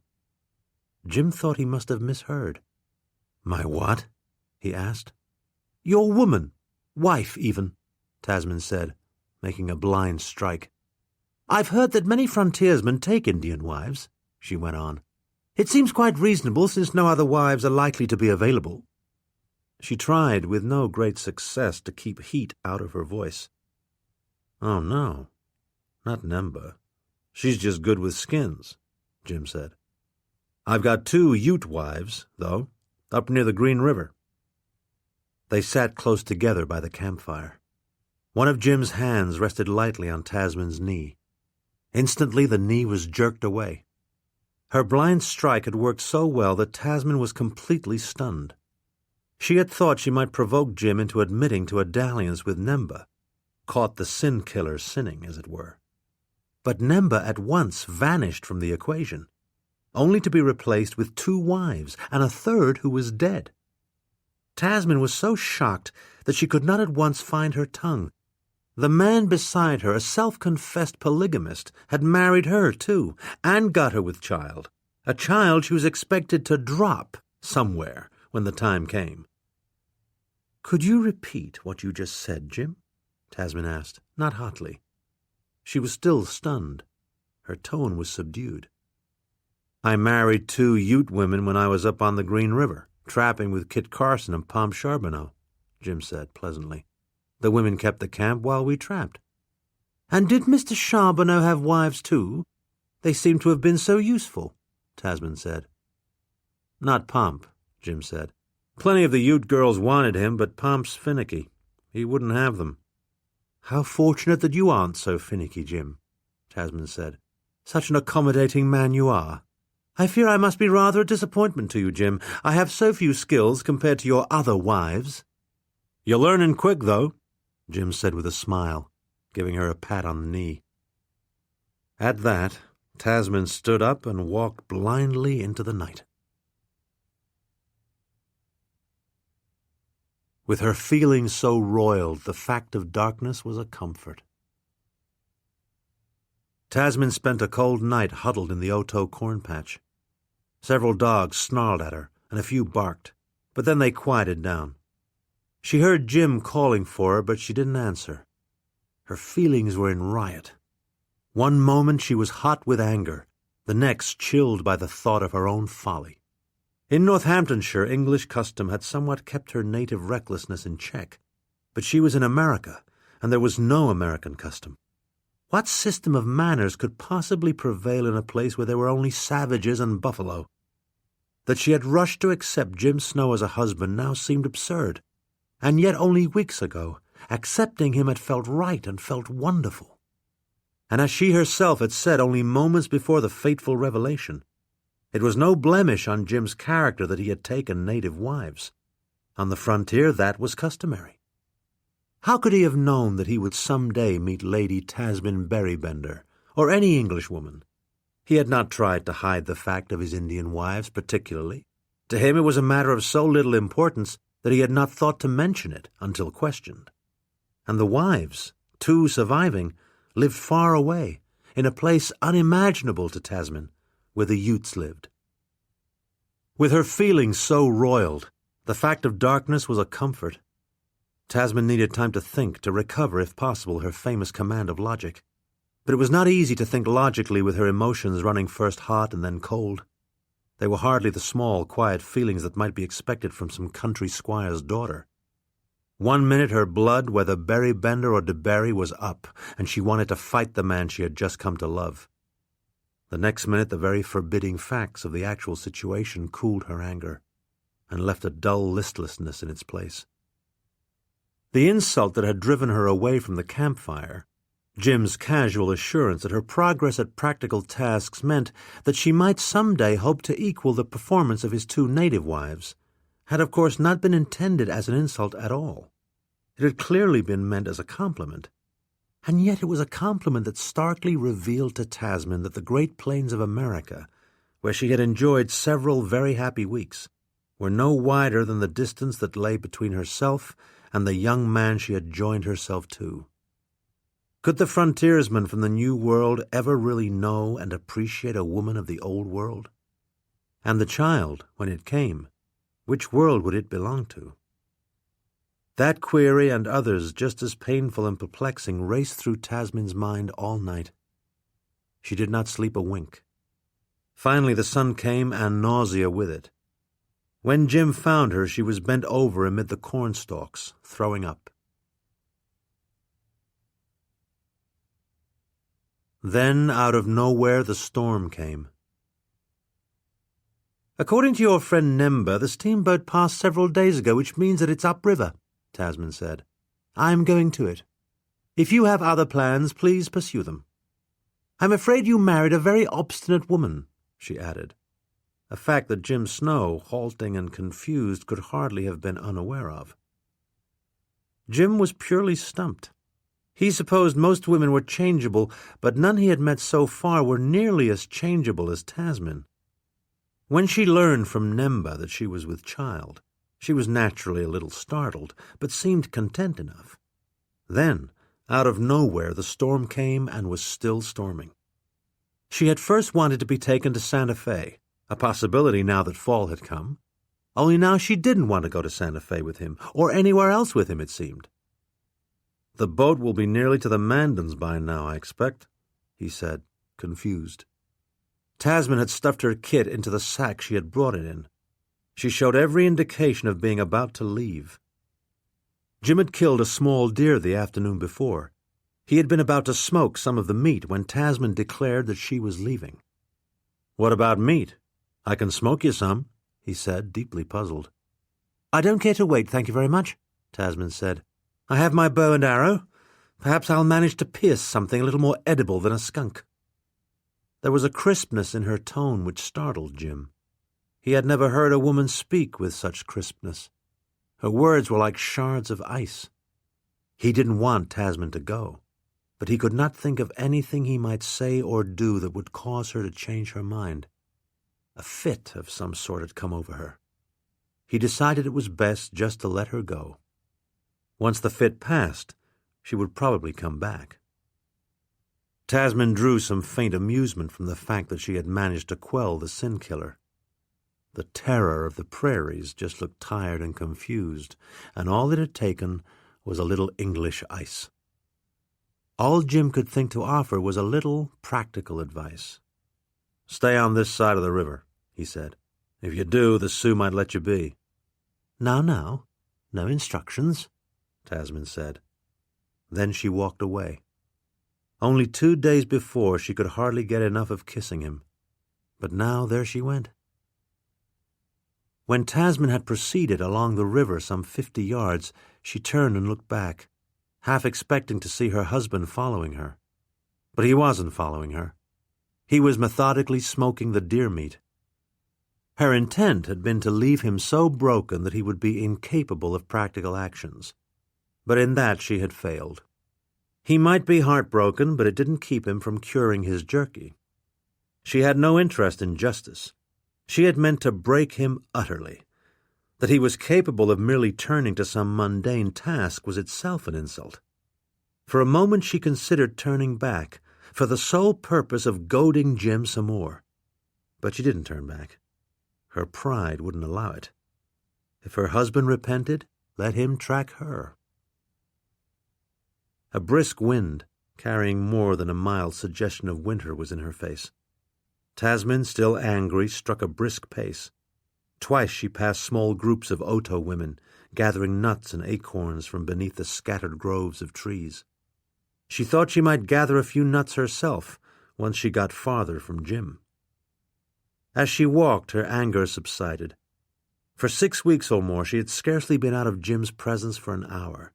He had only left her when he hunted, and then not long. Slowly an old, happy lightness infused her spirit, a joy much like that she had felt when she awakened alone that first morning in the pirogue. She felt again the happiness of being solitary, dependent only on herself and answerable to no one. It seemed strange at that moment that she had forged a union so intense as to make her forget how much she liked solitude, cherished it, in fact. In her haste to be off the steamer, she had failed to grab a book.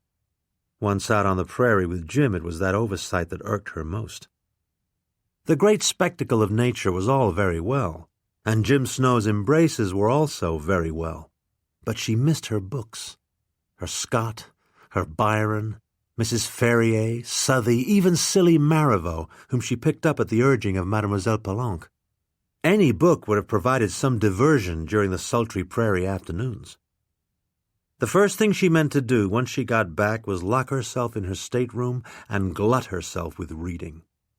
Her body had been sated on the prairies, but her mind had been starved.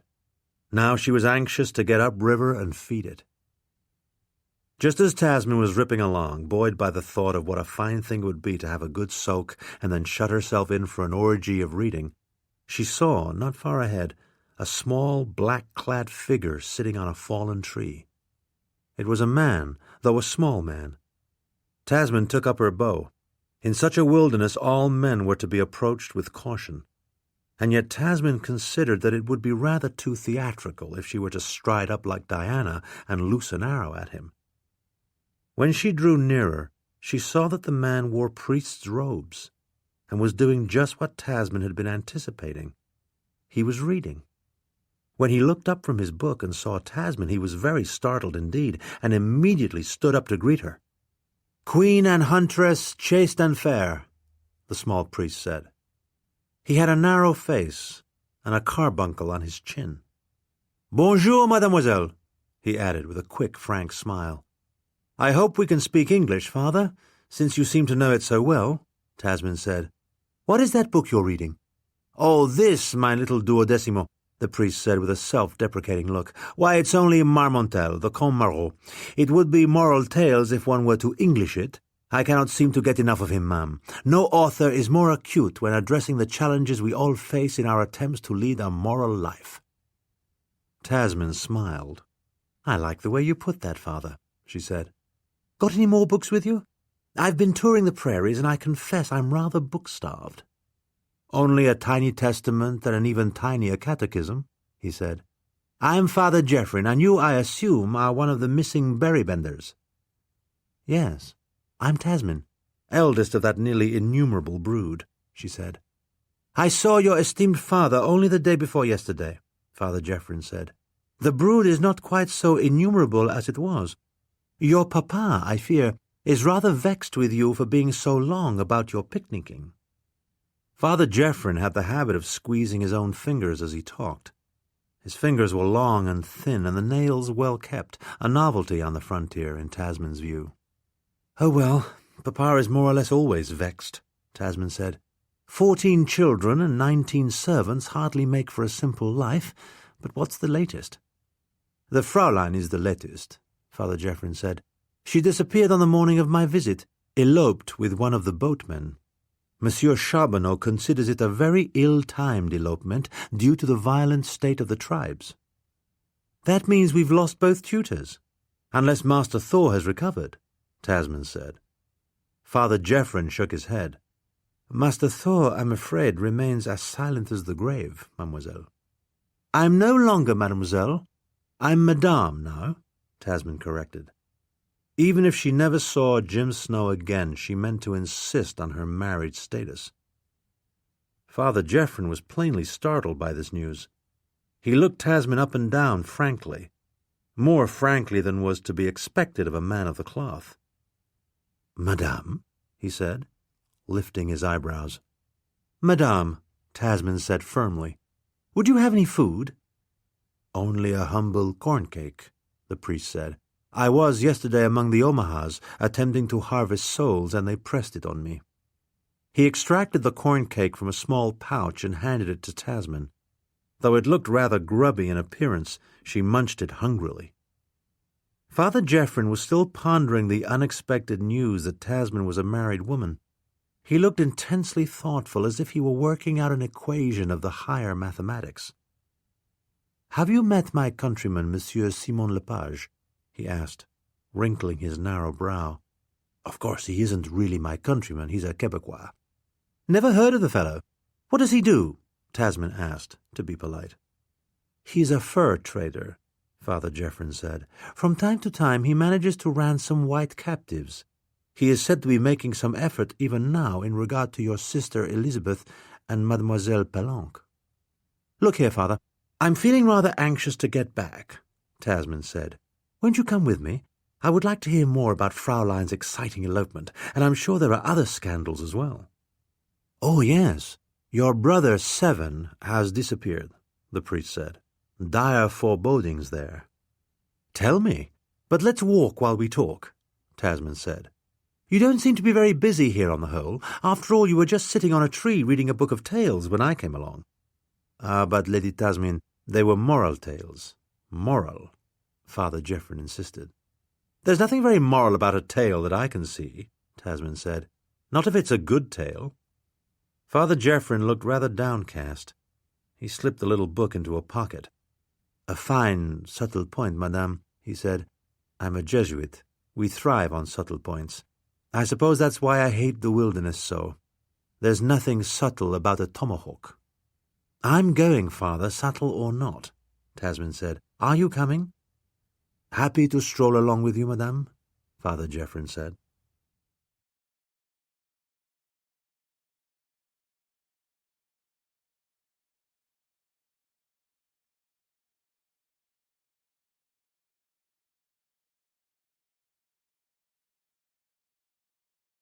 A company of fiends sprang from the dense morning mist. Fraulein Fretzkanner awoke to horror. A company of fiends sprang from the dense morning mist and began to hack at her Charlie. She saw his blood on their hatchets. They struck again and again. The trek east had exhausted them both. All day they had pushed on through heavy grasses, weeds, briars, little swamps, mud. Everything that grew clutched at them. Even the grasses were waist-high. "Charlie, we will have to do much chopping before we can farm," Fraulein said, looking far to the east and seeing only the high, waving grass. "Then we'll chop, I guess," Charlie Hodges said. He himself was a little startled to find the prairie so resistant, the going so slow. By nightfall they had scarcely traveled 10 miles toward the distant Mississippi. The hard going had made them both ravenous. In one meal they ate nearly all the cold pork and thick sausages Fraulein had smuggled off the boat. They camped near a little copse of trees. Charlie thought he heard wild turkeys gobbling not far away. "Might get us a gobbler in the morning," Charlie said, before falling asleep with his head on Fraulein's ample shoulder. She herself was still munching cornbread and sausage. She always liked to eat a bit before falling asleep. Better dreams came to sleepers with full stomachs. She munched as their campfire dwindled, the coals glowing. Being off the boat, in this wilderness of grass and weeds, had not yet brought the quick happiness that Fraulein expected. Of course it was good to be free of the English. The English she was done with. But the sky seemed too wide. Munching cornbread helped put down the occasional pulse of apprehension that rose in her now and then like nausea. Afoot, far from the boat, the wilderness she had been observing seemed more threatening, less easily turned into a prosperous farm. Still, they had traveled only one day. Happiness needed patience.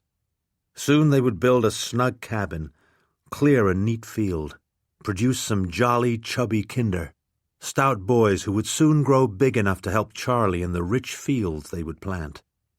They would be so happy together, she and her Charlie, on their good American farm. By the time Fraulein awoke and began to scream, the hatchets had made an end to Charlie. He opened his eyes in surprise just as death came. Fraulein Fretzkanne fought to reach him. She wanted at least to close his eyes. But the Indians were around her like a wolf pack. Pitasa, their leader, was surprised at the size of the white woman.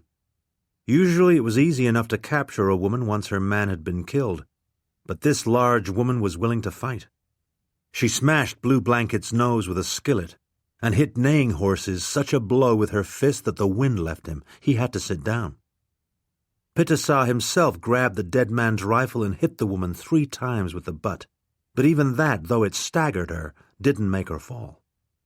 Blue Blanket bled so freely from his nose that thick blood covered his chest and belly. After that day he would be called Bloody Belly. Pitasa hit the woman again with the gun butt. The blow would have killed a deer, perhaps even a horse, but the woman only sank to her knees. She still held the skillet. "I don't want her, let's go now. She would eat too much," Neighing Horses said, when he had regained his power of speech. The woman lurched over on her knees and closed her dead husband's eyes, or one of them anyway. The other eye had been knocked part way out by one of the hatchet blows. Pitasa ignored Neighing Horses, who often got discouraged if a fight didn't immediately go his way. Pitasa thought the big woman was about through fighting. She had begun to realize that her man would never be alive again. Her time with him was over. Her fury was already changing to sorrow. "No, wait a minute," Pitasa said. Neighing Horses hated having his opinions questioned, but Pitasa was always questioning them. He had never seen a woman as large as the one there on her knees, sobbing over her dead husband. "Put her on your horse if you want to keep her," Neighing Horses said. "She is too big for my horse. She might break his back." "I don't need to put her on any horse," Pitasa reminded him. "It is not far to the Bad Eyes camp. We'll just tie her good and let her walk." None of the young braves wanted to use the large woman. They all said they had had enough of women for a while. Pitasa found this amusing. What they didn't want was to have their noses broken by a skillet. Then Fraulein sat down. Her Charlie was dead. All her dreams were broken for good. No amount of cornbread or sausages or anything else could hold back her hopelessness. Nothing was any longer any good. When the skinny Indian came toward her with leather thongs, Fraulein meekly held out her hands and let herself be tied. Draga, a violent woman whose origins were obscure. Monsieur Simon Lepage, though a young man of only 24 years, considered himself to be a master of trader's protocol. He believed himself to have the delicate sense of precedence necessary to deal successfully with native tribes. He would have appreciated the assistance of some intelligent man with whom he could discuss diplomatic niceties and analyze strategies when tricky situations arose. In a large trading encampment such as the Mandans, with many chiefs vying for position, tricky situations were bound to arise. Unfortunately, Simon Lepage had no such bright assistant. He merely had the phlegmatic, incurious, pipe-smoking Malbeuf. "Malbeuf, do you even know what protocol is?" Simon had asked more than once. "Monsieur, I just row the boat or skin the beavers," Malbeuf replied. "I don't care for fine words." Young Monsieur Lepage had scarcely walked into the large encampment, followed by a horde of filthy children and packs of skinny, slavering dogs, when a delicate situation came to his attention. Draga was beating 2 nearly naked white women with a hot stick just pulled from a campfire. The women, filthy and bruised, seemed too glazed to respond. They each gave a grunt when a blow fell, but only a grunt. To Simon's eyes, one looked English, one French. He considered himself a fair student of nationalities, as any trader must be if he were to succeed. "Look at the old slut. We should shoot her, monsieur," Malbeuf said, "beating those pretty girls." Simon merely nodded to Draga, who paused in her chastisement for a moment to look at him hostilely. "If I shot Draga, the bad eye would have us torn apart, sinew by sinew," Simon reminded him. "I'll see what can be done for the young ladies in good time. First we have 7 chiefs to visit, presents to distribute, and furs to inspect. That's our reason for being here, Malbeuf," he repeated. "Furs. Charity will have to wait." In fact, it was the distribution of presents that worried Simon most. He would need to make a careful assessment of the ever-shifting orders of precedence among the chieftains. It would be no easy task. More than 60 solidly built earth lodges were scattered along both banks of the Missouri River. This great village of the Mandans had been a busy trading center for many years. From it, thousands of choice pelts had made their way north to the Hudson's Bay Company's great depot at 3 Rivers, the place from which Lepage and Malbeuf had been dispatched. Young Simon Lepage stood high in the estimation of his superiors at the Hudson's Bay Company. Otherwise he would not have been entrusted with the Mandan territory, an area where there was sure to be competition from many experienced traders. Though Simon's future looked bright, he hoped to someday direct all the company's trading operations in the West. He knew that everything depended on precise and careful judgment. The Indian leaders were all jealous men. If one thought another had received better presents, then resentment might smolder or violence flare. Any slip, a musket with a broken trigger, blue beads given to a chief who preferred red beads, an insufficient offering of tobacco, could mean that instead of a bright future, Simon might have no future. The order of precedence had to be estimated correctly. Failure in this task might get one hacked, shot, scalped, killed. Simon was not fearful, but neither was he reckless. One must be supremely alert and not allow oneself to be swayed by momentary sentiment, as Malbeuf had been when he saw Draga beating the 2 women. Draga, a violent woman whose origins were obscure, could do what she wanted with captives. Whip them, torture them, even burn them alive. Because of her impregnable position with the Bad Eye, the old, blind, murderous prophet who stood first among the leaders whom Simon had to woo. The Bad Eye was convinced that Draga could talk with the dead and hear what they were plotting, for the dead were always plotting in the Bad Eye's opinion. A woman such as Draga, who could inform him of the plans of the dead, was a woman who must be protected, which is why Simon Lepage walked past the 2 white women as they were being beaten, without giving them more than the briefest glance. "I don't like this Bad Eye," Malbeuf said, as they approached the old man's lodge. The whole surface of the lodge had been piled with buffalo skulls, long since bleached white by wind and sun. There were said to be more than 1,000 skulls piled on the humped earthen lodge. Whenever a chieftain or leader wanted a good prophecy, he brought the Bad Eye a buffalo skull. The old man, gross, surly, indolent, suspicious, would feel the skull carefully and then deliver his prophecy. Draga claimed to know what the dead intended. The Bad Eye, for his part, was said to know what the buffalo thought. Together they were capable of producing powerful fears. "Do you think they fornicate, Draga and the Bad Eye?" Malbeuf asked. "What a thought, Malbeuf," Simon said. Did the prophet copulate with the witch? It was a distracting thought, so distracting that Simon at once put it out of his mind. He had his tasks to think of.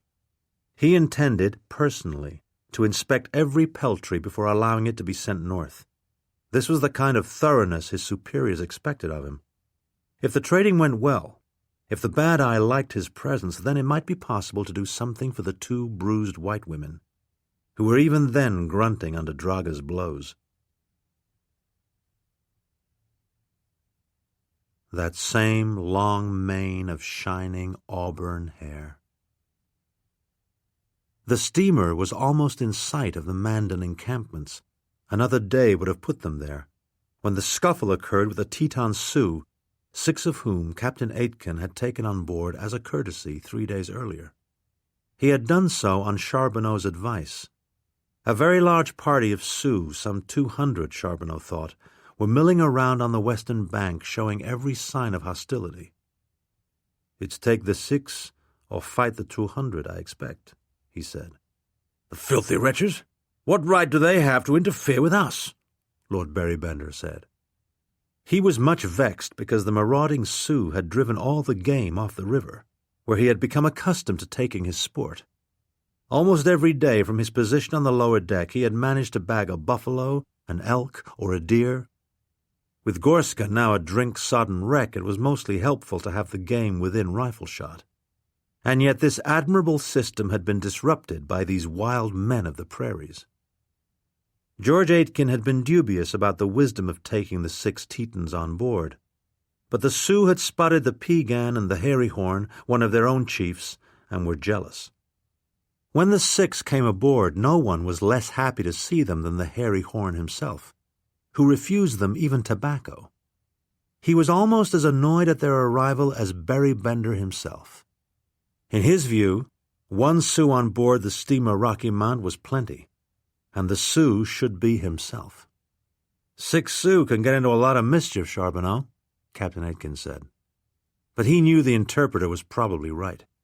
Better 6 minor miscreants than 200 warriors bent on war.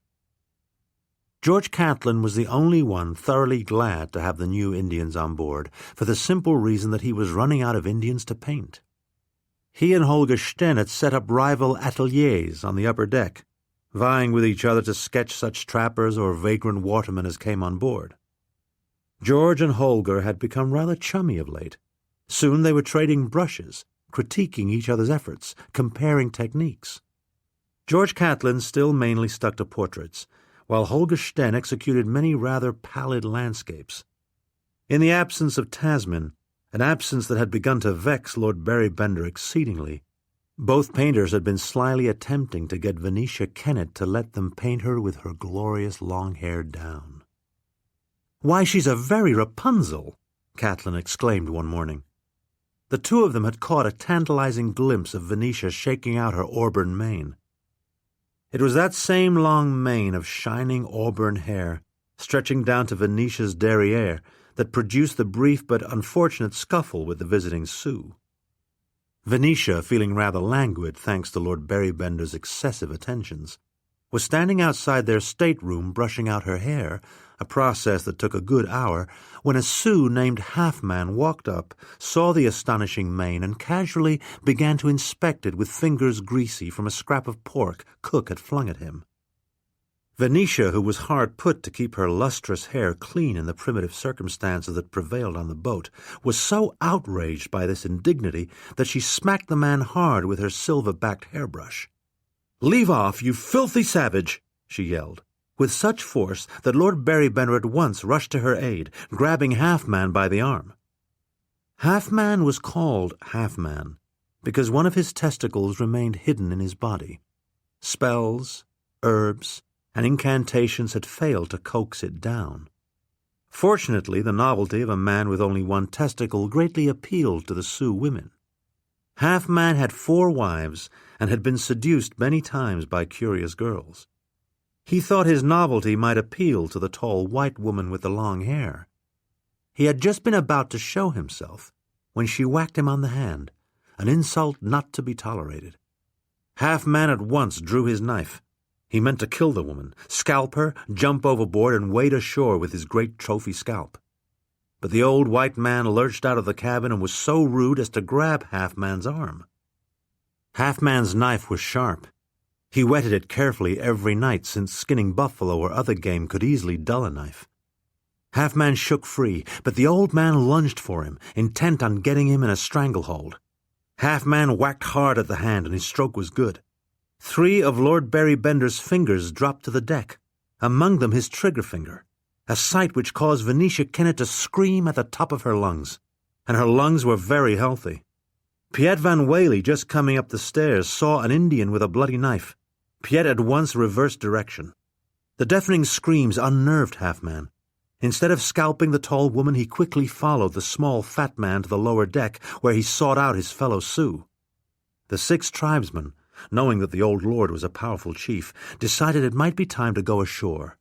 Charbonneau, without knowing the extent of the disaster, Miss Kennett was still screaming, at once saw that a boat was provided. "I didn't hurt that old man much," Half-Man explained to Charbonneau. "It was only 3 fingers. That woman is too loud." "Well, she's a musician," Charbonneau explained. Half-Man was not mollified. "Who wants racket like that?" he asked. Venetia Kennett's screams continued for several minutes. Tim, the stable boy, was forced to stuff straw in his ears as a means of shutting them out. Captain Aitken, meanwhile, had once again assumed the duties of a medical officer. He bound up Lord Berrybender's hand, in this task assisted by Cook, who had carved a great many joints in her day and was quick with opinions on matters of a surgical nature. Venetia Kennett screamed from shock. Then, once she stopped screaming, sobbed for quite some time, not from shock, but because she was faced with a deeply unappetizing situation. The loss of half a foot had greatly increased Lord Berrybender's impatience. What tolerance could she expect now that he had lost more than half the fingers on his right hand? The old lord himself wandered distracted around the upper deck, wondering whether the stump of what remained of his finger would be long enough to reach a trigger. "Can I shoot? That's the question, Captain. Can I shoot?" Lord Berrybender said. He had already disturbed Captain Aitken's neat bandage by trying to wiggle his trigger finger, or the stump that remained of it. "You must just be patient, sir," Captain Aitken said. "Must not get the bleeding started up again." "Patience be damned," Lord B cried. "Patient is the one thing I'll not be. Had my way more or less instantly my whole life. Don't intend to stop now. Vicky, stop that bawling and get me Senor Yanez. He's said to be a fine gunsmith. Perhaps he can devise me a trigger that I can reach with my little stump." Later, after an extended conversation with Senor Yanez about modifications for the triggers of Lord Berrybender's many guns, the small Spaniard hustled off and got busy. The old lord, having by then drunk a considerable quantity of brandy, sank into a lachrymose state. As he wept, little Mary Berrybender plunked a mandolin lent by her friend Piet. "It's Tasmin's fault. Don't you agree, Mary?" Lord B said. "Filthy girl. Always selfish, picnicking and gambling about while her own father goes to rack and ruin." "I expect she's been off marrying her gentleman, that's what I suspect," Mary said. "So there's a great fat dowry that has gone flying away, just like old Prince Talleyrand." Lord Berrybender belched and gave a start. No notion had been farther from his head than that a daughter of his would betray his noble interests in that way. There had once, he knew, been murmurings about Master Styles, but that was, on the whole, given country tradition, rather the expected sort of thing. But an American, it was not to be tolerated. "Pretty Tasmin, such a desirable girl," Mary said. "I doubt a Bourbon or a Habsburg would give much for her now." "Egad, how sharp a—" Lord B said before drink overcame him and he slumped down, dead drunk. Having stirred the hornet's nest, Mary slipped down to the lower deck and had a very satisfactory hour of instruction in the Sioux tongue from the old hairy horn, who had just decided that he wished to spend the rest of his life aboard the steamer Rocky Mount. His skull lodge stood well above the river. "Most boats are quiet. Why is this new boat roaring like that?" the Bad Eye asked. He could hear the steamboat plainly, belching like a great beast. His skull lodge stood well above the river, and yet the boat sounded like it was just outside his lodge. "It's a new kind of boat," Draga said. "New and big." "It must be big, or it couldn't roar like that," the Bad Eye said. His lodge had a long mud platform on it, covered with buffalo robes. The robes were old, filled with fleas and lice, but the Bad Eye was not bothered by such trifles. He had grown so fat that he no longer cared for walking. His legs would still carry his weight, but they wouldn't carry it far. Though Draga still brought him women, he now had little interest in copulation. The Bad Eye had known the great boat was on its way to the encampments. He had had many reports, but he had not expected to hear a boat roar like a beast. "How many men does it take to row it?" he asked. "No one rows it. It is a steamboat," Draga said. "It eats wood. If there is no wood, it eats coal." The Bad Eye didn't like the sound of that at all. A boat that ate wood could not be a normal boat. "It sounds like a god," he said. Draga was contemptuous of the old fat fool, a man who had spent an idle life making up prophecies that his people were superstitious enough to believe. Blind from birth, he had never seen the world. He learned what he knew by feeling, how a puppy was shaped, or a fish, or a woman, or by listening. He took in food through his mouth and knowledge through his ears. His hearing was very acute, so acute that he could hear a mouse scratch in its burrow or identify a fly or a wasp or a bee by the sound of its buzzing. Because he had never heard the sound of a steamboat, he thought the boat might be a god, or else a great water beast of some kind. Draga came from the west, her father a Russian trapper, her mother an Aleut. As a young woman coming south with the Russian fur traders, she had seen great sea-going ships in San Francisco Bay. She had come to the Russian River in a skin boat with her parents and some other Aleuts. But a great swell capsized the boat, and only Draga made it to shore. For a time an old Spaniard kept her, but he choked on a grape and died.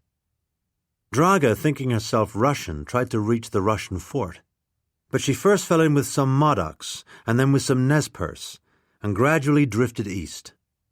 2 white trappers bargained for her and kept her for a year until one of them was killed by the Blackfeet. The other trapper hid his furs and fled, taking Draga with him.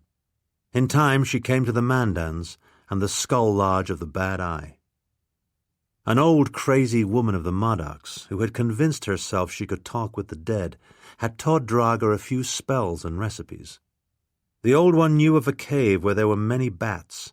She taught Draga how to pick the hanging bats like fruit, kill them, dry them, mix them in potions. The old half-crazed Modoc woman thought that the bat cave was connected with the world of the dead. Draga was not convinced, but she had learned early that she could either surrender herself to the appetites of men or else become a sorceress. The choice was not hard. She had a few dried bats with her, which she used to good effect in the Mandan village. She saw that the Bad Eye was as crazy as the old Modoc woman had been, only the Bad Eye was cruel as well as crazy. She herself saw him strangle 2 men and a woman.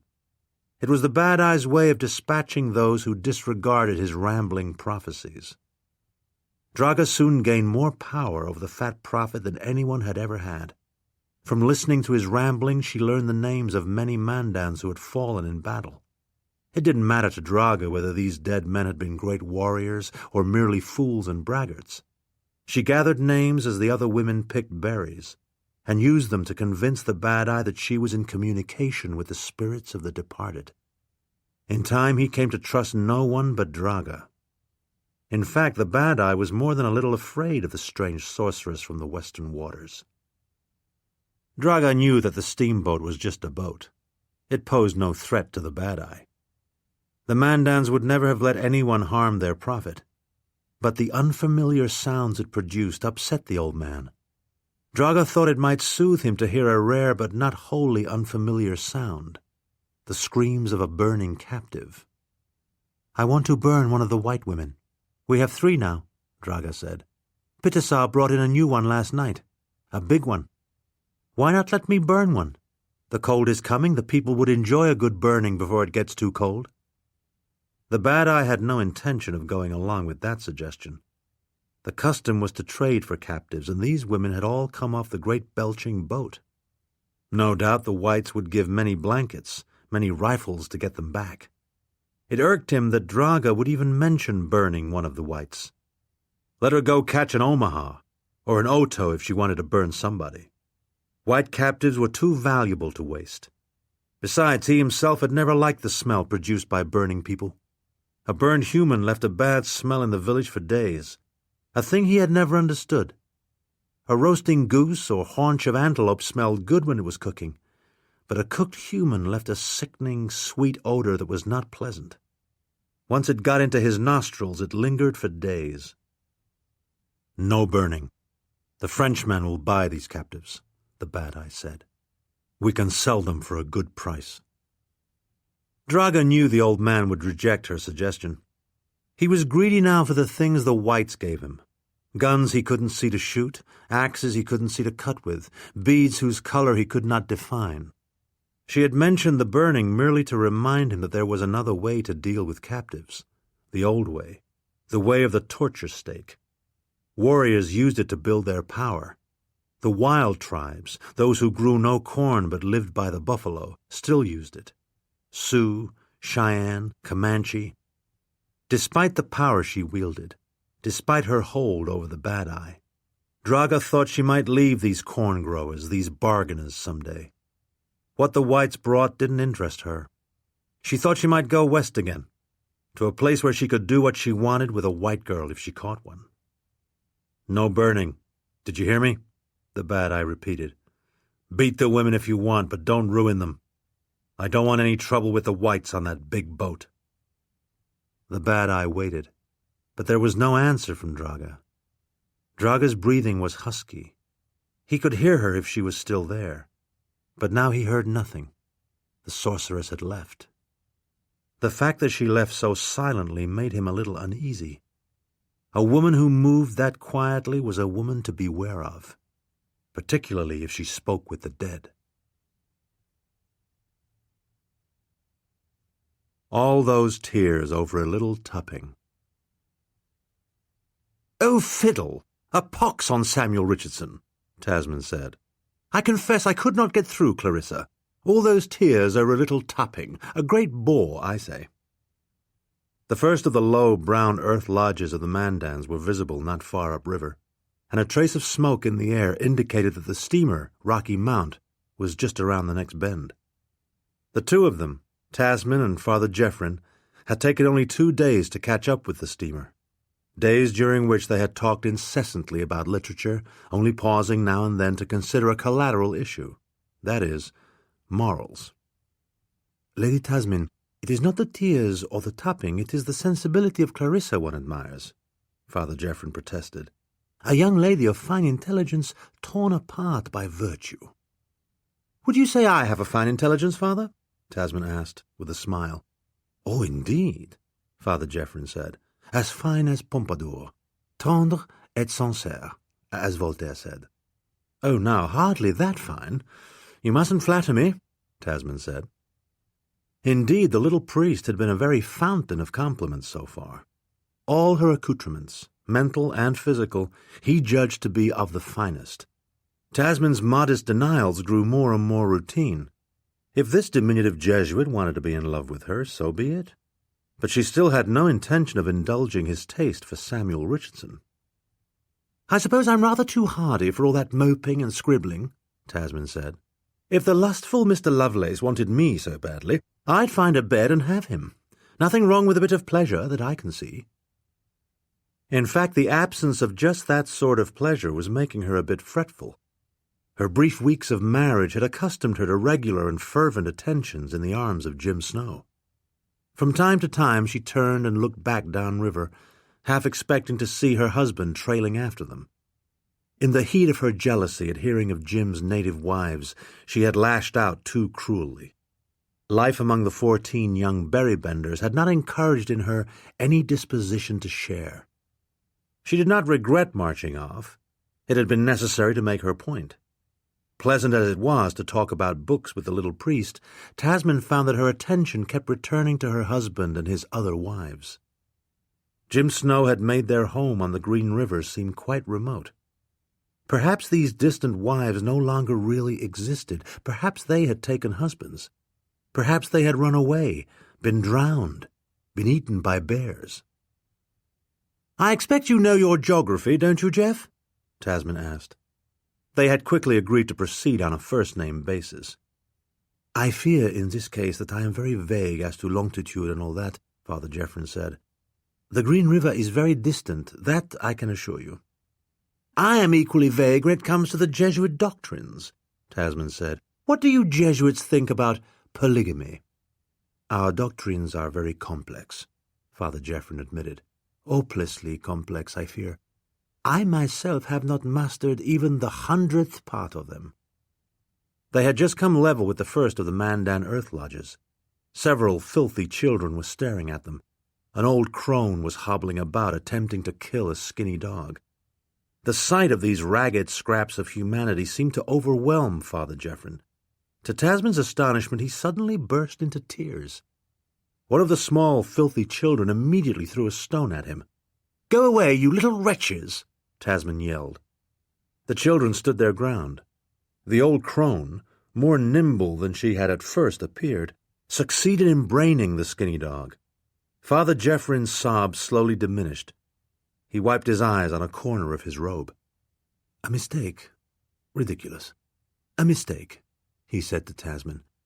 "Do I look like a priest to you? Of course I don't. I'm a man of the boulevards and the coffee-houses. By inclination and habit I am very clean, but in the wilderness it is rarely possible to remain clean. Then there are my skepticisms. I harbor the gravest doubts about the deity.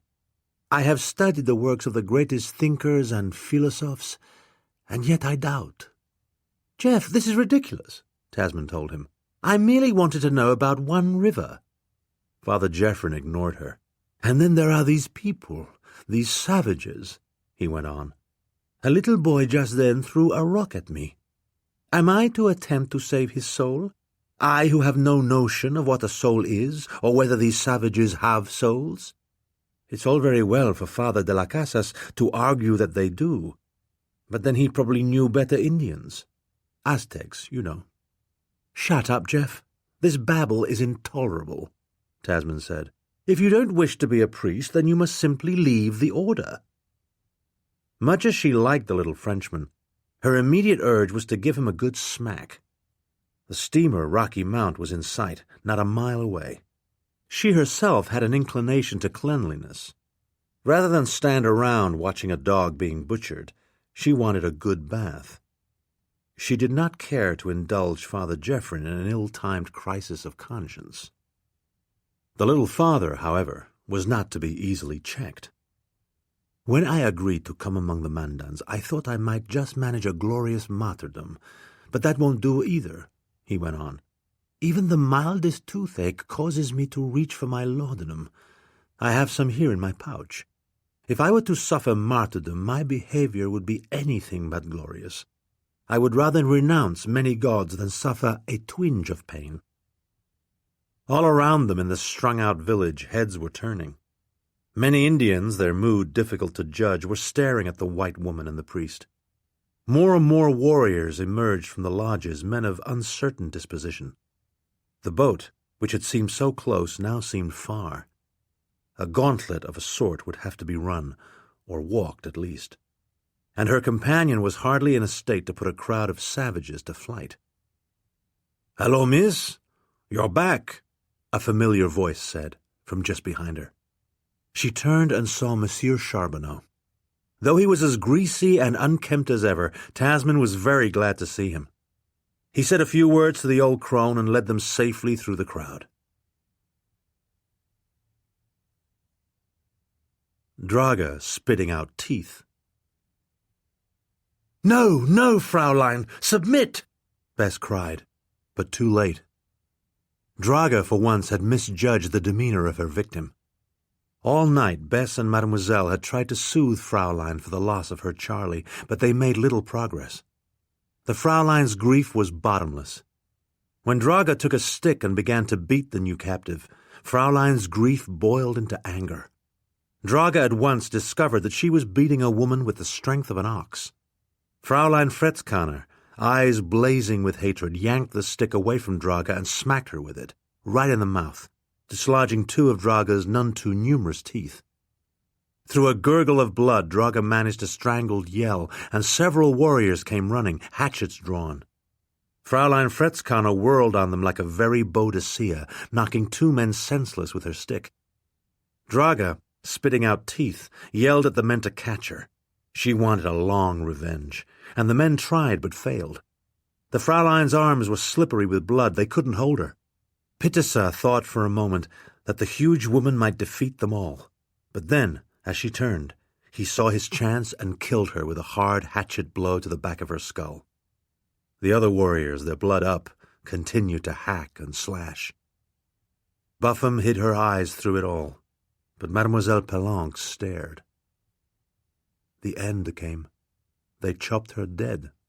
Mademoiselle said to Buffum when the yelling stopped. "It was only one beating," Buffum said, her eyes still hidden. "She should have waited. The steamer's almost here. She might have waited. Think of the beatings we've stood." "She wanted to be with her Charlie," Mademoiselle said. "Now she is with her Charlie. It may be for the best." That same day, as they were selecting a dog for the stew pot, the young trader Simon Lepage came and got them. "Mademoiselle, your liberty has been secured," he said, with a smile. "If you'll allow me, I'll escort you back to the boat."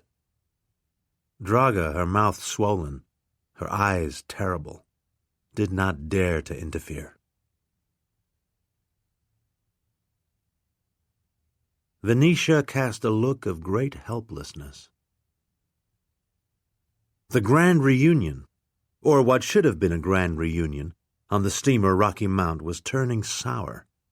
Never had the various temperaments of the Berrybender menage more glaringly failed to mesh. And this despite the fact that Cook, overjoyed to have the missing women back, Tasmin particularly, had outdone herself, preparing a suckling pig and a great haunch of buffalo. There were quantities of fresh, smelly bread, and even some mint jelly. But only Tasmin, Mary, and Simon Lepage addressed these edibles with respectable levels of appetite. Bess and Mademoiselle, who had seen nothing of such rich food during the weeks of their captivity, barely managed a nibble. Mademoiselle, though Simon Lepage was paying her sensitive attentions, could not forget the bloody hatchets as they descended on the expiring Fraulein. The smells of the rich food were so overpowering that Bess had to excuse herself several times in order to rush to the rail and be sick. Bobbity and Father Geoffrin, discovering that they shared a passionate interest in the new science of geology, talked of nothing but sediments and fossils. "You would bring this papist back to us, Tasmin," Mary said. "I fear you were never solidly lodged in the Anglican faith." "Shut up, Mary. You're a rude brat," Tasmin said, carving herself another hot slice of the piglet. Simon Lepage was at once dazzled by Lady Tasmin, but knew, sadly, that such a noble beauty was far beyond the aspirations of a humble young trader. Mademoiselle Palanque, despite her ordeal, struck him as very pretty.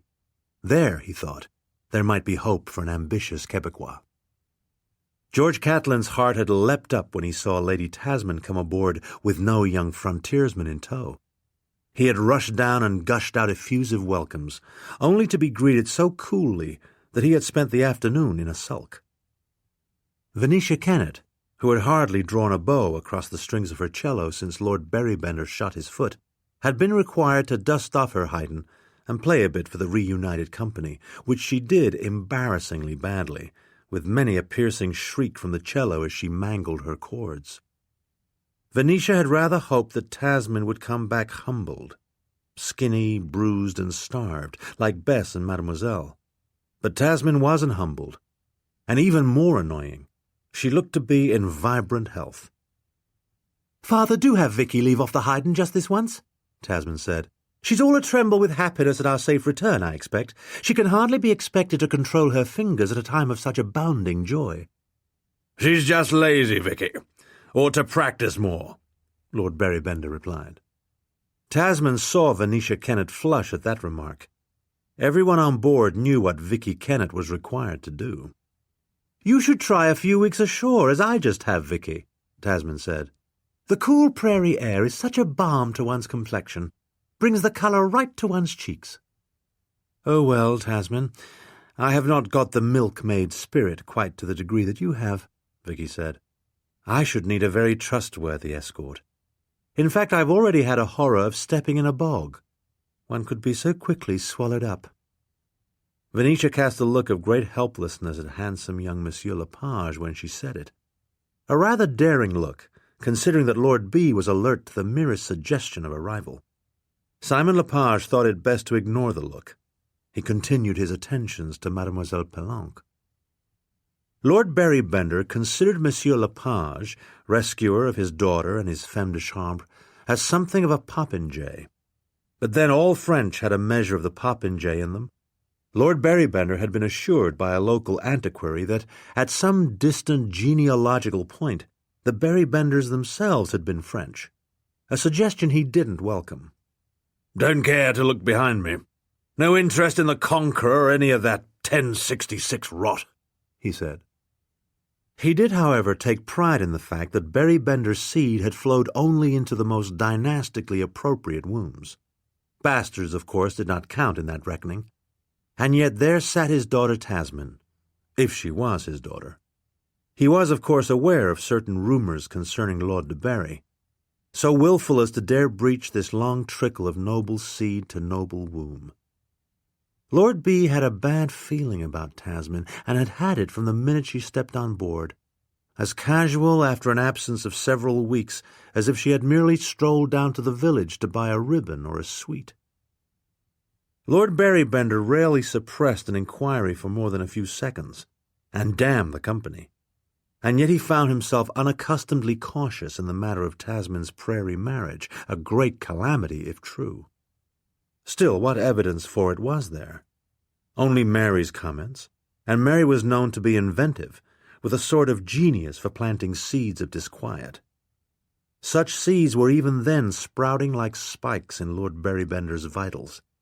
He felt he might even be getting indigestion, though he had eaten very little of Cook's great feast.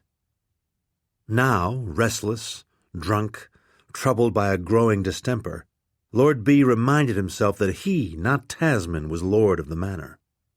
He looked directly at his daughter, hoping to catch her out to learn the truth, but Tasmin, to his annoyance, merely stared straight back at him, bold as brass, with even a touch of defiance in her light smile. Spears of disquiet stirred even more sharply in Lord Berrybender's bowels. In his annoyance he remembered how casual his late wife Constance had been when it came to discipline, never smacking Tasmin as she should have been smacked. And now Constance was dead, Tasmin was grown, the days grew short, the winds blew cold, it was too late. Tasmin was not some social climbing wench like Vicky Kennett, who would allow him any number of liberties in hopes of marrying him. Tasmin had no need to climb. Unless she married some prince, she could go no higher. But the horrid thought occurred to Lord B that Tasmin, in her defiance, might have climbed in the wrong direction, down into the embrace of some American. "Were you wanting to ask me something, Papa?" Tasmin asked. "It's rare we see you so deep in thought when the table is spread with such an array of excellent victuals." "Oh, Tasmin," Lord B said. He was appalled to discover that he was rather quailing before his daughter, he who had fought 17 duels without a tremor. "I expect Papa is fretting because you have not chosen to bring your gentleman home for inspection," Mary said. "Of course he isn't a gentleman in our good English sense, though perhaps presentable in his own way." Tasmin gave her sister's ear a cruel pinch.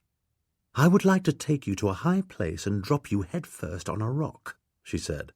"Perhaps the Rocky Mountains will provide an opportunity. We'll see." "What's this, Tasmin? A fellow of some sort? Not a bounder, I hope?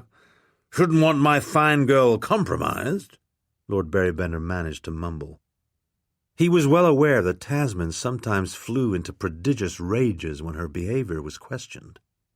"Oh, no, I'm not at all compromised, just rather blissfully married," Tasmin said. "My husband, Mr. Jim Snow, is occupied at the moment with his many duties, but I expect him in a few days. I do hope you'll approve of him, Father." Her comment silenced the table. George Catlin started as if pricked with a pin.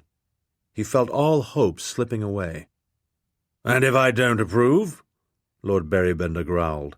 The audacity of the girl was not to be borne. "But, Papa, why shouldn't you approve?" Tasmin asked, not about to be cowed by a drunken parent. "You can't have been planning to sacrifice me to our enfeebled nobility once we get home, I hope. You know I can't tolerate these pale, sickly English nobles." Venetia Kennett's heart gave a leap. Tasmin had ruined herself, that was clear. Venetia felt suddenly filled with new resolve. She would triumph, become Lady Berrybender after all. Lord B would marry her yet. Lord Berrybender could not immediately decide what answer to make to the insolent girl across the table. Sometimes, when he carelessly mixed brandy with wine, the combination made his head rather whirl. At the moment, despite a strong inclination to thunder and rage at Tasmin, not only his head, but the whole table seemed to whirl. He gripped his chair firmly, but the whirling continued. "Tasmin has been very bad, hasn't she?" Mary said. "Do rise up, Papa. Do produce one of your purple rages. Smite her hip and thigh. Reduce her to silence and shame." Father Geoffrin could not suppress a giggle. "The petite mademoiselle is very quick to turn a phrase. She would be much applauded in France," he said. Mary received this compliment coldly. She had no intention of accepting any familiarities from the silly Jesuit that Tasmin had dragged home with her. Lord Berrybender stood up only to sway. The table was whirling, more or less like a carousel. Yet he knew that he must say something chastening to his upstart daughter. Rarely in a long life had his authority been so directly challenged. "Can't allow it. Not acceptable," he managed to mumble. "Have to throw the bounder out." "Your opinion is quite irrelevant," Tasmin informed him. "The thing is done. I'm married." "Then I'll unmarry you, you insolent wench," Lord B managed to thunder. "You can't just fob off the nobility of Europe like that. I'll seek an annulment. Consider yourself confined to your room. Here's a priest. He must know how to arrange annulments," he added. Father Geoffrin merely chuckled. "Oh, not I, your lordship," he said. "I should think you'd have to apply to the Holy Father directly, in a matter of that significance. The Holy See is unfortunately rather distant from the Missouri River," he added, unnecessarily, Mary thought. "Wouldn't work anyway. Not only am I married, I'm with child," Tasmin said. "Pregnant, to put it bluntly." "What? You harlot! I'm ruined," said Lord Berrybender. "Where is this fellow? I'll kill him." "You're not ruined at all. You're just drunk," Tasmin informed him. Seconds later, Lord B began to sway, then to sway more, and finally to heave. The remains of his modest dinner, and a great deal of wine besides, came up in Simon Lepage's lap, to the horror of Mademoiselle Pellenc, who at once took command of the young trader and led him away, meaning to clean him up. Tasmin found that she missed the clean, cool air of the prairies. No centuries of Europe, no squalid family scenes, no yelling. She took herself out on deck, followed by Mary and the hound Tintamer.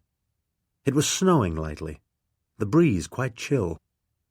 "I wish you would let off goading Papa," Tasmin said. "He knows well enough he can't tell me who to marry." "Are you missing your husband, Tassie? Tell me," Mary said. She had become the meek Mary again. "Yes, quite sharply," Tasmin admitted. "He can be a silly boy at times. I left him in a moment of pique." "No doubt you were jealous of his other wives," Mary commented. "Monsieur Charbonneau mentioned them to me." "I was, but it's hard to remain properly jealous of two brown women who may be 1,000 miles away," Tasmin said. "They can't be as pretty as you anyway," Mary said. "Rather squat girls, I imagine." Tasmin looked into the darkness. Snow was melting on her flushed cheeks, on her hair, on Tintamer's red coat. "This snow will make Captain Aitken very anxious," Mary said. "He fears we will get stuck in the ice and be unable to make our fort, in which case many of us will perish." "None of that's happened yet," Tasmin said. If she were with Jim, she reflected, they would be sitting close together, listening to the way the campfire spat as the heavy snowflakes fell into it. "I do hope my Jimmy is warm," she said. "If I were with him, I might at least keep him warm."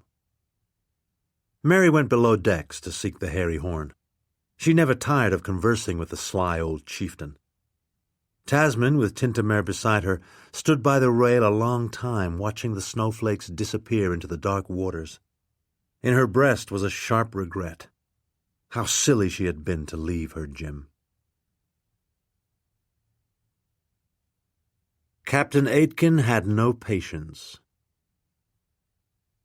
The day old Gorska killed himself, messily by cutting his own throat with a razor in his filthy closet on the lower deck, was a day so rife with alarms and distempers that no one had time to mourn the drink-sodden old hunter except Cook. who had lost 2 sons herself and knew the grief it brought. The silent arrow that killed Gorska Minor fatally pierced his father, too. What drew the company's attention away from the suicide was the untimely discovery of the parlous state of the stores. A discovery made on the very morning of the day when the 7 chiefs of the Mandans and a few from neighboring tribes would be lining up to receive what they were sure would be splendid presents from the rich whites on the Thunderboat, the name given the steamer by the Bad Eye, who was still much distracted by the belchings of the boilers. The great bulk of trade goods they had laid in St. Louis had not been examined since the voyage began. Toussaint Charbonneau was horrified when he saw the state of the goods. Rats had been into the blankets. Half of them were riddled with holes.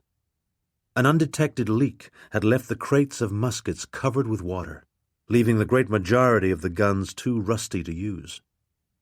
There were plenty of beads, of course, but the native women had been receiving regular deposits of beads from many sources. Unless the beads were spectacular, the natives were apt to yawn and carp. And the Berrybender beads were the cheapest variety, thanks to Lord Albany's fine sense of economy.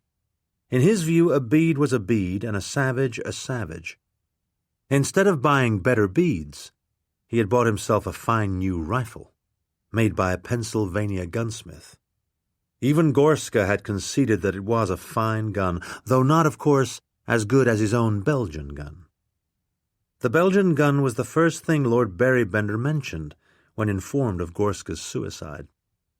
"Bad news, of course, alas and alack. Set in his ways, Gorska was," he said. "Preferred the Carpathian bear to the American bison. Odd fellow.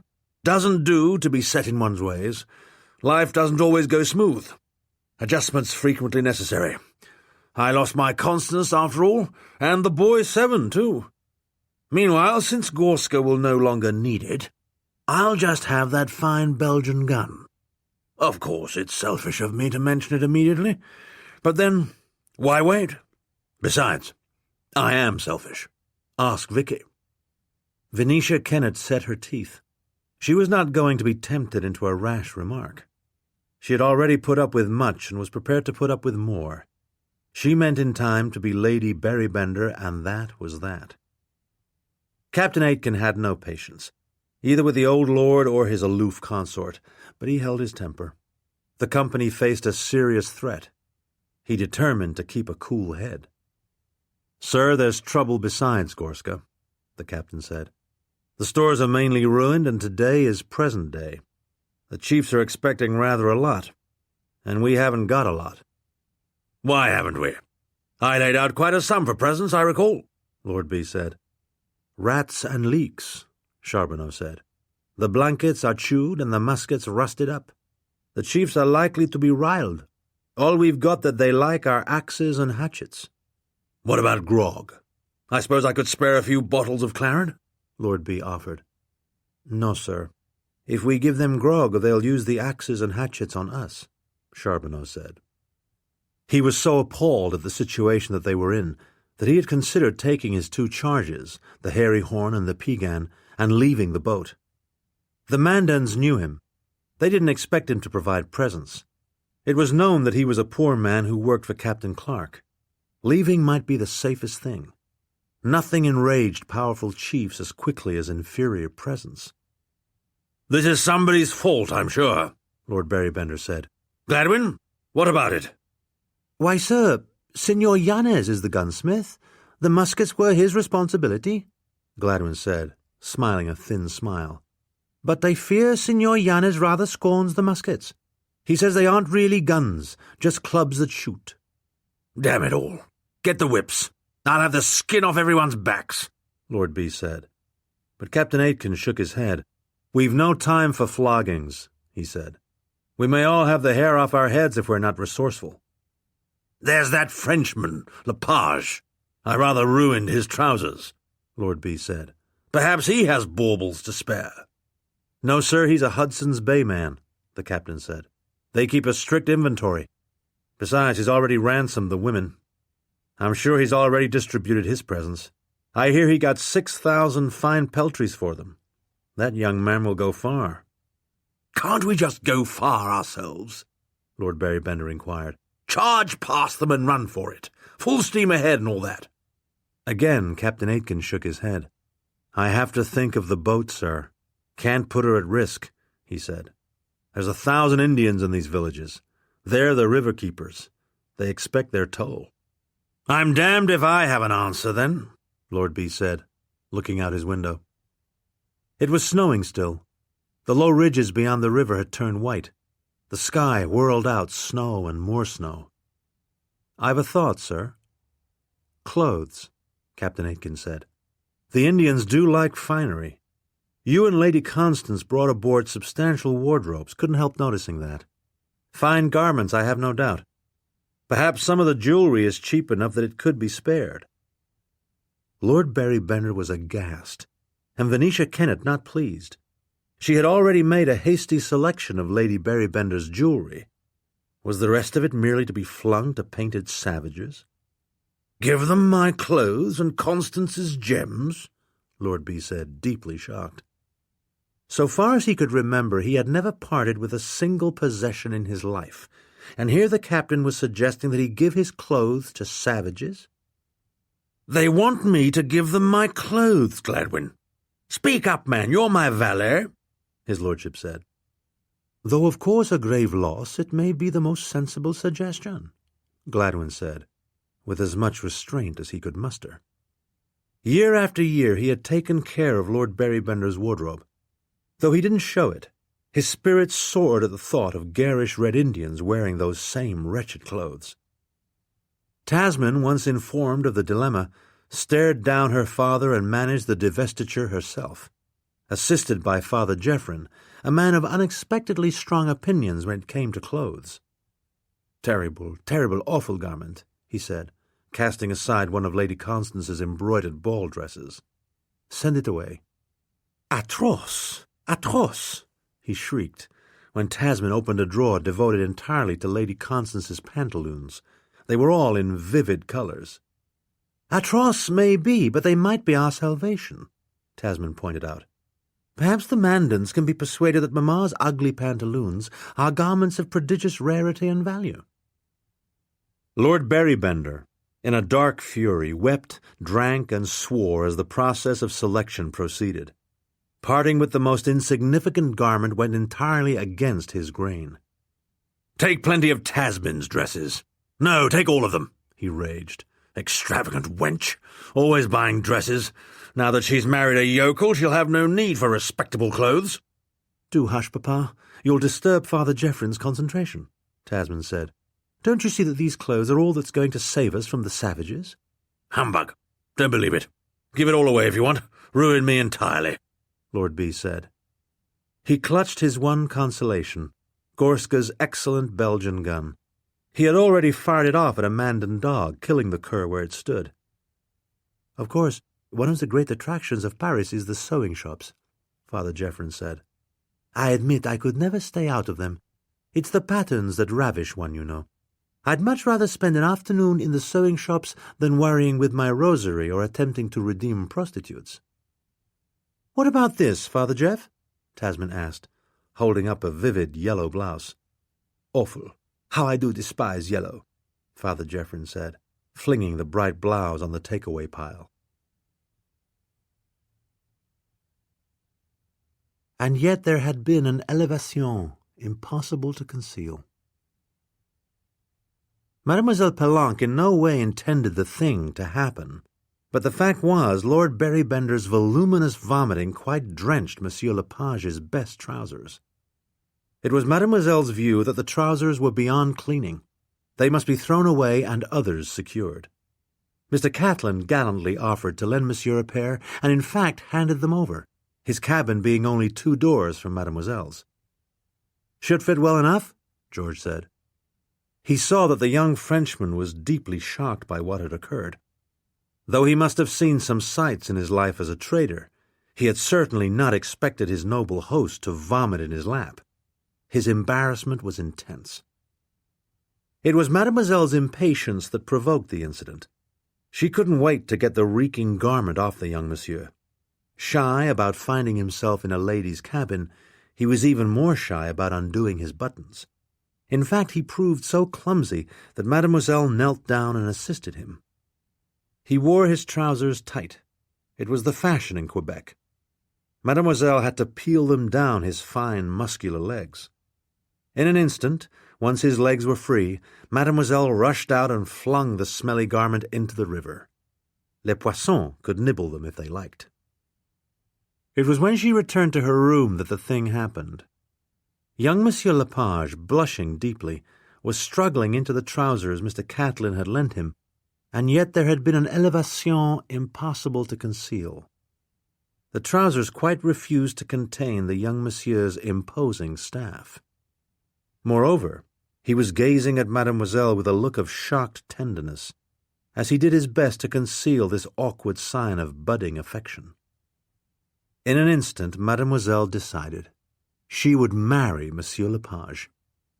Though the foul attentions of her captors had made her feel she would be unlikely ever to want a man again, she had not supposed her rescuer would be someone so sweet, so young, so blushing, so agréable, and yet at once so firmly made as this young Quebecois, who now stood in her bedroom, struggling to stretch his trousers over his prick. "No, no, monsieur. Let me," Mademoiselle said. He was but a boy. She herself was 35, tied to a bunch of worthless English, beset by the garlicky Italian and the lustful Spaniard. Monsieur Simon Lepage was her hope. She hastily shut the door, went back to the trembling boy, and took him in hand. The conclusion, almost immediate, was quite copious. But for her skilful handling, Monsieur would have messed another pair of pants. "Monsieur, it is decided. I am yours," Mademoiselle said. "Where you go, I go too." Simon Lepage was not quite sure what had been decided, but his heart swelled in his breast. Thoughts of the company he hoped to rise in were for the moment put aside. He would deny Mademoiselle nothing. They would have a snug log house in Three Rivers. Children would come. The next day, with 10 of the engagés who would be dropped off to trap the northern streams, with 6,000 pelts, every one of which had survived Monsieur Lepage's exacting inspection, and Mademoiselle Palanque, by this time busily bossing all the French, including the surly Malboeuf, the French party left the Mandan villages, themselves much brightened by many pairs of Lady Berrybender's colourful pantaloons, red, pink, blue, green, and lavender. The pantaloons had been a great hit with the Mandans, Ries, Hidatzes, Grovant, and a sprinkling of wild Sioux. The bad eye had been given Lord Berrybender's great plaid cape, the one he usually wore when hunting stags in Scotland, and the lesser chiefs had been mollified with very proper umbrellas, a score of which Lord Berrybender had laid in before leaving Portsmouth. Several of the party waved at them as they left. Only Lord Berrybender sulked.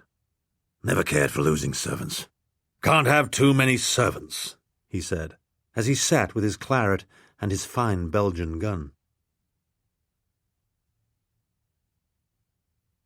"She does look disagreeable," Bobbity observed. The steamer Rocky Mount steamed north, beyond the Mandan encampments, on a bright cold day when the plains shone white with frost. Tasmin, Bobbity, George Catlin, and Holger Sten stood and watched. Lady Constance Berrybender's bright pantaloons were on flagrant display among the Mandan women. The Indians lined up to stare at the thunderboat. Even the bad eye had dragged his great bulk, some of which was covered now by Lord Berrybender's great plaid cape, to the door of the Skull Lodge to listen as the great water beast belched. Draga stood beside him. She scorned the English clothes. What she wanted was English scalps. "She does look disagreeable," Bobbity observed. "Not disagreeable, evil," Tasmin said. "I fear she's ruined our sister Bess. I can hardly get her to say a word." "Yes, it's annoying," Bobbity said. "She does not even care to hear my theories about the Mesozoic age." "Don't care to hear them myself," Tasmin warned. "You're lucky I brought you Father Jeff, who is interested in everything." "Count on a Jesuit for a nimble mind," George said. "He's only a faux Jesuit," Tasmin said. "Not much of a credit to his stern order. He seems to be one of those gentlemen who take a great interest in clothes." On the deck below, Tim, the stable boy, was being flogged, the lashes firmly laid on, at Lord Berrybender's insistence, by Captain Aitken, who approached the task with some reluctance but a strong hand. George Aitken didn't believe the young lout was much at fault in the matter of the blankets and the muskets. The thoroughbreds, after all, were his responsibility, but he laid the cat on hard anyway. The boy was certainly not worth much, and the captain had the remaining engagés to consider. They'd be into all sorts of mischief if they thought they could get off with a light whipping. Young Tim was hardly stoic. He was soon blubbering and wailing, but he was young and the stripes would soon heal. Bess Berrybender, staring at the white, chill plains, heard the blubbering, but it aroused little sympathy for her former lover, Tim. She herself had hardly been stoic when Draga beat her. She had wailed and shrieked, and Mademoiselle had done the same, but no one in the Mandan camp came to their aid. The liberties Bess had allowed Tim in the time before her capture seemed very distant memories. Though she was safe, warm, and comfortable again, she was gripped by a great passivity. Once much given to declamation, she now said nothing. When Bobbity tried to interest her in fossil fish, she made no response. When Cook inquired about Fraulein Fretzkanner, Bess only sobbed a little. She remembered the bloody hatchets. The sly Mary had caught a baby raccoon and made it a pet. She came along with the little creature while Tim was blubbering, but Bess was not responsive to its furry antics. "It is sad that you don't like my raccoon," Mary said. "I have named him Agamemnon." "I enjoy nothing," Bess said. "I shall soon go in a convent and become a handmaiden of the Lord." "If that is your aim, you should have left with Mademoiselle," Mary said. "I have no doubt that there are convents in Quebec, since the French seem to require a great many nuns." "I shall attempt to find an order enjoined to silence, so I shall never have to listen to noisy brats like you," Buffum answered. Mary at once flung the small raccoon over the side. After a second, a splash was heard. "If you don't even like my little pet Agamemnon, why keep him?" Mary asked.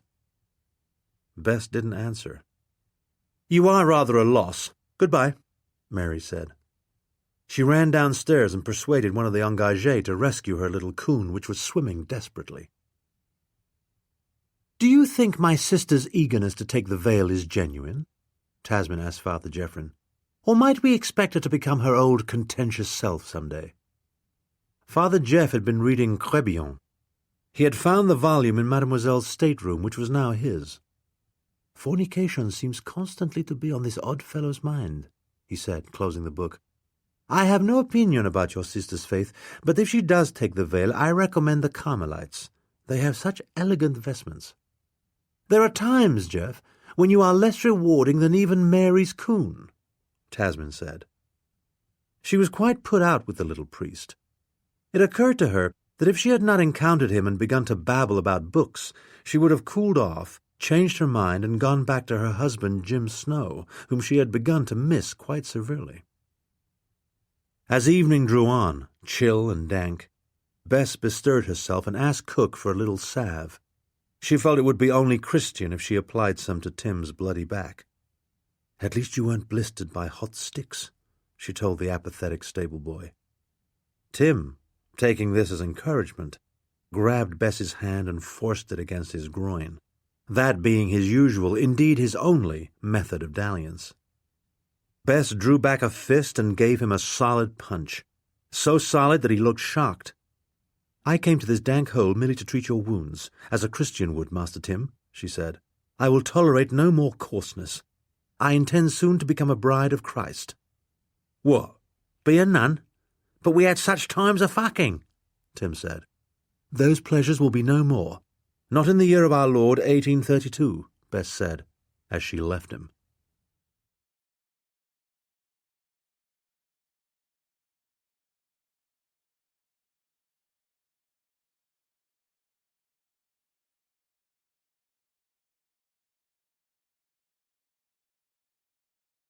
Even in their pleasure she was noisy. Jim Snow did not miss Tasmin much in the first days after her departure. The truth was, her constant talk wore him out. She was forever talking, asking, interfering, insisting, opposing, suggesting. Some nights she talked on and on when all Jim wanted to do was go to sleep. He had never known such a woman. Even in their pleasure she was noisy, unlike his Indian wives. He had cracked his bow and needed to make a new one, which would be easier to do if he could give it his whole attention and not have to continually be answering questions. He didn't suppose Tasmin would be gone long or encounter much danger. The night she had spent in the Oto cornfield had done her no harm. Tasmin was scarcely out of sight before the old green parrot showed up. In the daytime the bird would vanish, but every morning when dawn came, the old bird would return for an hour, nodding by what coals still glowed in the campfire, like an old man by a hearth.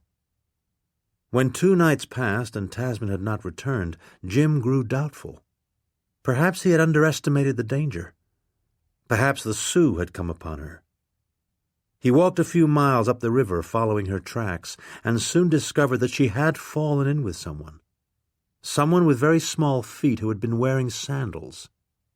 It could hardly have been Charbonneau, whose footprints were a laughingstock among the trappers because of their great size.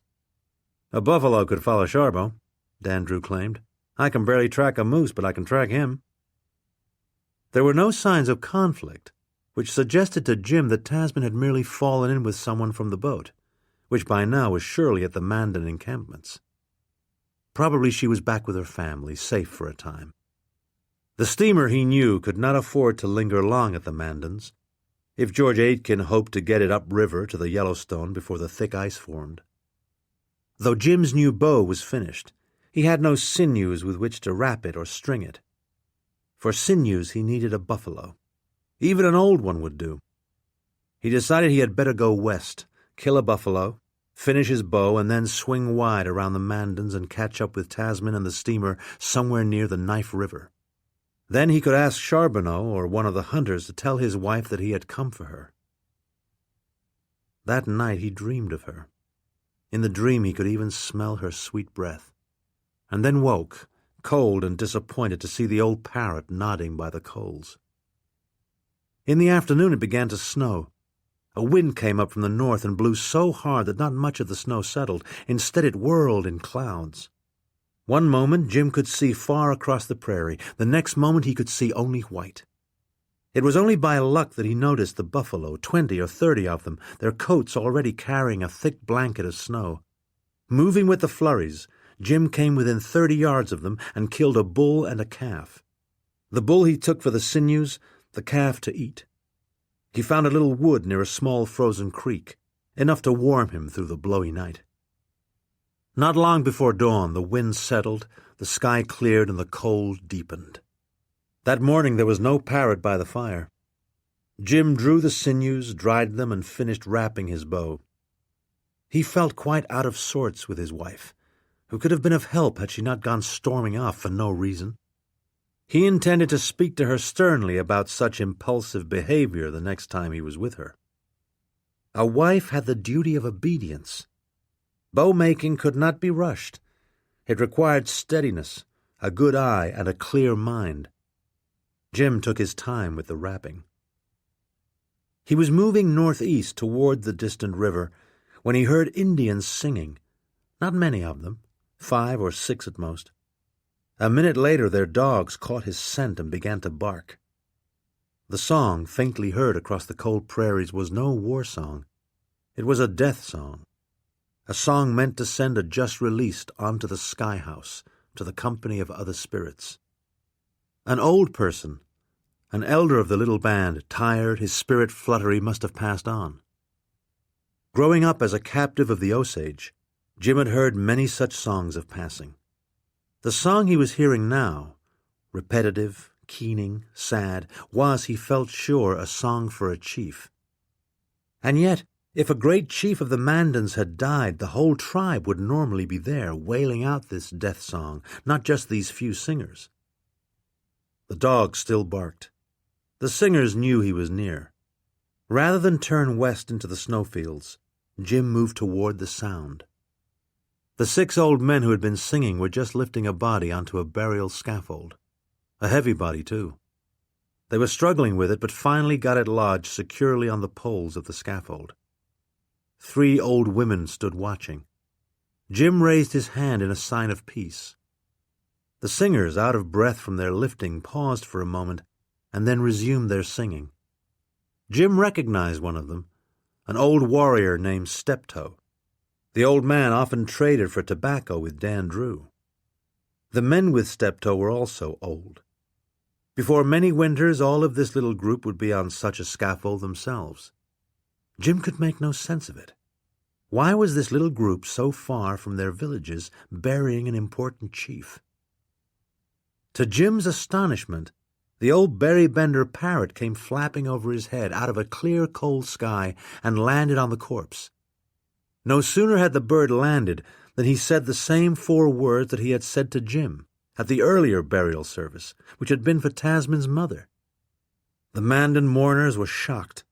They stopped singing at once and fell back from the scaffold. For a brief moment, Jim felt his own hair rise. Was the bird some kind of harbinger trained to speak over the dead? He expected that one of the Mandans would immediately kill it, but they didn't. Instead, they drew farther back, watching the parrot nervously. The parrot repeated the same mysterious words. "Schweig, du blöder Trottel." The Mandans retreated a few more steps, watching this strange talking bird warily. The parrot made no further comment. It bent and picked at a button on the corpse's coat, and when it did, Jim suddenly realized that the dead man was Big White, Charbonneau's escaped Mandan. Big White was a great chief, worthy of much ceremony. But why was he dead, far from his village, attended only by 6 old warriors and 3 old crones? A talking bird was walking back and forth. Jim at once laid all his weapons on the snow-flecked, stubbly grass in an attempt to reassure the Mandan mourners, who were terrified. Who could blame them? Their great chief, Big White, absent for years, was now dead, and many miles from the village he was thought to be returning to. The sin-killer had just appeared out of a snowstorm, and a talking bird was walking back and forth on the corpse of Big White.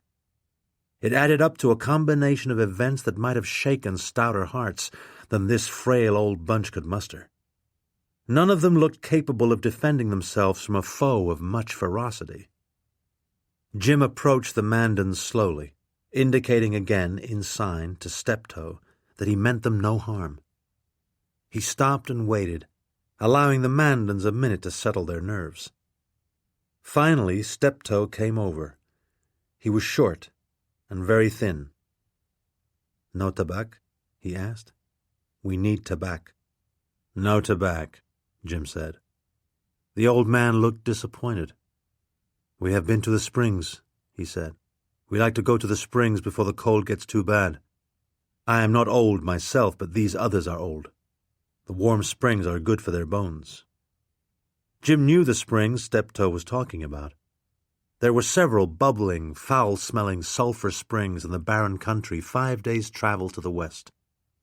Many Indians used the springs, and some trappers liked them, but Jim himself found the smell so strong that he avoided them. "We found Big White. He was already dead," Steptoe said. "He killed a ponca, broke open his head with that big club of his. The ponca is over there. There is not much game near the springs," he added. "We have been living on roots." Jim saw that in fact the little band was starving. He at once gave them what was left of his buffalo meat, and the old women immediately set to cooking it. 2 of the old women and 1 of the old men were almost blind. They were the smoke-starers, people whose vision had been weakened by too many years spent in small, smoky lodges. The parrot still paraded on the corpse of Big White. It occurred to Jim that the chief might have played with the old bird while both were on the boat. The dead ponca's head had indeed been broken open. There was ice on the clotted brain matter. Big Jim made a thorough search, but did not find the old chief's famous war club. Except for the fact of 2 corpses, there was little sign of struggle. Jim noticed the tracks of 4 horses. That was all. "Was Big White shot?" Jim asked, after studying the horse tracks to no purpose. The Mandans were gulping down the half-raw buffalo meat. They all looked exhausted, and one old woman, blood on her chin, was already snoring loudly. Steptoe held up a finger, jabbing with it 3 or 4 times. "Somebody stuck him with a little knife," Steptoe said. "The wound was no wider than my finger. It went between his ribs and bit him bad." "You didn't see the horseman?" "We saw no one," Steptoe said. "When we found Big White, his spirit had gone, but he was still warm. At first we feared that someone might come and try to kill us too, but they didn't. I guess we were too worthless to bother with. Big White was a heavy man. It was all we could do to get him on that scaffold." "Have you heard of a man called Malgray, a dark man from the south?" Jim asked. Steptoe shook his head, but another of the old men, old Rabbitskin, who had been half nodding, came awake at the mention of Malgray. "I saw him once with some Ponkas," Rabbitskin said. "Some Ponkas and the Twisted Hair." "That's right. He works for the Twisted Hair," Jim said. "A Frenchman was there when I saw them," the old man said. Being full had made him feel sleepy. He could barely remember the dark man Malgray. He had been butchering a horse at the time, he seemed to recall. "Malgray has a little thin knife," Jim indicated. "They say he's quick as a snake when he strikes." "I wonder if Big White really killed a grizzly bear with that club," Steptoe said. "He was a great man, but he was always bragging. I knew him years ago, when I was younger." Among excitable people, calm was the first requirement. John Skraeling, known among the tribes as the Twisted Hair, from his habit of twisting his long gray mane into a knot so it wouldn't blow in his face on windy days, or spoil his aim if he was hunting, was annoyed when Draga told him that the steamboat had left the Mandan encampments 3 days earlier. All the river tribes were talking about the great thunderboat with the rich English family on it. Skraeling had meant to be in the Mandan villages 2 weeks earlier. He, Guillaume, Malgray, and the 2 Ponkas, one of whom was now dead. But the trouble between the Osage and the Pawnees had slowed them down. In any case, traveling with Guillaume, Willie to the English, was never fast. Guillaume refused to be rushed. He was seldom willing to leave camp before noon. Malgray wanted to kill him because of his sluggish habits, but Skraeling forbade it. "Don't you be cutting on Guillaume," he said. "We need someone who can talk to the Sioux. I can, and you can't either." "I don't want to talk to these filthy Indians," Malgray said. He himself was said to be part Apache. Malgray was small, quick, hot-headed, and deadly. Skraeling tried to avoid long conversations with him. He had been looking for a safe way to be done with Malgray, but hadn't found one yet. Georges Guillaume, the man Malgray wanted to kill, had been in the North Country 40 years, as hunter, trapper, trader, guide, slaver, spy. He spoke more native dialects than any man in the North, far more than Toussaint Charbonneau, Captain Clark's interpreter. Skraeling knew that Malgray's Santa Fe bravado would not help them much if they ran into 40 or 50 Teton Sioux on a day when the Sioux were in a warring mood, as they usually were. "The bad eye made me give 2 white women back," Draga said. "We had 3, but one attacked me and the warriors killed her. There are many women on that boat. It has only been gone 3 days. Some of the women would bring a good price." "I'm more interested in that keel boat full of wine the men are talking about," Skraeling said. "That much wine would keep a fellow warm all winter. It's going to get bad cold pretty soon." John Skraeling hated the cold. Son of a Norwegian sailor and a Creole mother, he had been born to the humid warmth of Galveston. He himself had been a captive taken by the Comanches when young. Comanche was the only native language he spoke. When he grew up, the tribe let him go. Very soon, with more and more settlers crowding into the Comancheria, Skraeling became a ransom specialist, buying back young captives for the frontier families or small settlements from which they had been snatched. He was paid for his work, but not much. It soon occurred to him that he could make a good deal more money if he snatched the children and rescued them. Generally the return would be made quickly, else the children might die from the mere shock of captivity itself. Keep them 3 weeks and their families might consider them hopelessly tainted by contact with the Comanches. This was particularly true if the children were female. Comanche women became wives very young. John Skraeling soon tired of the uncertainties that went with the trade in captives. He struck the old Spanish trail to Santa Fe and became a trader in everything but captives: pelts, silver, weapons, blankets, even spices. 6 times he crossed from St. Louis to Nuevo Mexico. He had been in Kansas when he heard about the great steamboat with the rich English family and its keelboat full of fine wine. With Malgré, Guillaume, and the Poncas, he had decided to follow it, mainly out of curiosity. A steamer on the shallow Missouri might encounter a lot of setbacks. There might be much to scavenge if things went wrong. But they arrived late, and now the boat was north of them, with the bitter cold at hand. "We could catch it," Draga said. "Take me with you if you go. I'll see that you're warm." Georges Guillaume sat comfortably by the fire, carefully scraping the rich yellow marrow out of a buffalo leg bone. He lifted an eyebrow at Draga's remark. Long ago, before she had begun to smell old, Draga had been his woman. What was the old slut suggesting? That she would build Skraeling's fires? Or find him young women? Or was she offering to be his woman herself? John Skraeling showed little interest in women anyway. Why would he want a harsh, toothless old witch? "Thank you," Skraeling said politely. "I'll let you know what I decide." He had no intention of taking Draga with him, but he didn't want to offend her either. Draga had the ear of the bad eye, a fact no trader could afford to ignore. In any case, as he had tried to explain to Malgré, courtesy and good manners did not go unnoticed in the Mandan encampments. Modesty got one more than bluster or rage. Among excitable people, calm was the first requirement. The unfortunate encounter with Big White showed that clearly enough. Big White had actually been on the English boat. Skraeling had merely been waiting for Guillaume to catch up so Guillaume could ask the old man about the treasures on the steamer. But then one of the Poncas had foolishly insulted the old Mandan, an act of aggressive folly that immediately cost him his life. Then Malgré, whom Big White hardly noticed, struck with his knife before Skraeling could stop him. And the one man who could have given them valuable information about the treasure boat slumped down in the snow and died.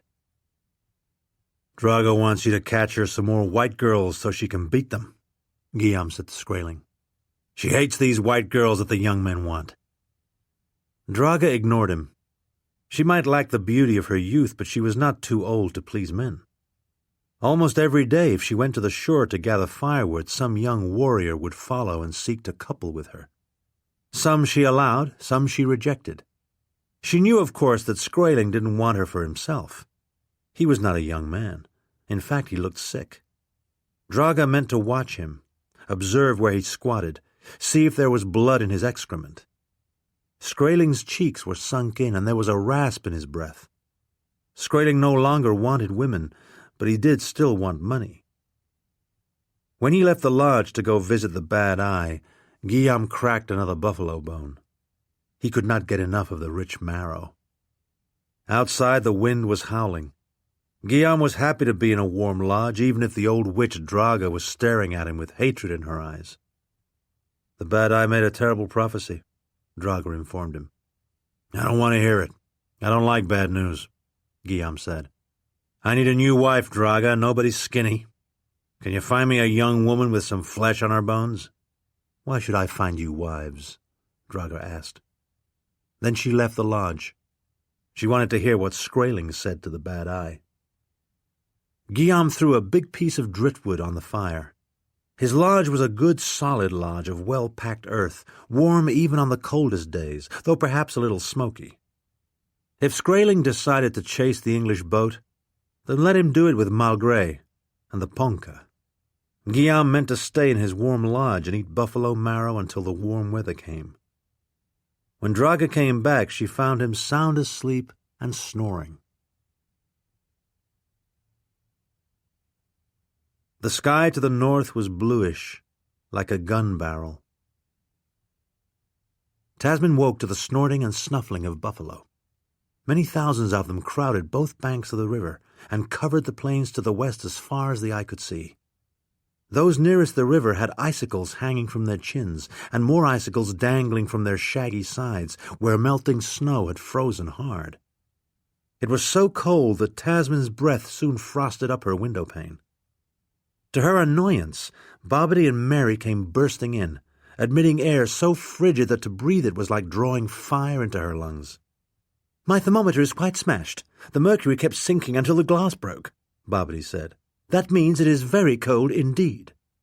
"I believe I could have deduced that without a lecture from you, Bobbity," Tasmin said. "The Pegan is rather annoyed because he can't paint himself today. His paints are frozen, and so are Holger Sten's, but Mr. Catlin had the forethought to trust his to cook, who kept them in a warm place," Mary informed them. "Even so, he is not painting these numerous buffalo. His fingers are too cold," Bobbity said.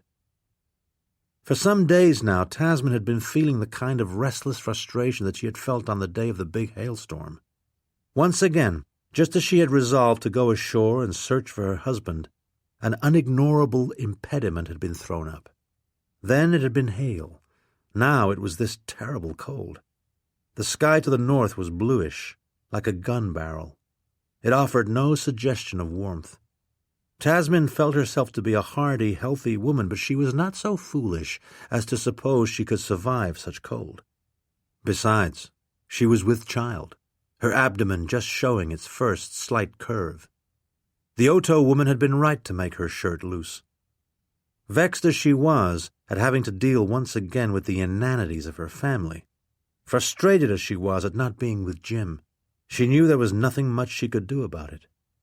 Only that morning Captain Aitken, himself much disturbed by the sudden, brutal end to the fallish weather, had put it to Tasmin bluntly. "You'd not last a night on shore," he said. "The Indians can stand it. Oh, sometimes they lose a toe or two, but they don't die. You'd die, Miss Tasmin."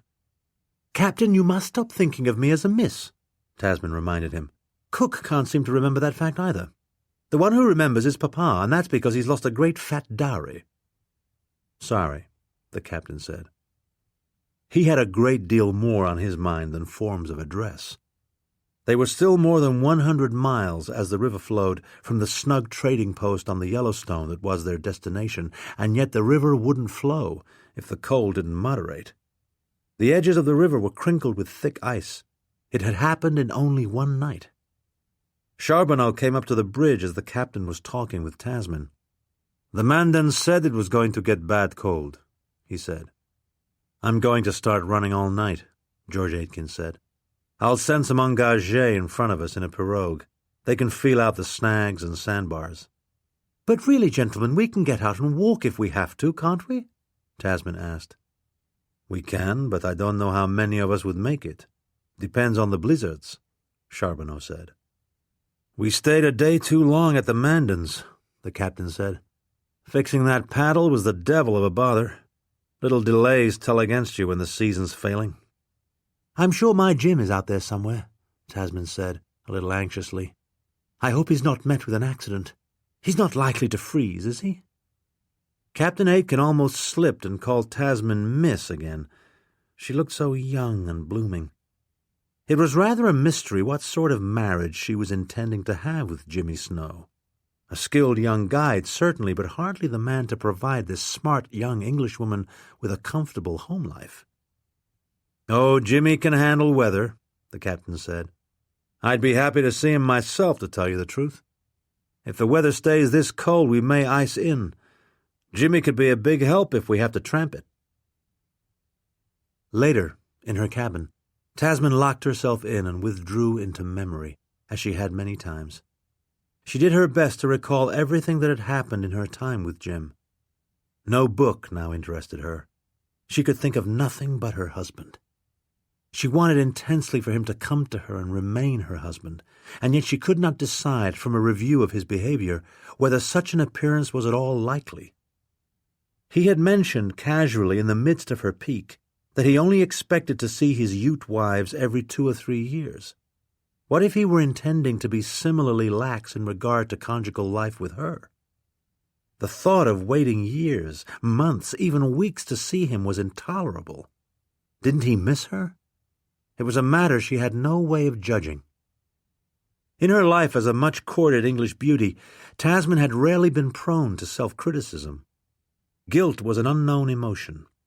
She had taken Master Styles away from her mother without a moment's qualm. Now, in her chilly stateroom, surrounded by the vast plains bare except for the milling buffalo, Tasmin, long accustomed to blaming others for everything that went even slightly wrong, now turned her considerable skill at blaming herself. Why had she allowed the revelation of these distant Indian wives to upset her so? Why had she been so foolish as to leave a man who had been, on the whole, rather considerate of her, and who pleased her deeply? The obvious explanation was that she herself was an excessively spoiled piece of work. Her feelings of abandonment and loneliness were her own fault. Jim, after all, hadn't left her.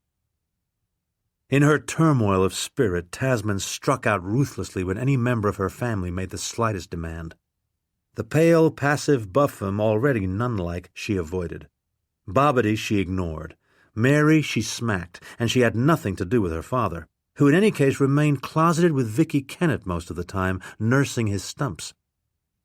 George Catlin she froze out. The other specialists she rarely saw. The one person she took into her confidence regarding her pregnancy was Cook. No gossip, and gynecologically experienced as well. And Cole, Charbonneau's wife, made rounder and much jollier by the fact that she too was with child. The tundra swans had blessed her, Cole believed. Cole and Tasmin had no language in common. What they had was a common state, the old, old state that came only to women. On sunny days, Tasmin often went down and sat with Cole, comforted by her cheerfulness and impressed by her industry. Cole had insisted that her husband bring her rabbit skins. She had already made a warm pouch for her child, and assured Tasmin, in sign, that she would make her one too. Old Charbonneau was rather put out at being required to scour the plains for rabbits, but he did his duty, and Cole worked the skins until they were supple and soft. Sometimes Tasmin helped a little, accepting Cole's instructions. Then she conceived the notion of making Jim a cap. Monsieur Charbonneau was required to secure 2 beaver skins from some Indians. Tasmin racked her brain over the question of head size. When her Jim did come, she wanted his cap to be right, neither too small or too large. The final product looked rather Russian to her, but Tasmin was proud of it anyway, and slept with it under her pillow at night. Somehow, just having a fine cap waiting, made her feel a little more hopeful that some day soon her Jimmy, her raven brave, would come back to his wife. Insults, slights, teasings, rudeness she had borne in studied silence. Venetia Kennett, 5 years now in service to the Berrybenders, had not once lowered herself to ask a favor of Lady Tasmin. Insults, slights, teasings, rudeness she had borne in studied silence, a haughty dignity her only refuge. Now and then she might lash out at Bess, slap Mary, curse one or another of the 10. Of course she had always felt quite free to abuse the tutors, the femme de chambre, the kitchen help, the valet, and lesser riffraff on the boat. But Tasmin she let be. It was most unfair, of course, that Tasmin had been born noble and herself of common stock, but there it was, and Venetia felt that the best response she could make to this unanswerable injustice was to ask Tasmin for nothing, not even the loan of a book. This policy she had held to rigidly for the whole 5 years. On rare occasions when Tasmin unbent and offered to loan her a book, Venetia Kennett had nobly, serenely, icily refused, and would have refused to the very portals of eternity had the family only remained in England, where life proceeded according to long-established rules. But now the deep, deep cold, so intense that when Venetia went on deck even for a few minutes, the very roots of her teeth ached, was forcing her to break this rule of rules in the interest of keeping alive her hopes of someday being Lady Berrybender, which could only occur if Albany Berrybender himself stayed alive. And Lord B was even then insisting, over Captain Aitken's strong protests, that he would go hunting immediately, taking Gladwin, his man, and Tim the stable boy, who between them would be expected to carry the guns. What? Come thousands of miles to hunt buffalo and then not hunt them when they veritably blanket the plains? Lord B asked. Of course I'll hunt them, despite this spot of weather. When pressed to go with the hunting party, Toussaint Charbonneau flatly refused. "I've lost one Indian and I expect he's dead. I'm sticking with the other two," Charbonneau said. "It's a bit frosty for hunting anyway." Lord Berrybender was hardly pleased by Charbonneau's refusal.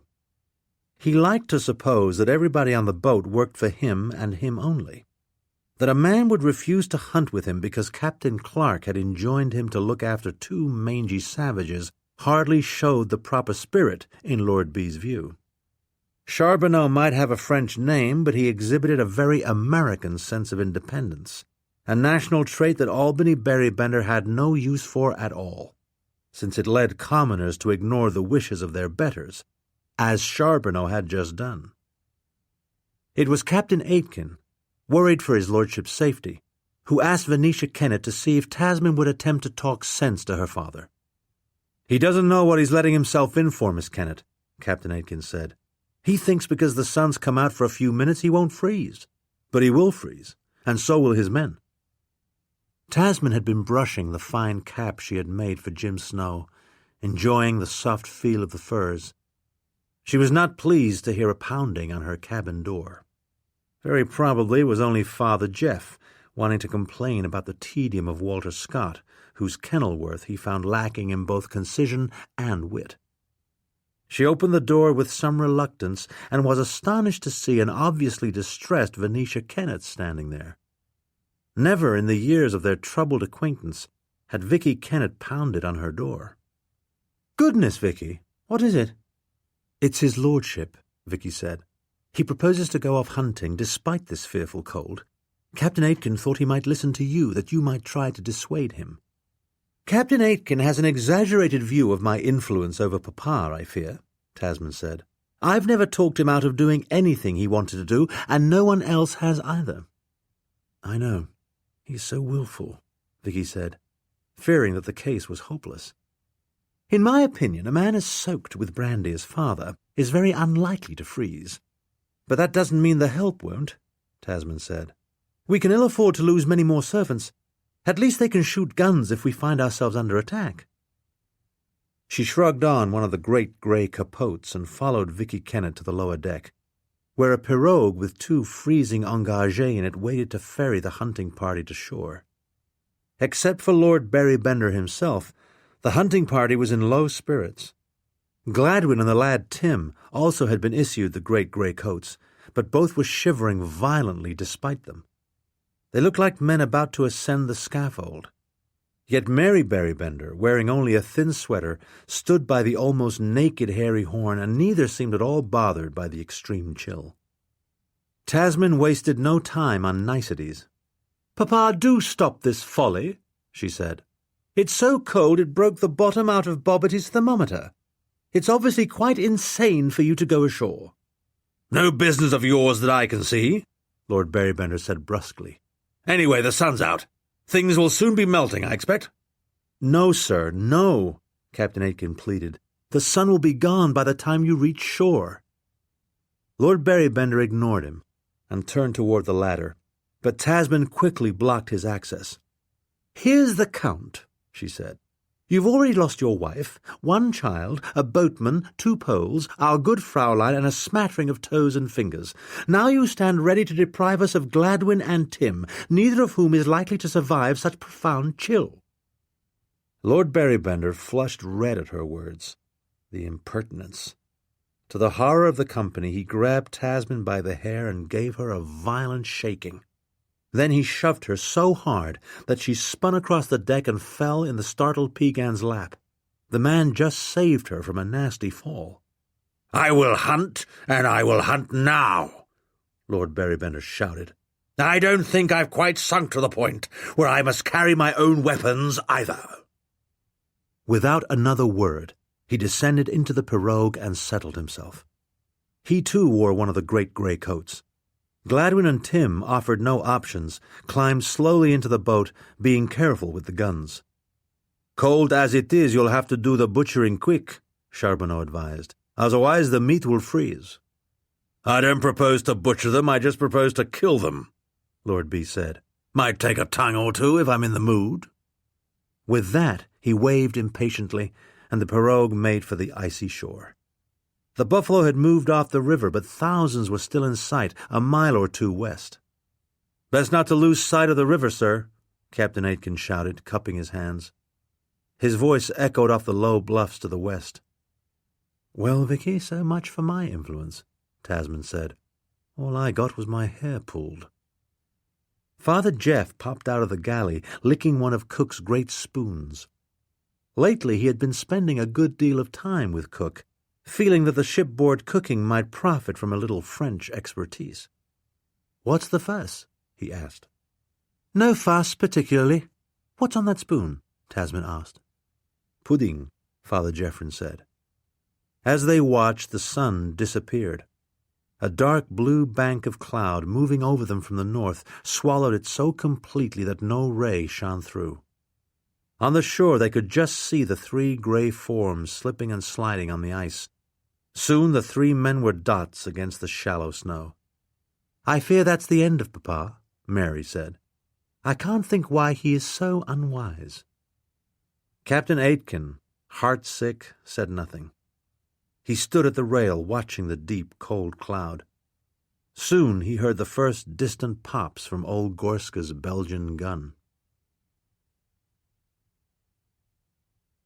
He heard a kind of snuffle. Great sport, Lord Berrybender yelled in high exuberance. "Never had such fine sport in my life. Keep loading, man. How many would you say are down so far?" "Tim would be the one to ask, your lordship," Gladwin said. He felt that his hands might simply snap off like twigs. He could not load properly with gloves on, and yet when he took his gloves off, his hands got so cold they would barely grasp a gun. Young Tim had already peeled half the skin off one hand by foolishly grasping one of the freezing gun barrels with an ungloved hand. Now, of course, the gun barrels were warm from Lord Berrybender's rapid fire, but that was no consolation to Tim, whose peeled palm burned like fire. 40, I'd say, your lordship," Tim yelled. All around, within a radius of less than 100 yards, great brown beasts lay sprawled, some dead, some still belching bright crimson blood into the snow. "Good lad. Do take a few tongues," Lord B instructed. "Cook will be impatient if we neglect such a fine opportunity to bring back tongues." As soon as Gladwin handed him a rifle, he turned and fired, this time killing a buffalo cow that was no more than 30 feet from where he stood. Instead of fleeing, as most animals did when under assault, the buffalo seemed quite indifferent to the shooting. Of course, the wind had risen. Snow was beginning to blow a bit. Still, the odd thing was, the buffalo did seem to be massing together, milling around in a formless herd. One cow passed between himself and Gladwin. Another nearly stepped on Tim, who had not yet mastered the knack of neatly severing a buffalo's tongue from its bleeding mouth.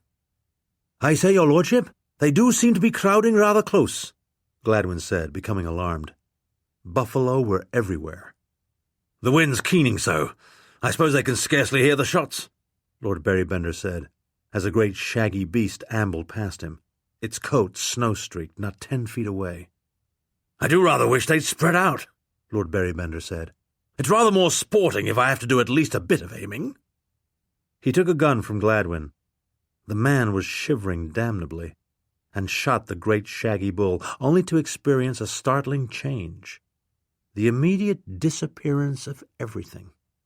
Snow suddenly whirled around him so blindingly that when he held out the empty rifle to Gladwin, not merely Gladwin, but the rifle and even his own arm disappeared into a swirl of white. He heard a kind of snuffle. Then a buffalo just brushed him as it went past. Lord Berrybender felt it, but could not see it.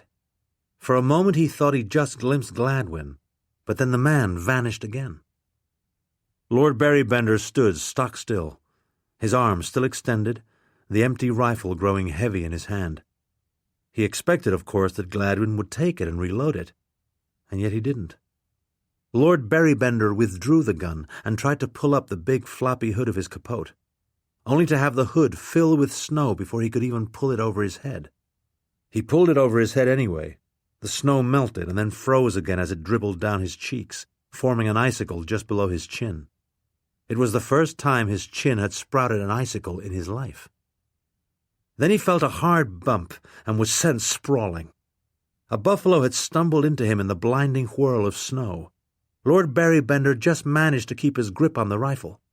When he tried to struggle up, he found that someone else had a grip on the rifle too. The briefly lost Gladwin it was. The two men were less than 3 feet apart, and yet could not see each other. "Am I to reload, your lordship?" Gladwin yelled, and then realized at once that the task was hopeless. He could scarcely see the Belgian gun and could no longer manage the powder and shot. Fortunately, he had clung grimly to a second rifle which was loaded. This he handed to Lord Berrybender. Wrong gun! Where's my Belgian?" Lord B. wanted to know. He had become extremely fond of old Gorska's excellent gun. Gladwin was shaking so hard that he couldn't answer. In fact, he had no idea what he'd done with the Belgian gun, though a moment later he realized it was squeezed between his shaking legs. "Have to use this one, sir!" he screamed.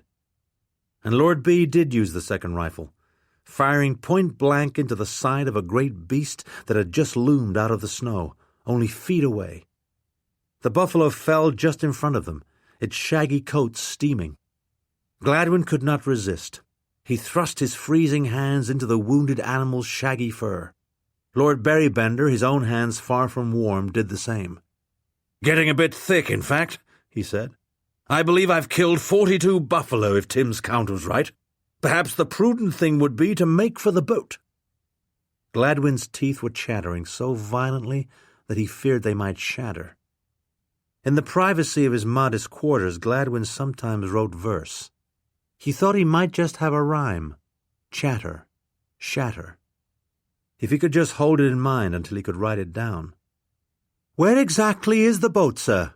he asked. Lord Berrybender, his hands warming as he pressed them against the buffalo, looked about and saw only white.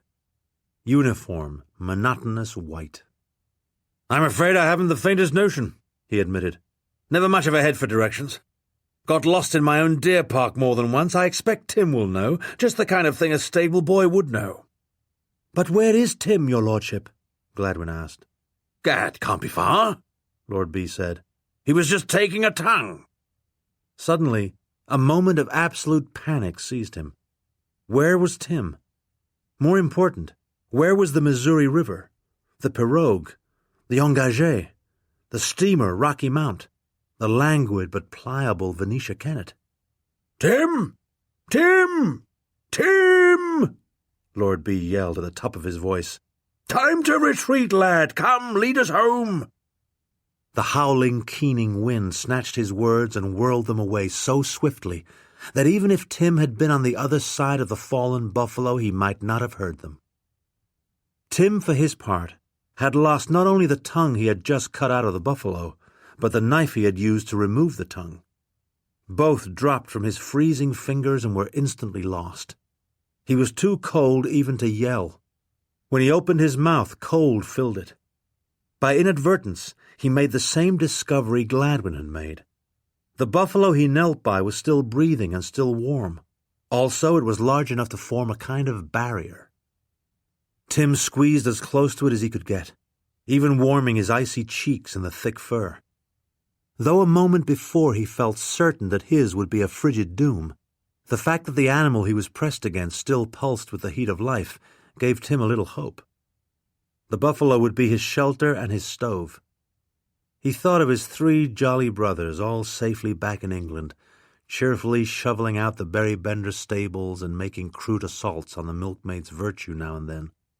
What a happy lot was theirs. Just faintly, once or twice, he thought he heard his lordship calling, but Tim didn't answer. He knew he mustn't be tempted to leave his shaggy stove. "The lazy rascal, where is he, now that he's needed?" Lord Berrybender complained. A great many buffalo were trampling and snuffling around them, on the whole rather welcome since they somewhat broke the chilling wind.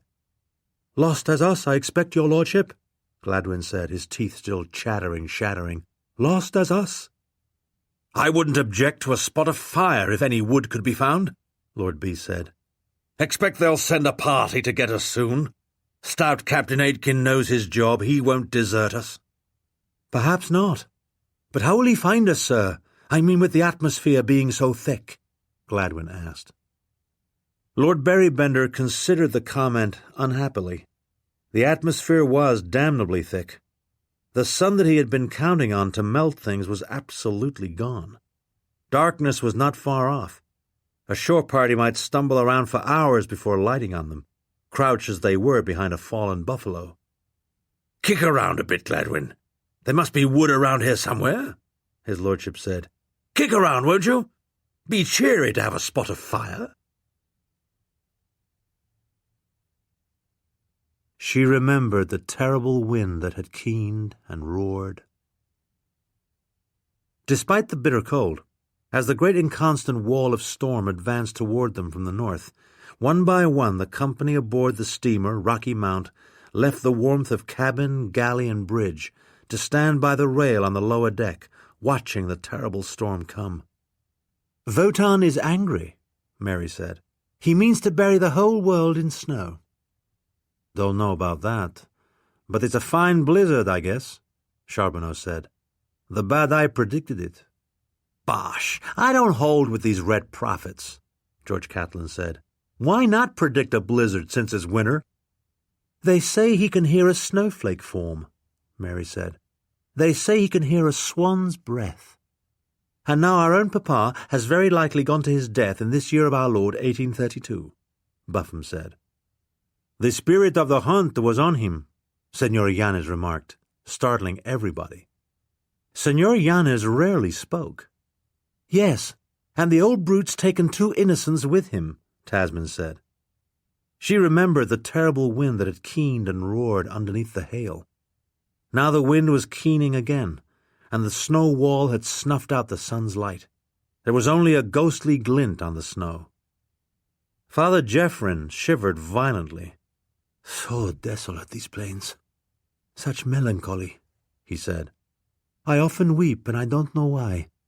Snow is so much more a thing to be welcomed when it falls on cobblestones or ancient walls or lamplighters or the shoals of prostitutes." "Any chance we could find them, Charbonneau?" Captain Aitken asked. The light was almost gone, the snow wall advancing fast, and the black watery lead that would take them up the Missouri was narrowing by the hour. Still, he could not steam away and leave a noble patron. The loss of Lord Berrybender would mean the end of his career. His employers would not forgive such a calamity. None of them had been west of Cincinnati. They had rather rosy ideas about life on the wild Missouri. "No chance, George," Charbonneau said. "The snow'll soon be blowing so thick you can't see the length of your arm. His lordship would go." "That he would. He nearly yanked my hair out when I tried to reason with him," Tasmin said. Cook came out for a moment, took Father Jeffrin by the sleeve and led him back inside. She had begun to rely heavily on his advice in the matter of sauces and spices.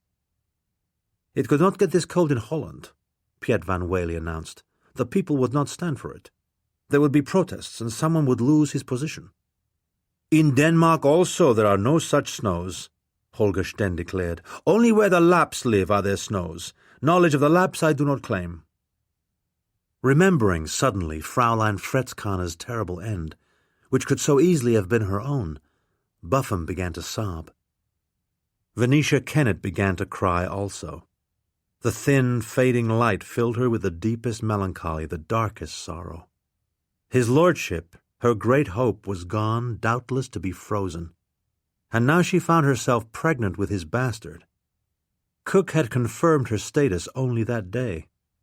The pregnancy that had once been her hope was now her despair. The seed at last had sprouted, but the noble cedar was gone.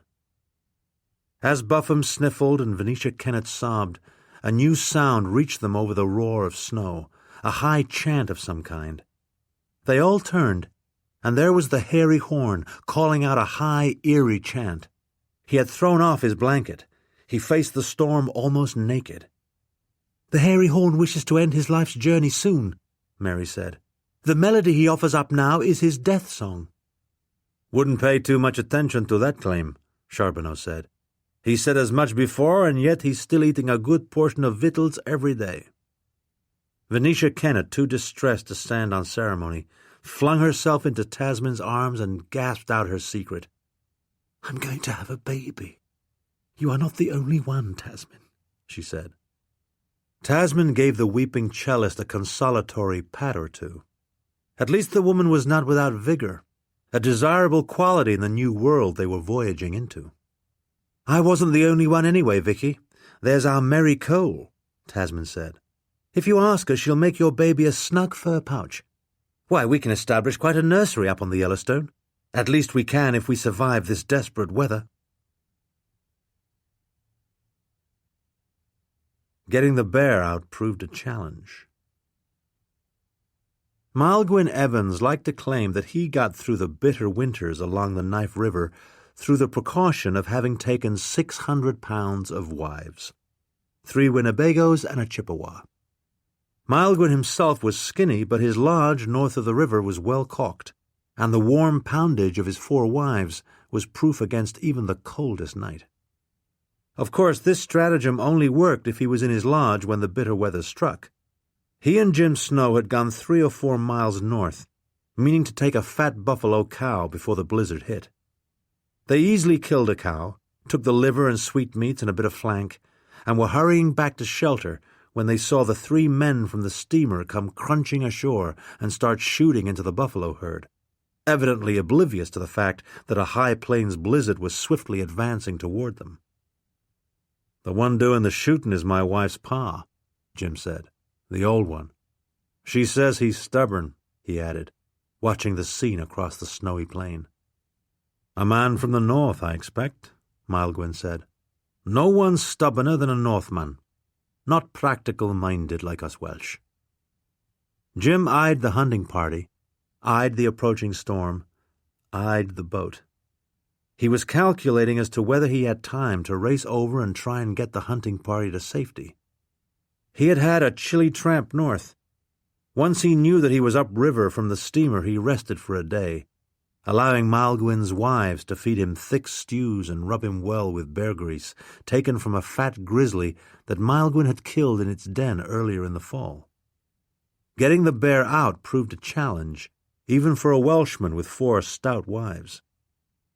"It was a wide bear in a narrow den," Malgwyn said.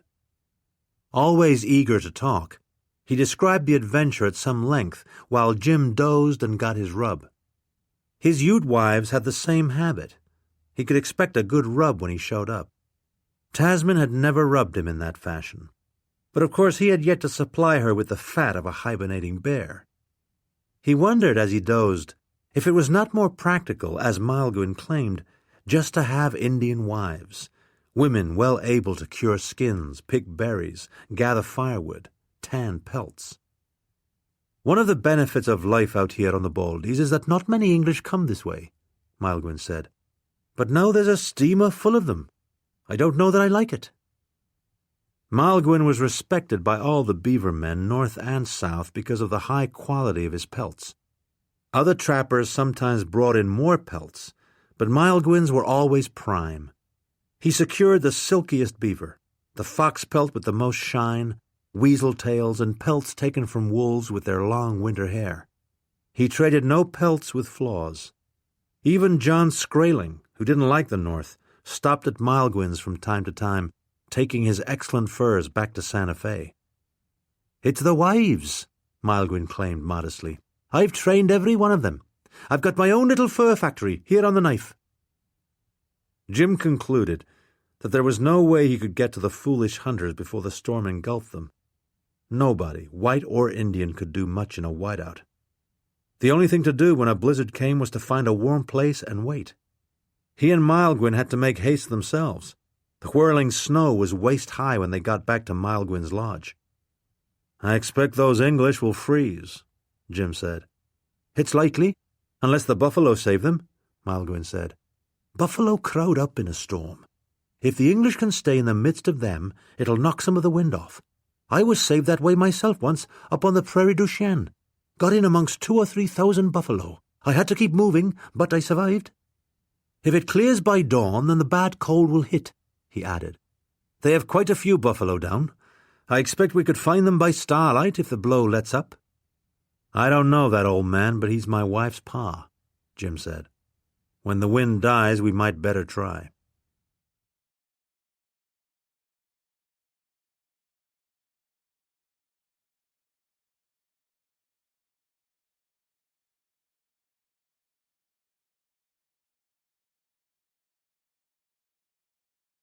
Not a cork broken, not one. The buffalo Tim crouched behind was cooling. It had died. Snow blew over the dead beast and over Tim. By chance his hand fell on the knife he had dropped earlier. Though he felt little hope, he grasped the knife with both hands and began to try to scratch out a little cave beneath the carcass. He couldn't feel his feet, but still had some feeling in his hands. His ears stung like fire. He pressed his face against the dead buffalo and sucked in his breath as he worked. Slowly the trench deepened. He could just squeeze a little way beneath the hairy, inert body. He raked and raked, but then somehow lost the knife again. He tightened his coat around him and crowded in under the buffalo as best he could, shivering so violently that he thought his bones might snap. At moments he wondered if he had already died. He seemed to hear Lord Berrybender talking, going on about some great Spanish battle he had fought long ago. Tim heard him, then didn't hear him, then heard him again. Until the two men came in the starlit night and tried to get him to his feet, Tim had not been aware that the wind had died. He was at first not sure whether he was alive or in heaven, though surely his hands would not hurt so if it were the latter. "Come on, you've got to walk," Jim told him. "It's not far to the river. We can't carry both of you." "It hurts too much. I believe I am frozen," Tim said. He was very surprised to see Lord Berrybender staggering around only a little distance away. "Mustn't forget that Belgian gun," Lord Berrybender was saying. "Expensive, that fine Belgian. Belonged to my hunter. Rather sentimental, my hunter.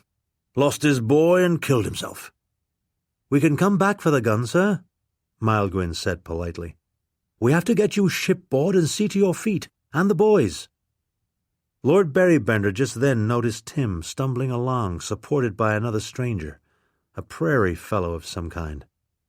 "Why, Tim, stout lad, he said, feeling for a moment like weeping. The small fellow was hurrying him away, allowing him no time to gather his possessions. "Might just grab that Belgian gun, Tim," Lord B said. "Can't manage it myself with my stump." "Can't hold it, your lordship. Hands won't work," Tim admitted. "Nonsense. Blow on your fingers, that'll do the trick," Lord Berrybender instructed. "Not disposed to lose that gun?" "You won't. I'll get it later," Jim said, annoyed at the selfish old fool. "A savage could pick it up. Thoroughly wasted on a savage," Lord B began. But then he noticed that the two rescuers were looking at him in a not entirely friendly way. He could always send Charbonneau ashore to gather up the weaponry, or even Senor Yanez. "But where's Gladwyn, sir?" Tim asked. "He usually carries the guns." "Stout lad. You're right, of course," Lord B said. "Gladwyn's job, quite clearly. But where is the fellow?" "Gladwyn?" Maelgwyn asked. "That's a Welsh name, bit like my own. Was the fellow Welsh?" "Possibly Welsh. Or was he a Cornishman? Fear I'm too cold to think clearly," Lord B said. "Haven't got a spot of brandy on you, I don't suppose?" Might clear my head." Neither Jim nor Maelgwyn were encouraging on the matter of brandy. "But mustn't we look for him, sir? Gladwyn, I mean," Tim blurted. It seemed to him a dreadful crime that the two of them were being saved while Gladwyn was being left. There ahead of them, not half a mile away, sparkled the lights of the steamer Rocky Mount. It was by far the most welcome sight Tim had seen in his life, and yet no effort was being made to assist Gladwyn back to the warm haven of the boat. "Gad, what became of the man?" Lord Berrybender wondered. "He was there, of course. We both rather clung to the buffalo. It was warm for a bit before it died." He looked behind him for a moment, as if a glimpse of the prairie where he and Tim had almost frozen might refresh his memory. Then it came back to him. "Why, yes, I remember now," he said. "It was rather discouragingly cold. Then Gladwyn stood up and said he had some place to go. Some place to go, and off he marched." "Where could he have had to go?" Maelgwyn asked. "There was no place to go." "Yes, that's rather a puzzle," Lord Berrybender replied. "A good man in his way, Gladwyn. Never broke a cork, in all the years I had him. But up he stood, said he had some place to go and that he might be some time. So off he went. Unusual man. Never quite knew what made Gladwyn tick. Greatly skilled with the claret, though. Greatly skilled. Not a cork broken. Not one." Sons of Madoc, habeas corpus, kitchen maids in love with valets. Tintamer's barking brought Tasmin out of a sound sleep, though it was scarcely dawn. The window in her stateroom was quite frosted over. Tintamer had taken to sleeping in a corner by the galley with the charbonneaus. Now he was barking furiously. When Tasmin opened her door, she was greeted by air so cold that she was reluctant to go out. But when she did skip to the rail, just for a moment, to investigate the commotion, she saw, with an immediate deep flush, her husband, Jim Snow, attempting to boost her wobbly father high enough that the engagé could grasp him and pull him aboard. Not only was her father alive, but so was Tim, being assisted up the ladder by a small man in buckskins. All sense of cold vanished. Tasmin knew her husband had come for her, just as she had hoped he would, and by some miracle he had even saved her father. Without even waiting to put on her slippers, which she could never find when she was in a hurry, Tasmin raced downstairs. Jim Snow had only just stepped on board among the charbonneaus, Cook, Captain Aitken, and the engagé, when Tasmin flung herself into his arms. To his extreme embarrassment, she kissed him hard on the mouth. Jim quickly pushed her away and reached down to lift the shivering Tim into the boat. He gave Tasmin only a furious glance, a look that confused her. After such a long absence, was she not to be ardent? For a moment she felt on the verge of tears, so disappointed was she. But the small man in buckskins who had come aboard with Jim spoke to her in a kindly fashion. "You'd be the wife, I expect," he said. "I'm Maelgwyn Evans." "I'm the wife. Not much wanted, I guess," Tasmin said. "Ah, it's just his shyness," Maelgwyn said. "Bashful Jim is what we always called him." Tasmin passed rapidly from hurt to indignation. Jim had turned away. He was helping her father hobble on to his stateroom. "You are always too forward, Tassie," the wakeful Mary said. "Your Mr. Snow was in no mood for such a brazen display." "Shut up. I was just glad to see him," Tasmin said. Before she could even follow her husband, a great cry went up from the kitchen. Eliza, Cook's buxom assistant, the one who was always breaking plates, came sobbing out of the galley and attempted to fling herself over the rail into the icy Missouri. Only quick action on the part of Maelgwyn Evans kept Eliza from fulfilling this desperate design. Maelgwyn caught a foot, just as Eliza was going over the rail. George Catlin, disheveled and confused, stumbled over and helped the small fellow pull the sobbing scullery maid back on board. The hairy horn, who, during the night, had concluded that his death song had been premature, was smoking his pipe as if nothing untoward was happening at all. "What can it mean? "Is the girl insane?" George Catlin asked. "Not at all," Mary said. "Eliza was merely in love with Gladwin, who is now lost and presumed frozen." "But perhaps he isn't frozen," the rattled painter said. "It is very wrong to jump to conclusions where life and death are concerned. Habeas corpus, you know." "If you don't shut up, I'll certainly punch you," Tasmin told him. "I'm in no mood for pomposity just now." "I'll go look for Mr. Gladwin. He might be a countryman of mine," Maelgwyn said.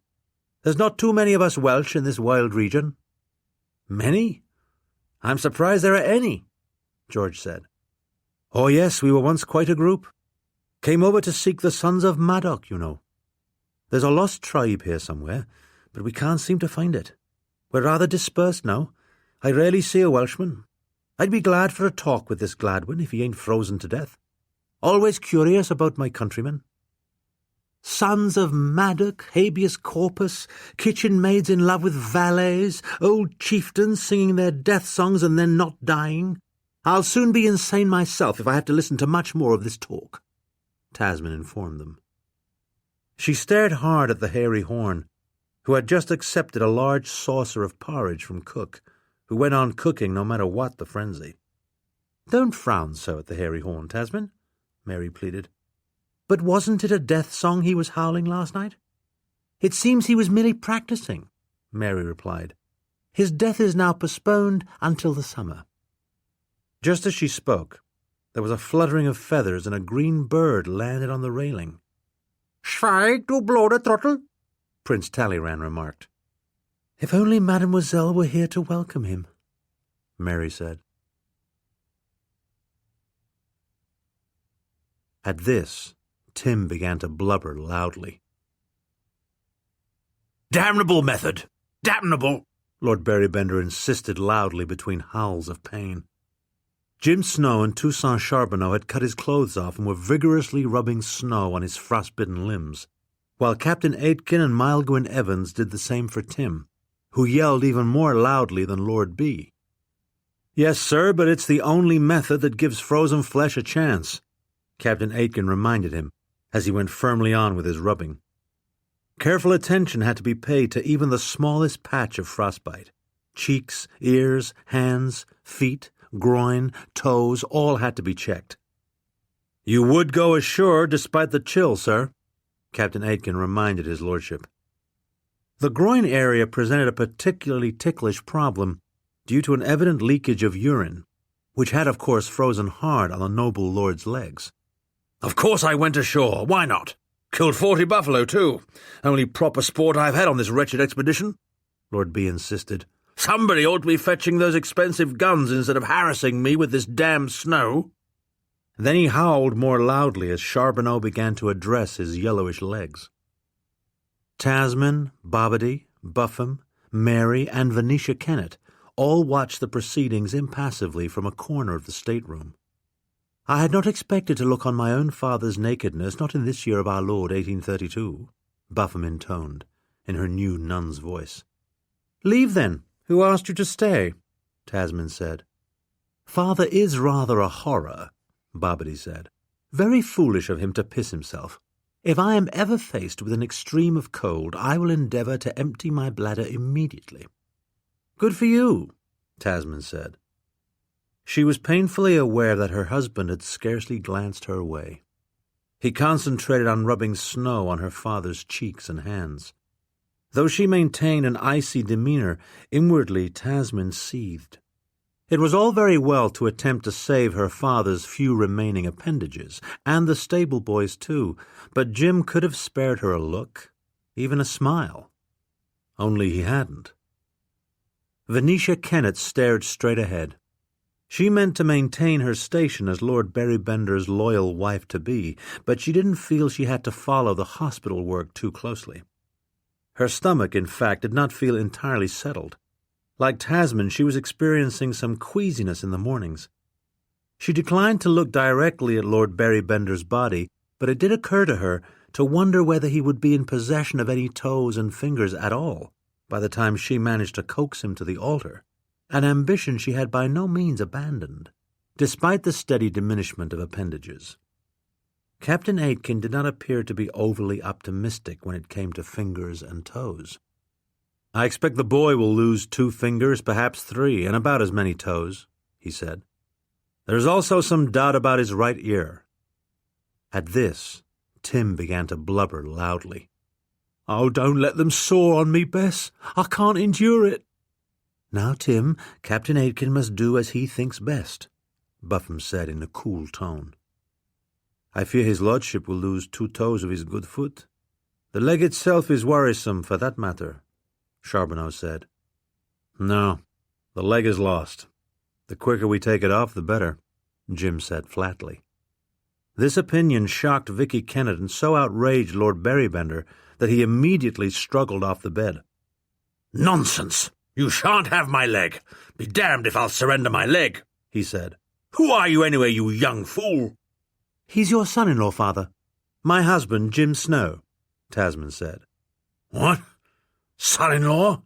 And he wants to take off my leg, which is a perfectly good leg. Perhaps rather numbed at the moment, but a very adequate leg. Carried me faithfully on many hunts," Lord B protested. "The damn young butcher! Why would he want to take my leg?" "Because it's frozen," Charbonneau said, as matter of fact about the matter as Jim had been. "Apt to go putrid on you when it thaws. Last thing you want is a black leg. That'll kill you pretty quick." "Get out, all of you. Take that blubbering stable boy and go," Lord Berrybender demanded. "My Vicky can manage a touch of frostbite well enough. Fortunately not squeamish, my Vicky. Nothing wrong with me that a fast bout with Vicky won't fix." "Sir, vigorous rubbing is your best chance," Captain Aitken pointed out. "It won't save your toes, but it just might save your leg." "Vicky can rub me, then," Lord Berrybender insisted. "None better than my Vicky when it comes to rubbing." "I do so dislike the word putrid," Vicky Kennett said in a somewhat strangled voice. Suddenly her vision began to wobble. Lord Berrybender was ordering everybody out. There he sat, almost naked, his leg possibly putrid. The thought of a putrid appendage caused Vicky's queasiness to increase. She seemed to see the people in the room through an ever-narrowing circle. Narrower and narrower the circle got until finally she could only see Lady Berrybender's old parrot, perched on the headboard of the bed where Lord Berrybender had received his rubbing. The circle shrunk to a pinpoint, and then there was blackness, deep, restful blackness. "Quick, Jim, catch her! Vicky's fainting," Tasmin said. Jim Snow spun and caught the collapsing cellist in his arms. In a moment he had deposited her on the bed from which the old lord had just risen. Lord Berrybender was far from pleased by this event. He didn't like seeing his Vicky in the arms of a young peasant, even if she was fainting. This same young peasant had somehow married his daughter, cream of the Berrybenders, and were that not enough, the young upstart advised cutting off his leg. All in all, it was too much. How inconvenient of Vicky to choose such a moment to faint. "Mary, quick, run to cook, the smelling salts," Lord Berrybender commanded. "Why must this damn woman faint just when I need her to be rubbing my leg?" He stumbled back to the bed and began to slap Venetia Kennett's face. Light slaps, to be sure. "Wake up, Vicky. That's enough now. Important job to do. No fudging, my girl," Lord B said. "Get out, the rest of you." One by one the company obeyed. Tim still blubbering, Buffum, Bobbity, Captain Aitken, Mildwyn, Charbonneau. "Stop that, father. Vicky's worn out from worry," Tasmin said. Her father was still fitfully swatting the unconscious girl. "Be generous for once. Allow her a little nap." "None of your business what I allow her," Lord B responded. "It's all your fault anyway, you disobedient wench." Jim Snow whirled, grabbed Lord Berrybender by the shoulders and shoved him so hard that he reeled across the room, smacked hard against the wall, and sat down. Tasmin saw the flinty look in her husband's eyes. "You old devil, I ought to cut your stinking heart out," Jim said.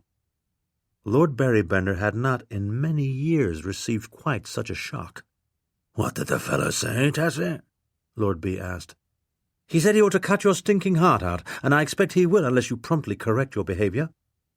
"Cut my heart out? Cut my leg off?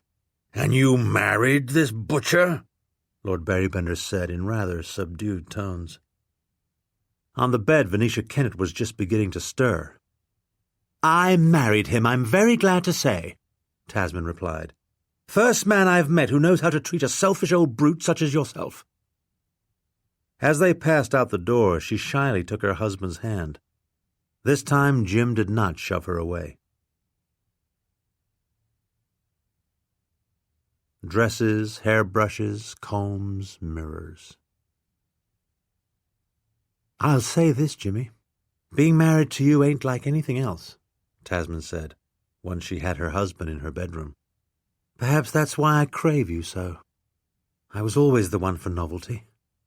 I admit that I am somewhat untidy," she added, "but then I've always had a maid to pick up after me, and now I don't." Tasmin's plan had been to coax Jim immediately into conjugal activity, but in fact the bed where such activity could be best pursued was at the moment a distressing litter. Dresses, hairbrushes, combs, mirrors, several novels, slippers, an intimate garment or two, a spyglass, this and that. Jim seemed thunderstruck at the mere sight of so many things. Her room, Tasmin realized, was the very opposite of his own spare existence. Once inside the bedroom with the door shut, Jim had permitted a kiss, but just as Tasmin was settling into it, hoping even sharper intimacies might follow, Jim pulled away and stationed himself at the window, as if to spy out the approach of enemies. Tasmin was quite vexed. "Oh, Jimmy, why mightn't I kiss you? I've waited so long," she protested. "We're quite secure here. No one would dare disturb us." "You don't know what you're talking about," Jim said. "You never do. What's that funny smell?" "Oh, it's just Mamma's scent. I took it under protection so Mademoiselle wouldn't be tempted to steal it," Tasmin admitted. She had taken to daubing a little on now and then to block the various stenches from the river. "Makes my nose prickle," Jim said. "Can't you wash it off?" "Good Lord," Tasmin said, a bit exasperated. "You said yourself that Indian women anoint themselves with various greases. Why is my mother's scent so much more objectionable? You smell rather greasy yourself, but I don't care." She rushed over and began to try to straighten her bed, or at least reduce the disorder on its surface. Then, in her annoyance, she simply swept everything she could reach onto the floor, combs, books, brushes, a happy result of which was the rediscovery of a ruby brooch, once her mother's, that she had also chosen to protect from Mademoiselle Pelanque. She had looked for it for days, and there it was, beneath a small volume of Miss Edgeworth's edifying stories. Jim Snow watched with frank curiosity, as if he were observing the activities of some new animal whose den he had just discovered. Tasmin felt herself growing distraught. She had never made a bed and found the process more complicated than she would have supposed. In fact, she felt like crying because of the general resistance everything, sheets, objects, her husband, seemed to make to her efforts. "I don't understand it, Jim. Why can't you ever like anything I do?" she stammered, and then burst into tears. She had waited for this man through many lonely nights. All she craved was his sympathy, a touch, a look. That she couldn't just have it seemed too cruel. Jim Snow was taken aback. He had been mild with Tasmin. Why on earth was she crying? The fact was he didn't like being in small, close rooms. Except for his brief stay with Maelgwyn and an hour in Dandrew's cave, he had not been indoors in several months. It meant adjusting his breathing and his looking. His habit was to study the distant horizons, where the first signs of danger were likely to appear, but the only way to do that in Tasmin's room was to stay by the window, which is where he stationed himself. Being on a boat crowded up with people, one of them a dangerous Piegan, made him feel tense, wary. He felt he ought to stay on the alert. And yet there was nothing in his caution that should have made Tasmin cry. He pulled a curtain across the glass and sat down by her on the bed, wiping her tears away with his finger. "Sometimes it feels so easy being with you, Jimmy," Tasmin said, "but other times it feels so hard. I forget what to say. I don't want you to slap me again. It's very confusing." "Now, I just slapped you the once, and that was for talking wrong," Jim said. You've been flapping your mouth ever since we met, but you haven't talked wrong except that once." "What did I say?" "I don't know what talking wrong means," Tasmin said, feeling that the whole thing was hopeless. "Couldn't you just explain yourself rather than slap me?" "Ever seen Ferret's Rut?" he asked. The question took Tasmin by surprise. "Why, no, I haven't, Jim. Where would I see Ferret's Rut, and why would I want to?" she asked. "You've got that musk smell on you," Jim said. He carefully sniffed the soft flesh of her neck. Tasmin was so surprised that she shivered. "It's just Mamma's scent," she said, hoping it was not going to be a reason for fresh reproaches. Jim continued to sniff her neck. "I expect you've been missing our ruts," he said after a moment. "I have. Of course I have," she said, startled that he had put it so baldly. "I have been missing our ruts." She turned to face him then. The tension that had gripped him when he first came into her room, a kind of caged animal tension, had left him. But another, different kind of animality was in his look. "Is that why women cry? Because they're missing their ruts?" he asked. "It's one reason, I suppose," Tasmin said. "Then hush up crying," Jim said. "We can have us a good long rut right now." "Oh, Jimmy, let's do," Tasmin said, blushing deeply at the thought that at last she would get what she craved. The white people will die like the grasshoppers die in the summer. White Hawk, the best hunter in the Sans-Arc band, was pursuing 6 wolves when he came upon the small, bloody white man. It was very cold. The wolf pelts, if he could take them, would be at their best, deep and soft. Wolves were hard to shoot, it was true, but White Hawk preferred hunting them to trapping beaver. With wolves, for one thing, it was not necessary to get one's feet wet, an important consideration when the cold was so bitter.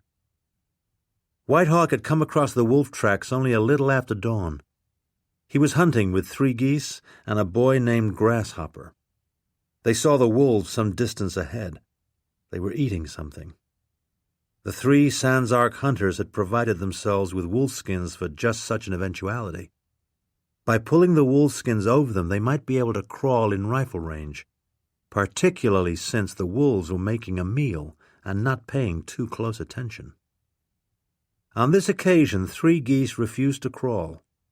He was often finicky on a hunt, likely to pout if things weren't done his way. "Suit yourself. Stay with the horses, then," White Hawk said. He was rather fed up with 3 geese. Nonetheless, he and the boy, Grasshopper, hidden beneath their wolfskins, crawled close enough to the wolves to see that they were eating a just-born buffalo calf. 4 of the wolves were skinny, but 2 of them were nice fat wolves with excellent pelts. White Hawk had a good musket, supplied by his French friend, Monsieur Sac, but Grasshopper's gun was old and unreliable. The boy had tried to borrow 3 geese's musket, but the touchy warrior wouldn't lend it. "I had better keep it. Some bad people might be coming along," 3 geese said. This excuse merely exposed what a stingy fellow he was, since no people at all were likely to be coming along, with the cold so bitter along the Knife River.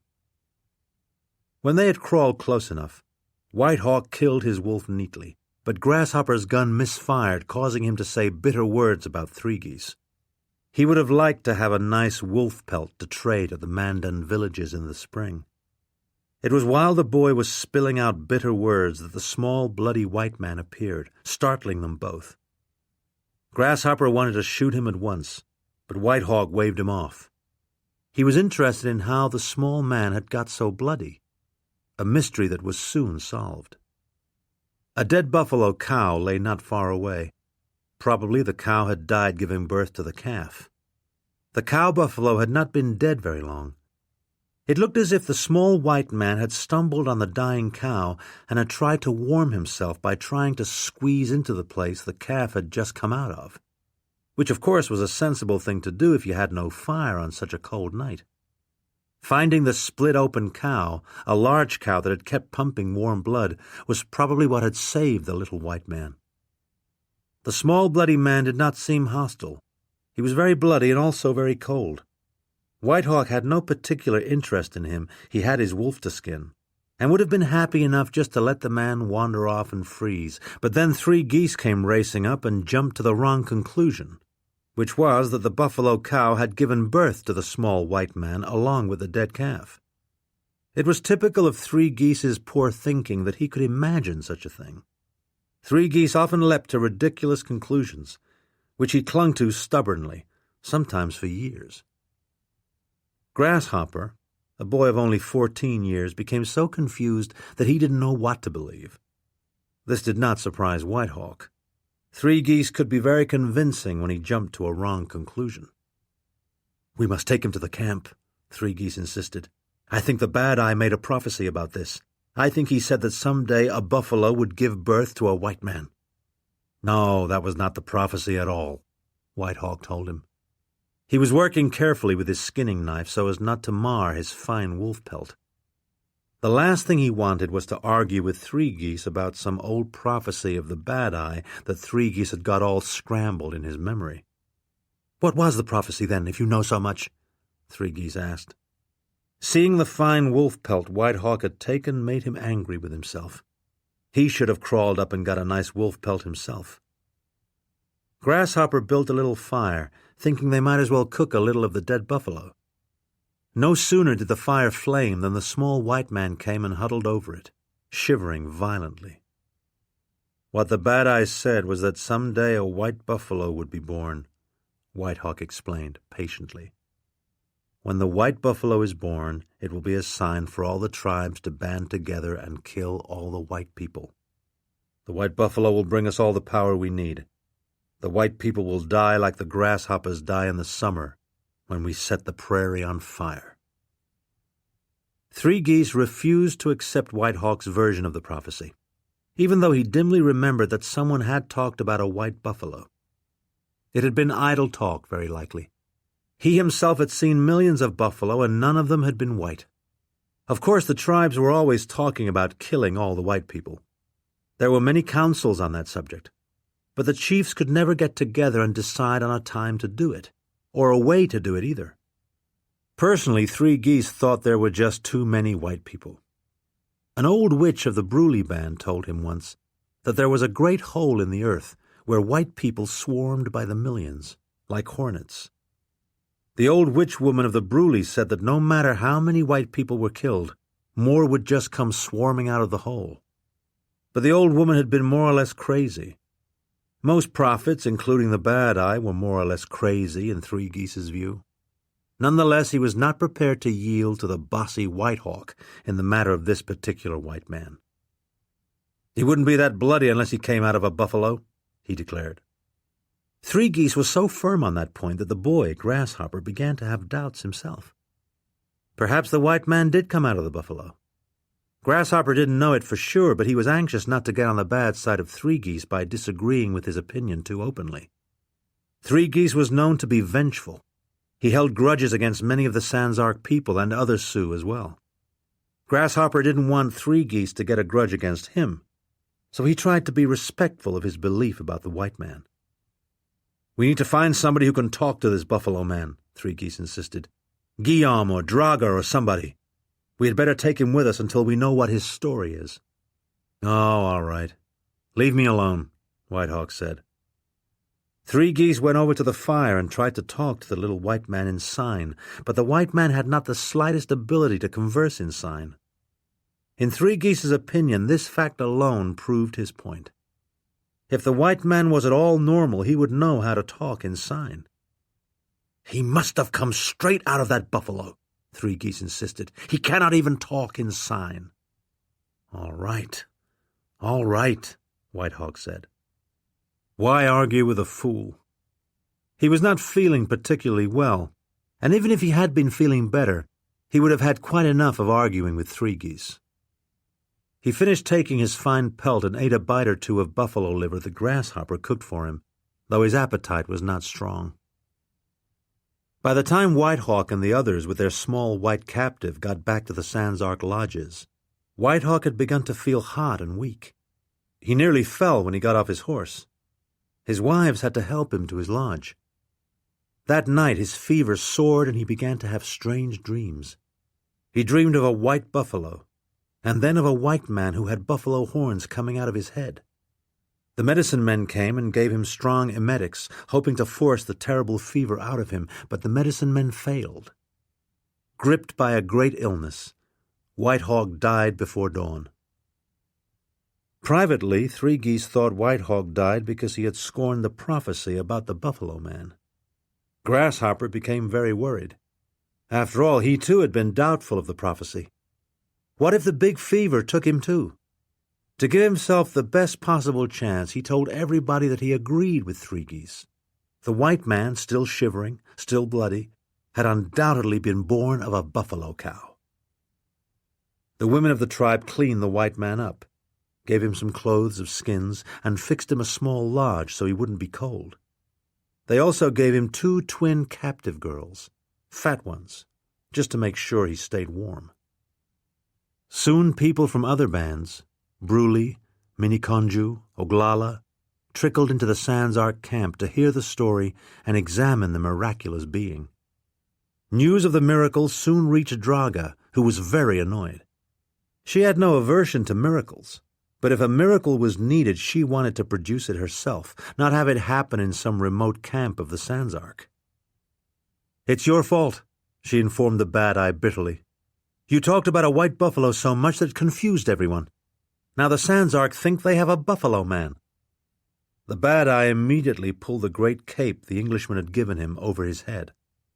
"I am going in a trance now," he said. "I'll listen to the spirits. They might know about this." He didn't really know what to think about the strange news that the Sans Arc had themselves some kind of buffalo man. But he did know that when Draga used that deadly tone with him, it was just as well to hurry up and get in a trance. 3 horsemen on unshod horses had recently passed. Despite the deep cold, Maelgwyn Evans and Toussaint Charbonneau went ashore and dutifully gathered up Lord Berrybender's expensive guns. Then they made a bit of a search for Gladwyn, a search made with not much expectation that they would find the lost valet alive. "I guess we ought to try and scratch him out some kind of grave if we find him," Maelgwyn said. "It's a hard way to go, froze in a blizzard like that."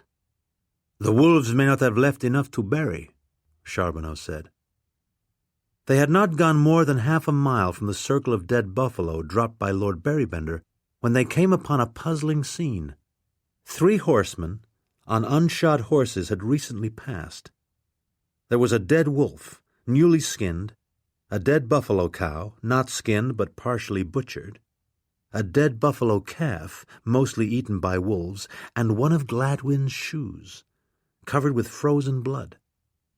The shoe was close by the dead buffalo cow. A few live coals still glowed in the campfire. "I guess he ain't dead, your Welshman," Charbonneau said. "He's just half barefooted. And besides that, he's taken," Maelgwyn said. "That beats being dead," Charbonneau replied. "Maybe. It depends on who took him and what kind of mood they're in," Maelgwyn said. "Some Indians can be pretty mean. He might escape the ice and get the fire. That's the chances a fellow takes. This Knife River country ain't for me," Charbonneau said. "It'll cheer up Eliza, though. She'll be glad to know that the fellow might be alive." "Oh, you mean that girl who tried to jump overboard? The one I caught by the foot?" Maelgwyn asked. "That's the gal, our clumsy Eliza. She's bad about busting to crockery," Charbonneau said. "And here we didn't even know she fancied the fellow till overboard she went." Who says our pleasures are languid? Once coaxed to bed, Jim Snow was not stingy with his attentions. Tasmin felt that her wait had been well worth it. They were at their conjugal occupations most of the morning, the satisfactions of which were intense, and yet all their sweet meltings and mergings did not quite reconcile Jim Snow to the closeness of the stateroom, or make him much less wary where possible enemies were concerned. His rifle was propped by the head of the bed, a circumstance that made Tasmin nervous. She was in the mood to let herself go, and didn't want to have to be worrying about a rifle.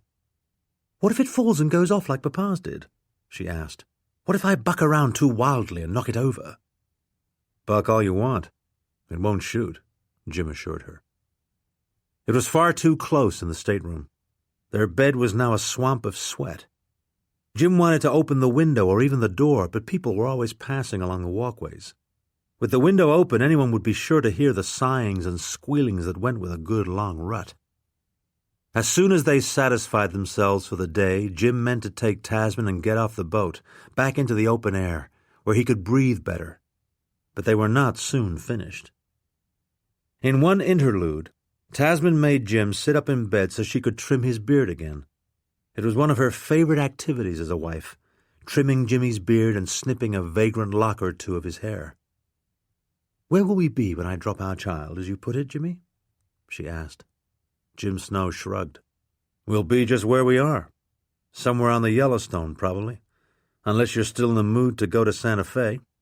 And this ain't the best place to start from or the best time of year to start." "I just mean that I hope you'll be with me, and not off on one of your rambles," she said. Though she still felt tremors of pleasure in her body, and was for the moment a happy wife, the thought of the child worried her. She did not want to be without him when it came. "Don't be walking off like that, you hear?" he said, looking at her directly in the eye. "I thought you'd soon come back, or I would have chased you down." As for where they would be when the baby came, what could he say? The baby was 6 months away, and they could all be in bad trouble within 6 hours if the Sioux showed up in an ugly mood. Where they were when the baby came was not too important, as long as they were somewhere where game was plentiful. "Get your warmest clothes and let's go," he said. "I feel like I'm choking from being in this close air." "All right, Jimmy," Tasmin said. "But all this rutting's made me a little weak in the legs. I'm not sure I can tramp very far today." She began to rake around in her tiny closet for anything that looked warm. Jim watched her pull out garment after garment, amazed at the supply of clothes his wife had. He felt sure he could get through his whole life with fewer clothes than she had just piled on the bed.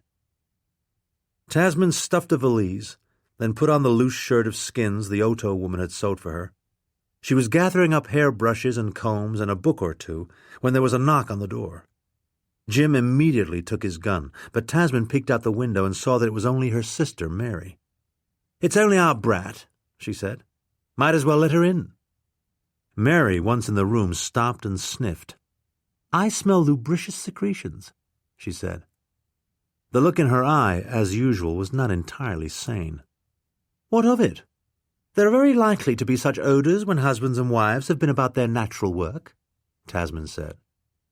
Jim Snow had never seen anyone quite like this little English girl who used strange long words.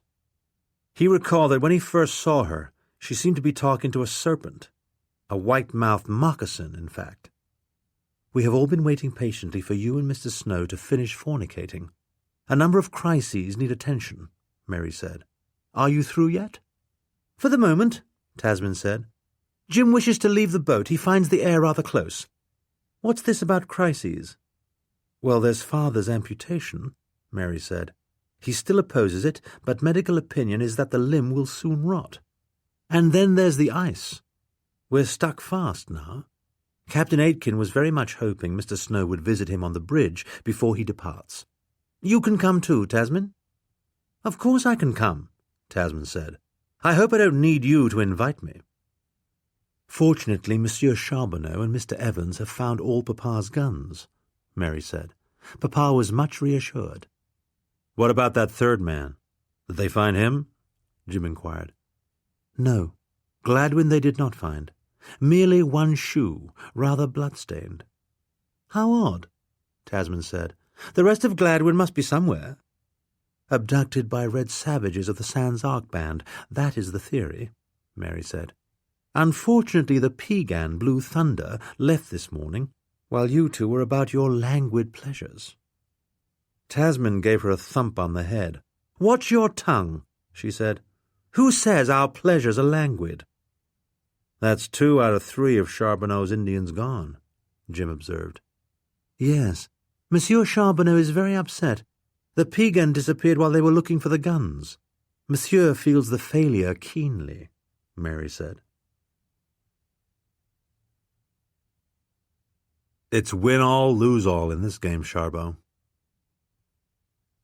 Captain George Aitken, not entirely sober, had to face the fact of defeat. Upriver there was no longer an open flow. The ice had come. Already several buffalo were sniffing around where only the day before there had been rushing water. With the Yellowstone still more than 100 miles away, the captain had to admit that the race had been lost, and the boat might be too, unless he was lucky.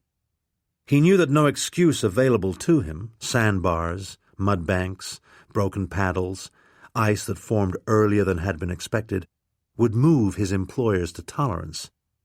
Sandbars and ice were merely words to them. They had never stood where he stood, looking at the unforgiving line of cloud and a few cautious buffalo already testing their icy bridge over the Missouri. All his employers would consider was the fact that the steamer Rocky Mount had not got where it was supposed to deliver its expensive human cargo. The failure would be reckoned his fault. Indeed, he reckoned it so himself, although, tracing his way back day by day, he could not fault any of his hour-to-hour decisions. "It's win all, lose all in this game, Charbot," he said. "Win all, lose all. And we ain't winning." Toussaint Charbonneau, upon discovering that the third of his charges, Blue Thunder of the Piegan Blackfoot, had left the boat and vanished, immediately took to his cups. He felt himself beaten. Only the Hairy Horn, the one Indian he would have been glad to lose, remained on, indeed could not be persuaded to leave the boat. Captain William Clark was not going to like it. Only 2 weeks before, steaming past 2 villages of the Omahas, Charbonneau had awakened in the dawn, stirred, as he always was on that stretch of the river, by the memory of his bird, Sacagawea. There on the shore were the remains of the Fur King Manuel Lisa's old fort, now fallen badly out of repair. It was in that same fort, 20 years before, that Sacagawea had been seized by a putrid fever. She had died just at dusk, and had been buried that same night outside the fort as a precaution against the spread of the fever. Charbonneau could never float past her grave, as he had several times, without heaving a sigh and shedding a tear. He had been far from alone in mourning his birdwoman. All the rough trappers vied to carry her to her grave. All acknowledged that she had been the finest woman in the fort. Even Manuel Lisa, who had seen more death on the Missouri River than any other man, came out of his quarters and stood in silence by Sacagawea's grave. Every time he passed the spot where she lay, it seemed to Charbonneau that Janey, as Captain Clark had called her, stretched out a hand to him, as if asking him to join her in easeful sleep. Yet somehow his stubborn body kept living, despite many ills and discontents. Now here he was, stuck in the icy north of the Knife River, more than a week's hard march from adequate shelter, with a bunch of English he didn't much like, having lost 2 of the 3 Indians that had been specifically entrusted to his care by Captain Clark. They were important Indians, honored guests of the nation, and losing them was no small thing. If the Piegan happened to get killed as Big White had, it would surely affect relations with the Blackfeet, and relations with the Blackfeet were never easy. It seemed to Charbonneau that he could have managed better if only his bird had lived. Cole was a fine, healthy girl, but only a child, really. It was not to be expected that she could manage things as well as Sacagawea, who, after all, had carried their boy, Little Pump, all the way from the Mandan villages to the Western Ocean and back, on their great trek with the captains, while managing to keep himself in good order and half the company besides. When Tasmin and Jim, led by Mary and trailed by George Catlin, went up to the bridge, they found that neither Captain Aitken nor Toussaint Charbonneau were in particularly good repair. "We're stuck, Jimmy. Stuck," Captain Aitken said. "I was too slow about the river, and now we're stuck." He looked at Jim Snow and Lady Tasmin, blooming and blushing as if they had just awakened from a fine wedding night. The sight made George Aitken feel old. "Why is that so bad, Captain?" Tasmin asked. "You have a snug boat, and there seem to be plenty of buffalo around in case we run low on victuals. We brought lots of ice skates. Our brats can go ice skating now and then." George Aitken scarcely knew how to reply. Lady Tasmin was in a state of high health and happiness. She had no inkling of the perils that awaited them in the frigid months ahead. Jim Snow, her young mate, seemed to offer altogether the best hope. If Jim would agree to guide a land party over to the Yellowstone, they might get through the winter without much loss. There was a wagon and a buggy in the hold, and 4 horses. If they could only get a little break in the weather, a few days of warming, the situation might yet be saved.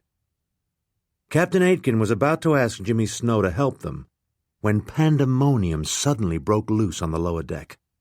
There was a gunshot, then another gunshot.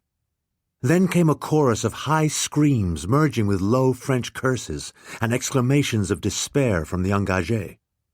Those on the bridge rushed to the rail and were astonished to see several engagés, evidently wild with terror, piling into one of the pirogues, which of course was immovably stuck in the ice. "Quick, Sharbo, go see," Captain Aitken ordered. "Is the Hairy Horn running amuck?" "Not the Hairy Horn. It's our papa, I expect," Mary said, darting fleetly down the stairs. Charbonneau tried to follow, but got his feet tangled up and fell flat on his face. "Get up, Sharbo, this won't do," the captain said, though he was none too steady himself. "Very likely it is only papa. He's always more or less amuck," Tasmin said. "I think that's Vicky Kennett screaming. There's no telling what outrage the selfish old brute has committed." "He must be shooting at the Frenchies. They all look pretty scared," Jim said. "Perhaps Father Jeff could speak to him. Priests are supposed to soothe unruly souls," George Catlin suggested. "You're an optimist, George," Tasmin said. "Our fine priest is probably hiding under a bed. Either that or he's in Mademoiselle's room reading indecent literature." "I expect you think we're all crazy, we English, don't you, Jim?" she asked, looking shyly at her husband. "These alarums are merely the stuff of day-to-day life when the Berrybenders are assembled." "We ought to be getting ashore," Jim said politely. Tasmin was right. He did think the English were more or less crazy. His own main desire was simply to get away with Tasmin to the emptiness and peace of the country, where it was easier to breathe and even easier to think. "Ha! The great theft is revealed," Mary said, popping back up the stairs. "It's the claret. Papa sent Vicky to fetch him a bottle from the keelboat, whereupon it was discovered that there is no more claret. The engagé drank it all, every bottle." "All? 1,000 bottles?" Tasmin asked. "All," Mary repeated. "But why is Vicky screaming so? She's not an engagé," Tasmin asked. "No, but she's being blamed," Mary said. "Papa's chasing her with a horsewhip." "I wouldn't mind if we left now, myself," Tasmin said. Jimmy had taken her hand, which she liked very much. Once again she felt like a wife, wanted. She did not intend to make the mistake of leaving her husband again. "But, Jim, we've the amputation to do when his lordship quiets down. And then we'll be needing a guide to get this bunch to the fort," Captain Aitken pleaded. Jim looked at Tasmin. It was mainly her family involved. George Aitken was in a bad spot. It would be hard to deny him a little help. "Drat! Not for a minute of my life has Papa managed to do the convenient thing," Tasmin said. "What should we do, Jimmy?" She gave his hand a squeeze, and to her delight he squeezed back. "He's your pa, and he'll die if we don't get that leg off," Jim said. "I guess we better sharpen the saw." Draga had brought some poison with her. When the dark woman, Draga, came to the Sanzark camp to attempt to discredit him and have him put to death, Gladwyn confounded her by speaking in Gaelic. In the whole time that he had been captive, not a word of English had passed his lips. If the people thought he was just an ordinary Englishman, they would probably kill him. In fact, he knew little enough Gaelic, just a few songs and scraps of legend and rhyme, but to the Sanzark it sounded like the babble of a buffalo man. It was enough to save him. There were, unfortunately, a number of skeptics in the Sanzark camp. Older people mostly, who didn't believe for a minute that this skinny stranger had been born of a buffalo. But the Gaelic at least made them uncertain. No one had ever heard such strange speech. Three Geese, Gladwyn's main sponsor, considered the fact that the stranger spoke an unearthly language proof enough of his extraordinary origin. "You see," Three Geese said, "he is not speaking white man's language. That's buffalo he's speaking." Old Cathead, the most flagrant of the skeptics, was not convinced. "I have never heard a buffalo speak like that," he pointed out. "I have never heard a buffalo say anything." Cathead didn't want to yield any ground to Three Geese, who had been much too full of himself since he brought the small white man to the village. But even he was rather startled by the strange language the white man babbled. At first, Cathead would have been happy just to hit the white man in the head with a good hatchet, but the strange babble caused him to waver. Even if the white man hadn't come out of the womb of a buffalo, he was still a peculiar man. Cathead thought he might be some kind of holy fool. There was no point in acting rashly. Killing a holy fool could bring all sorts of calamities down on the people. Draga did not welcome the presence of this buffalo man in the Sandsark village. She knew he had come from the white men's big boat, the Thunderboat, the Bad Eye called it, and she told the people as much.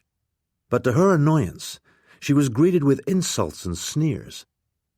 The Sandsark had always been independent and aloof. They scorned corn growers such as the Mandans. They were people of the buffalo, and did not consider themselves subject to Draga's wishes or the Bad Eye's either. Draga had brought some poison with her, but the Sandsark were not about to let her poison their holy fool. They never let her near the little man, lest she stab him or try to interfere with his food. Draga had not expected to have much luck with the Sandsark. Like all the Sioux bands, they were difficult, but she had made the trip to the camp anyway, in order to bring the Bad Eye a report. Now that he was too fat to move around much, he had begun to worry about messiahs and other prophets. It made him anxious to think that there was a buffalo man of some sort living with the stand-offish Sandsark. Any little threat caused him to build a new sweat lodge or go into a big trance. In 2 minutes, Draga could easily have beaten the little white man to death with a stone or even a big stick, but the Sandsark maintained a good guard, so good that she was forced to go back to the Skull Lodge and report complete failure. "A Sandsark named Three Geese started all this," she said. "And that's not all." "What else?" the Bad Eye asked. He hated bad news. "They have given the white man 2 wives," she said. "Is that all?" the Bad Eye asked. "Why should I care how many wives they give him?" "These wives are twins," Draga continued. "They are called Big Stealer and Little Stealer, although they are the same size." "Why are you bringing me all this terrible news?" the Bad Eye exclaimed. That the Buffalo Man should be married to twins was the worst possible news. Twins always had formidable powers. Twins married to a Buffalo Man could lead to any number of calamities: wars, pestilence, flood.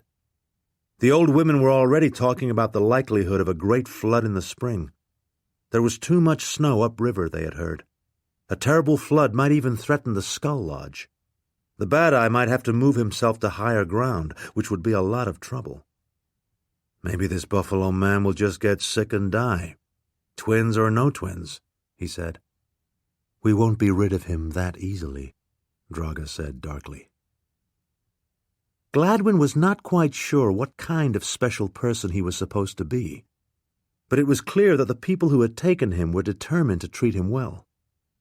They made him a warm tent and fed him tender buffalo liver and their fattest puppies. His bloody clothes were taken away, and a suit of soft, warm skins was fashioned for him. He was not required to do any work at all. The most they required of him was that he come and sit outside his tent by the campfire when visitors came to see him. The boy Grasshopper was given a lance and made to stand guard so that no one could threaten him or get too close. He was always guarded. Three Geese saw to that. It was no secret that the Bruleys and the Miniconjus were jealous of the fact that the Sandsark had a Buffalo Man. There was danger that some envious warrior might just walk up and stab him out of pique. Grasshopper was told to lance anyone who made a suspicious move. All Gladwin had meant to do when he stumbled away from Lord Berrybender in the terrible blizzard was die somewhere out of range of the old man's hated voice. Lord Berrybender continued to give him orders, even as they were freezing. Orders about guns, orders about firewood. Gladwin, his lordship's man for many years, decided to die as his own man. He was about to curl up and let the blowing snow cover him forever, when he had the great luck to stumble onto the buffalo cow just as she was laboring to get her calf out. Something had gone wrong in the birthing. The calf wouldn't quite come free, and when it finally did, with Gladwin pulling and tugging at the warm calf, the cow's lifeblood came too, only slowly. So slowly that Gladwin was able to use her warmth to keep alive. She was still alive when the 6 wolves came and began to eat her calf, though she had died and was growing cold when the Indians came. At first, when he was not sure what his captors meant to do with him, Gladwin gave some thought to escape. But his half-formed plans were soon abandoned. He would probably just get lost and freeze after all. And even if he were very lucky and managed to get back to the boat, what would it gain him? He would once again be merely Lord Berrybender's man. When the theft of the claret was discovered, very likely he would be the one blamed. Once in a while he did miss Eliza, Cook's fumble-fingered assistant who readily offered her ample body to his embraces. But once the Sandsark presented him with twin wives, even Eliza soon faded from memory. It was true that the twins, Big Stealer and Little Stealer, bickered constantly, and sometimes grew so hot that they came to blows. But that was only to be expected of sisters. Him they never neglected. When he wasn't on show for envious visitors, he lounged in his tent, naked amid warm robes. His efficient wives rubbed him with oils, attended quickly to his lusts, and even fed him with their fingers, tender morsels from the stew-pot. Gladwin had no way of knowing how long his comfortable celebrity would last, but he didn't trouble himself by looking ahead. His lodge was warm, his wives competent, the prairies thick with buffalo. The tribe gave him a pipe and ample tobacco. His wives kept his pipe filled. Gladwin smoked and rested. Blizzards blew, snow fell, geese probed in the Mandan corn. Wolves howled, the hunting birds, eagle, hawk, owl, hung in the white sky or came dropping down on sage-hen, quail, hare, or the incautious rat. The great bears slept in their dens. Buffalo pawed the snow and grazed, while the Sandsark hunters made many kills. Slowly, in this way, the winter passed.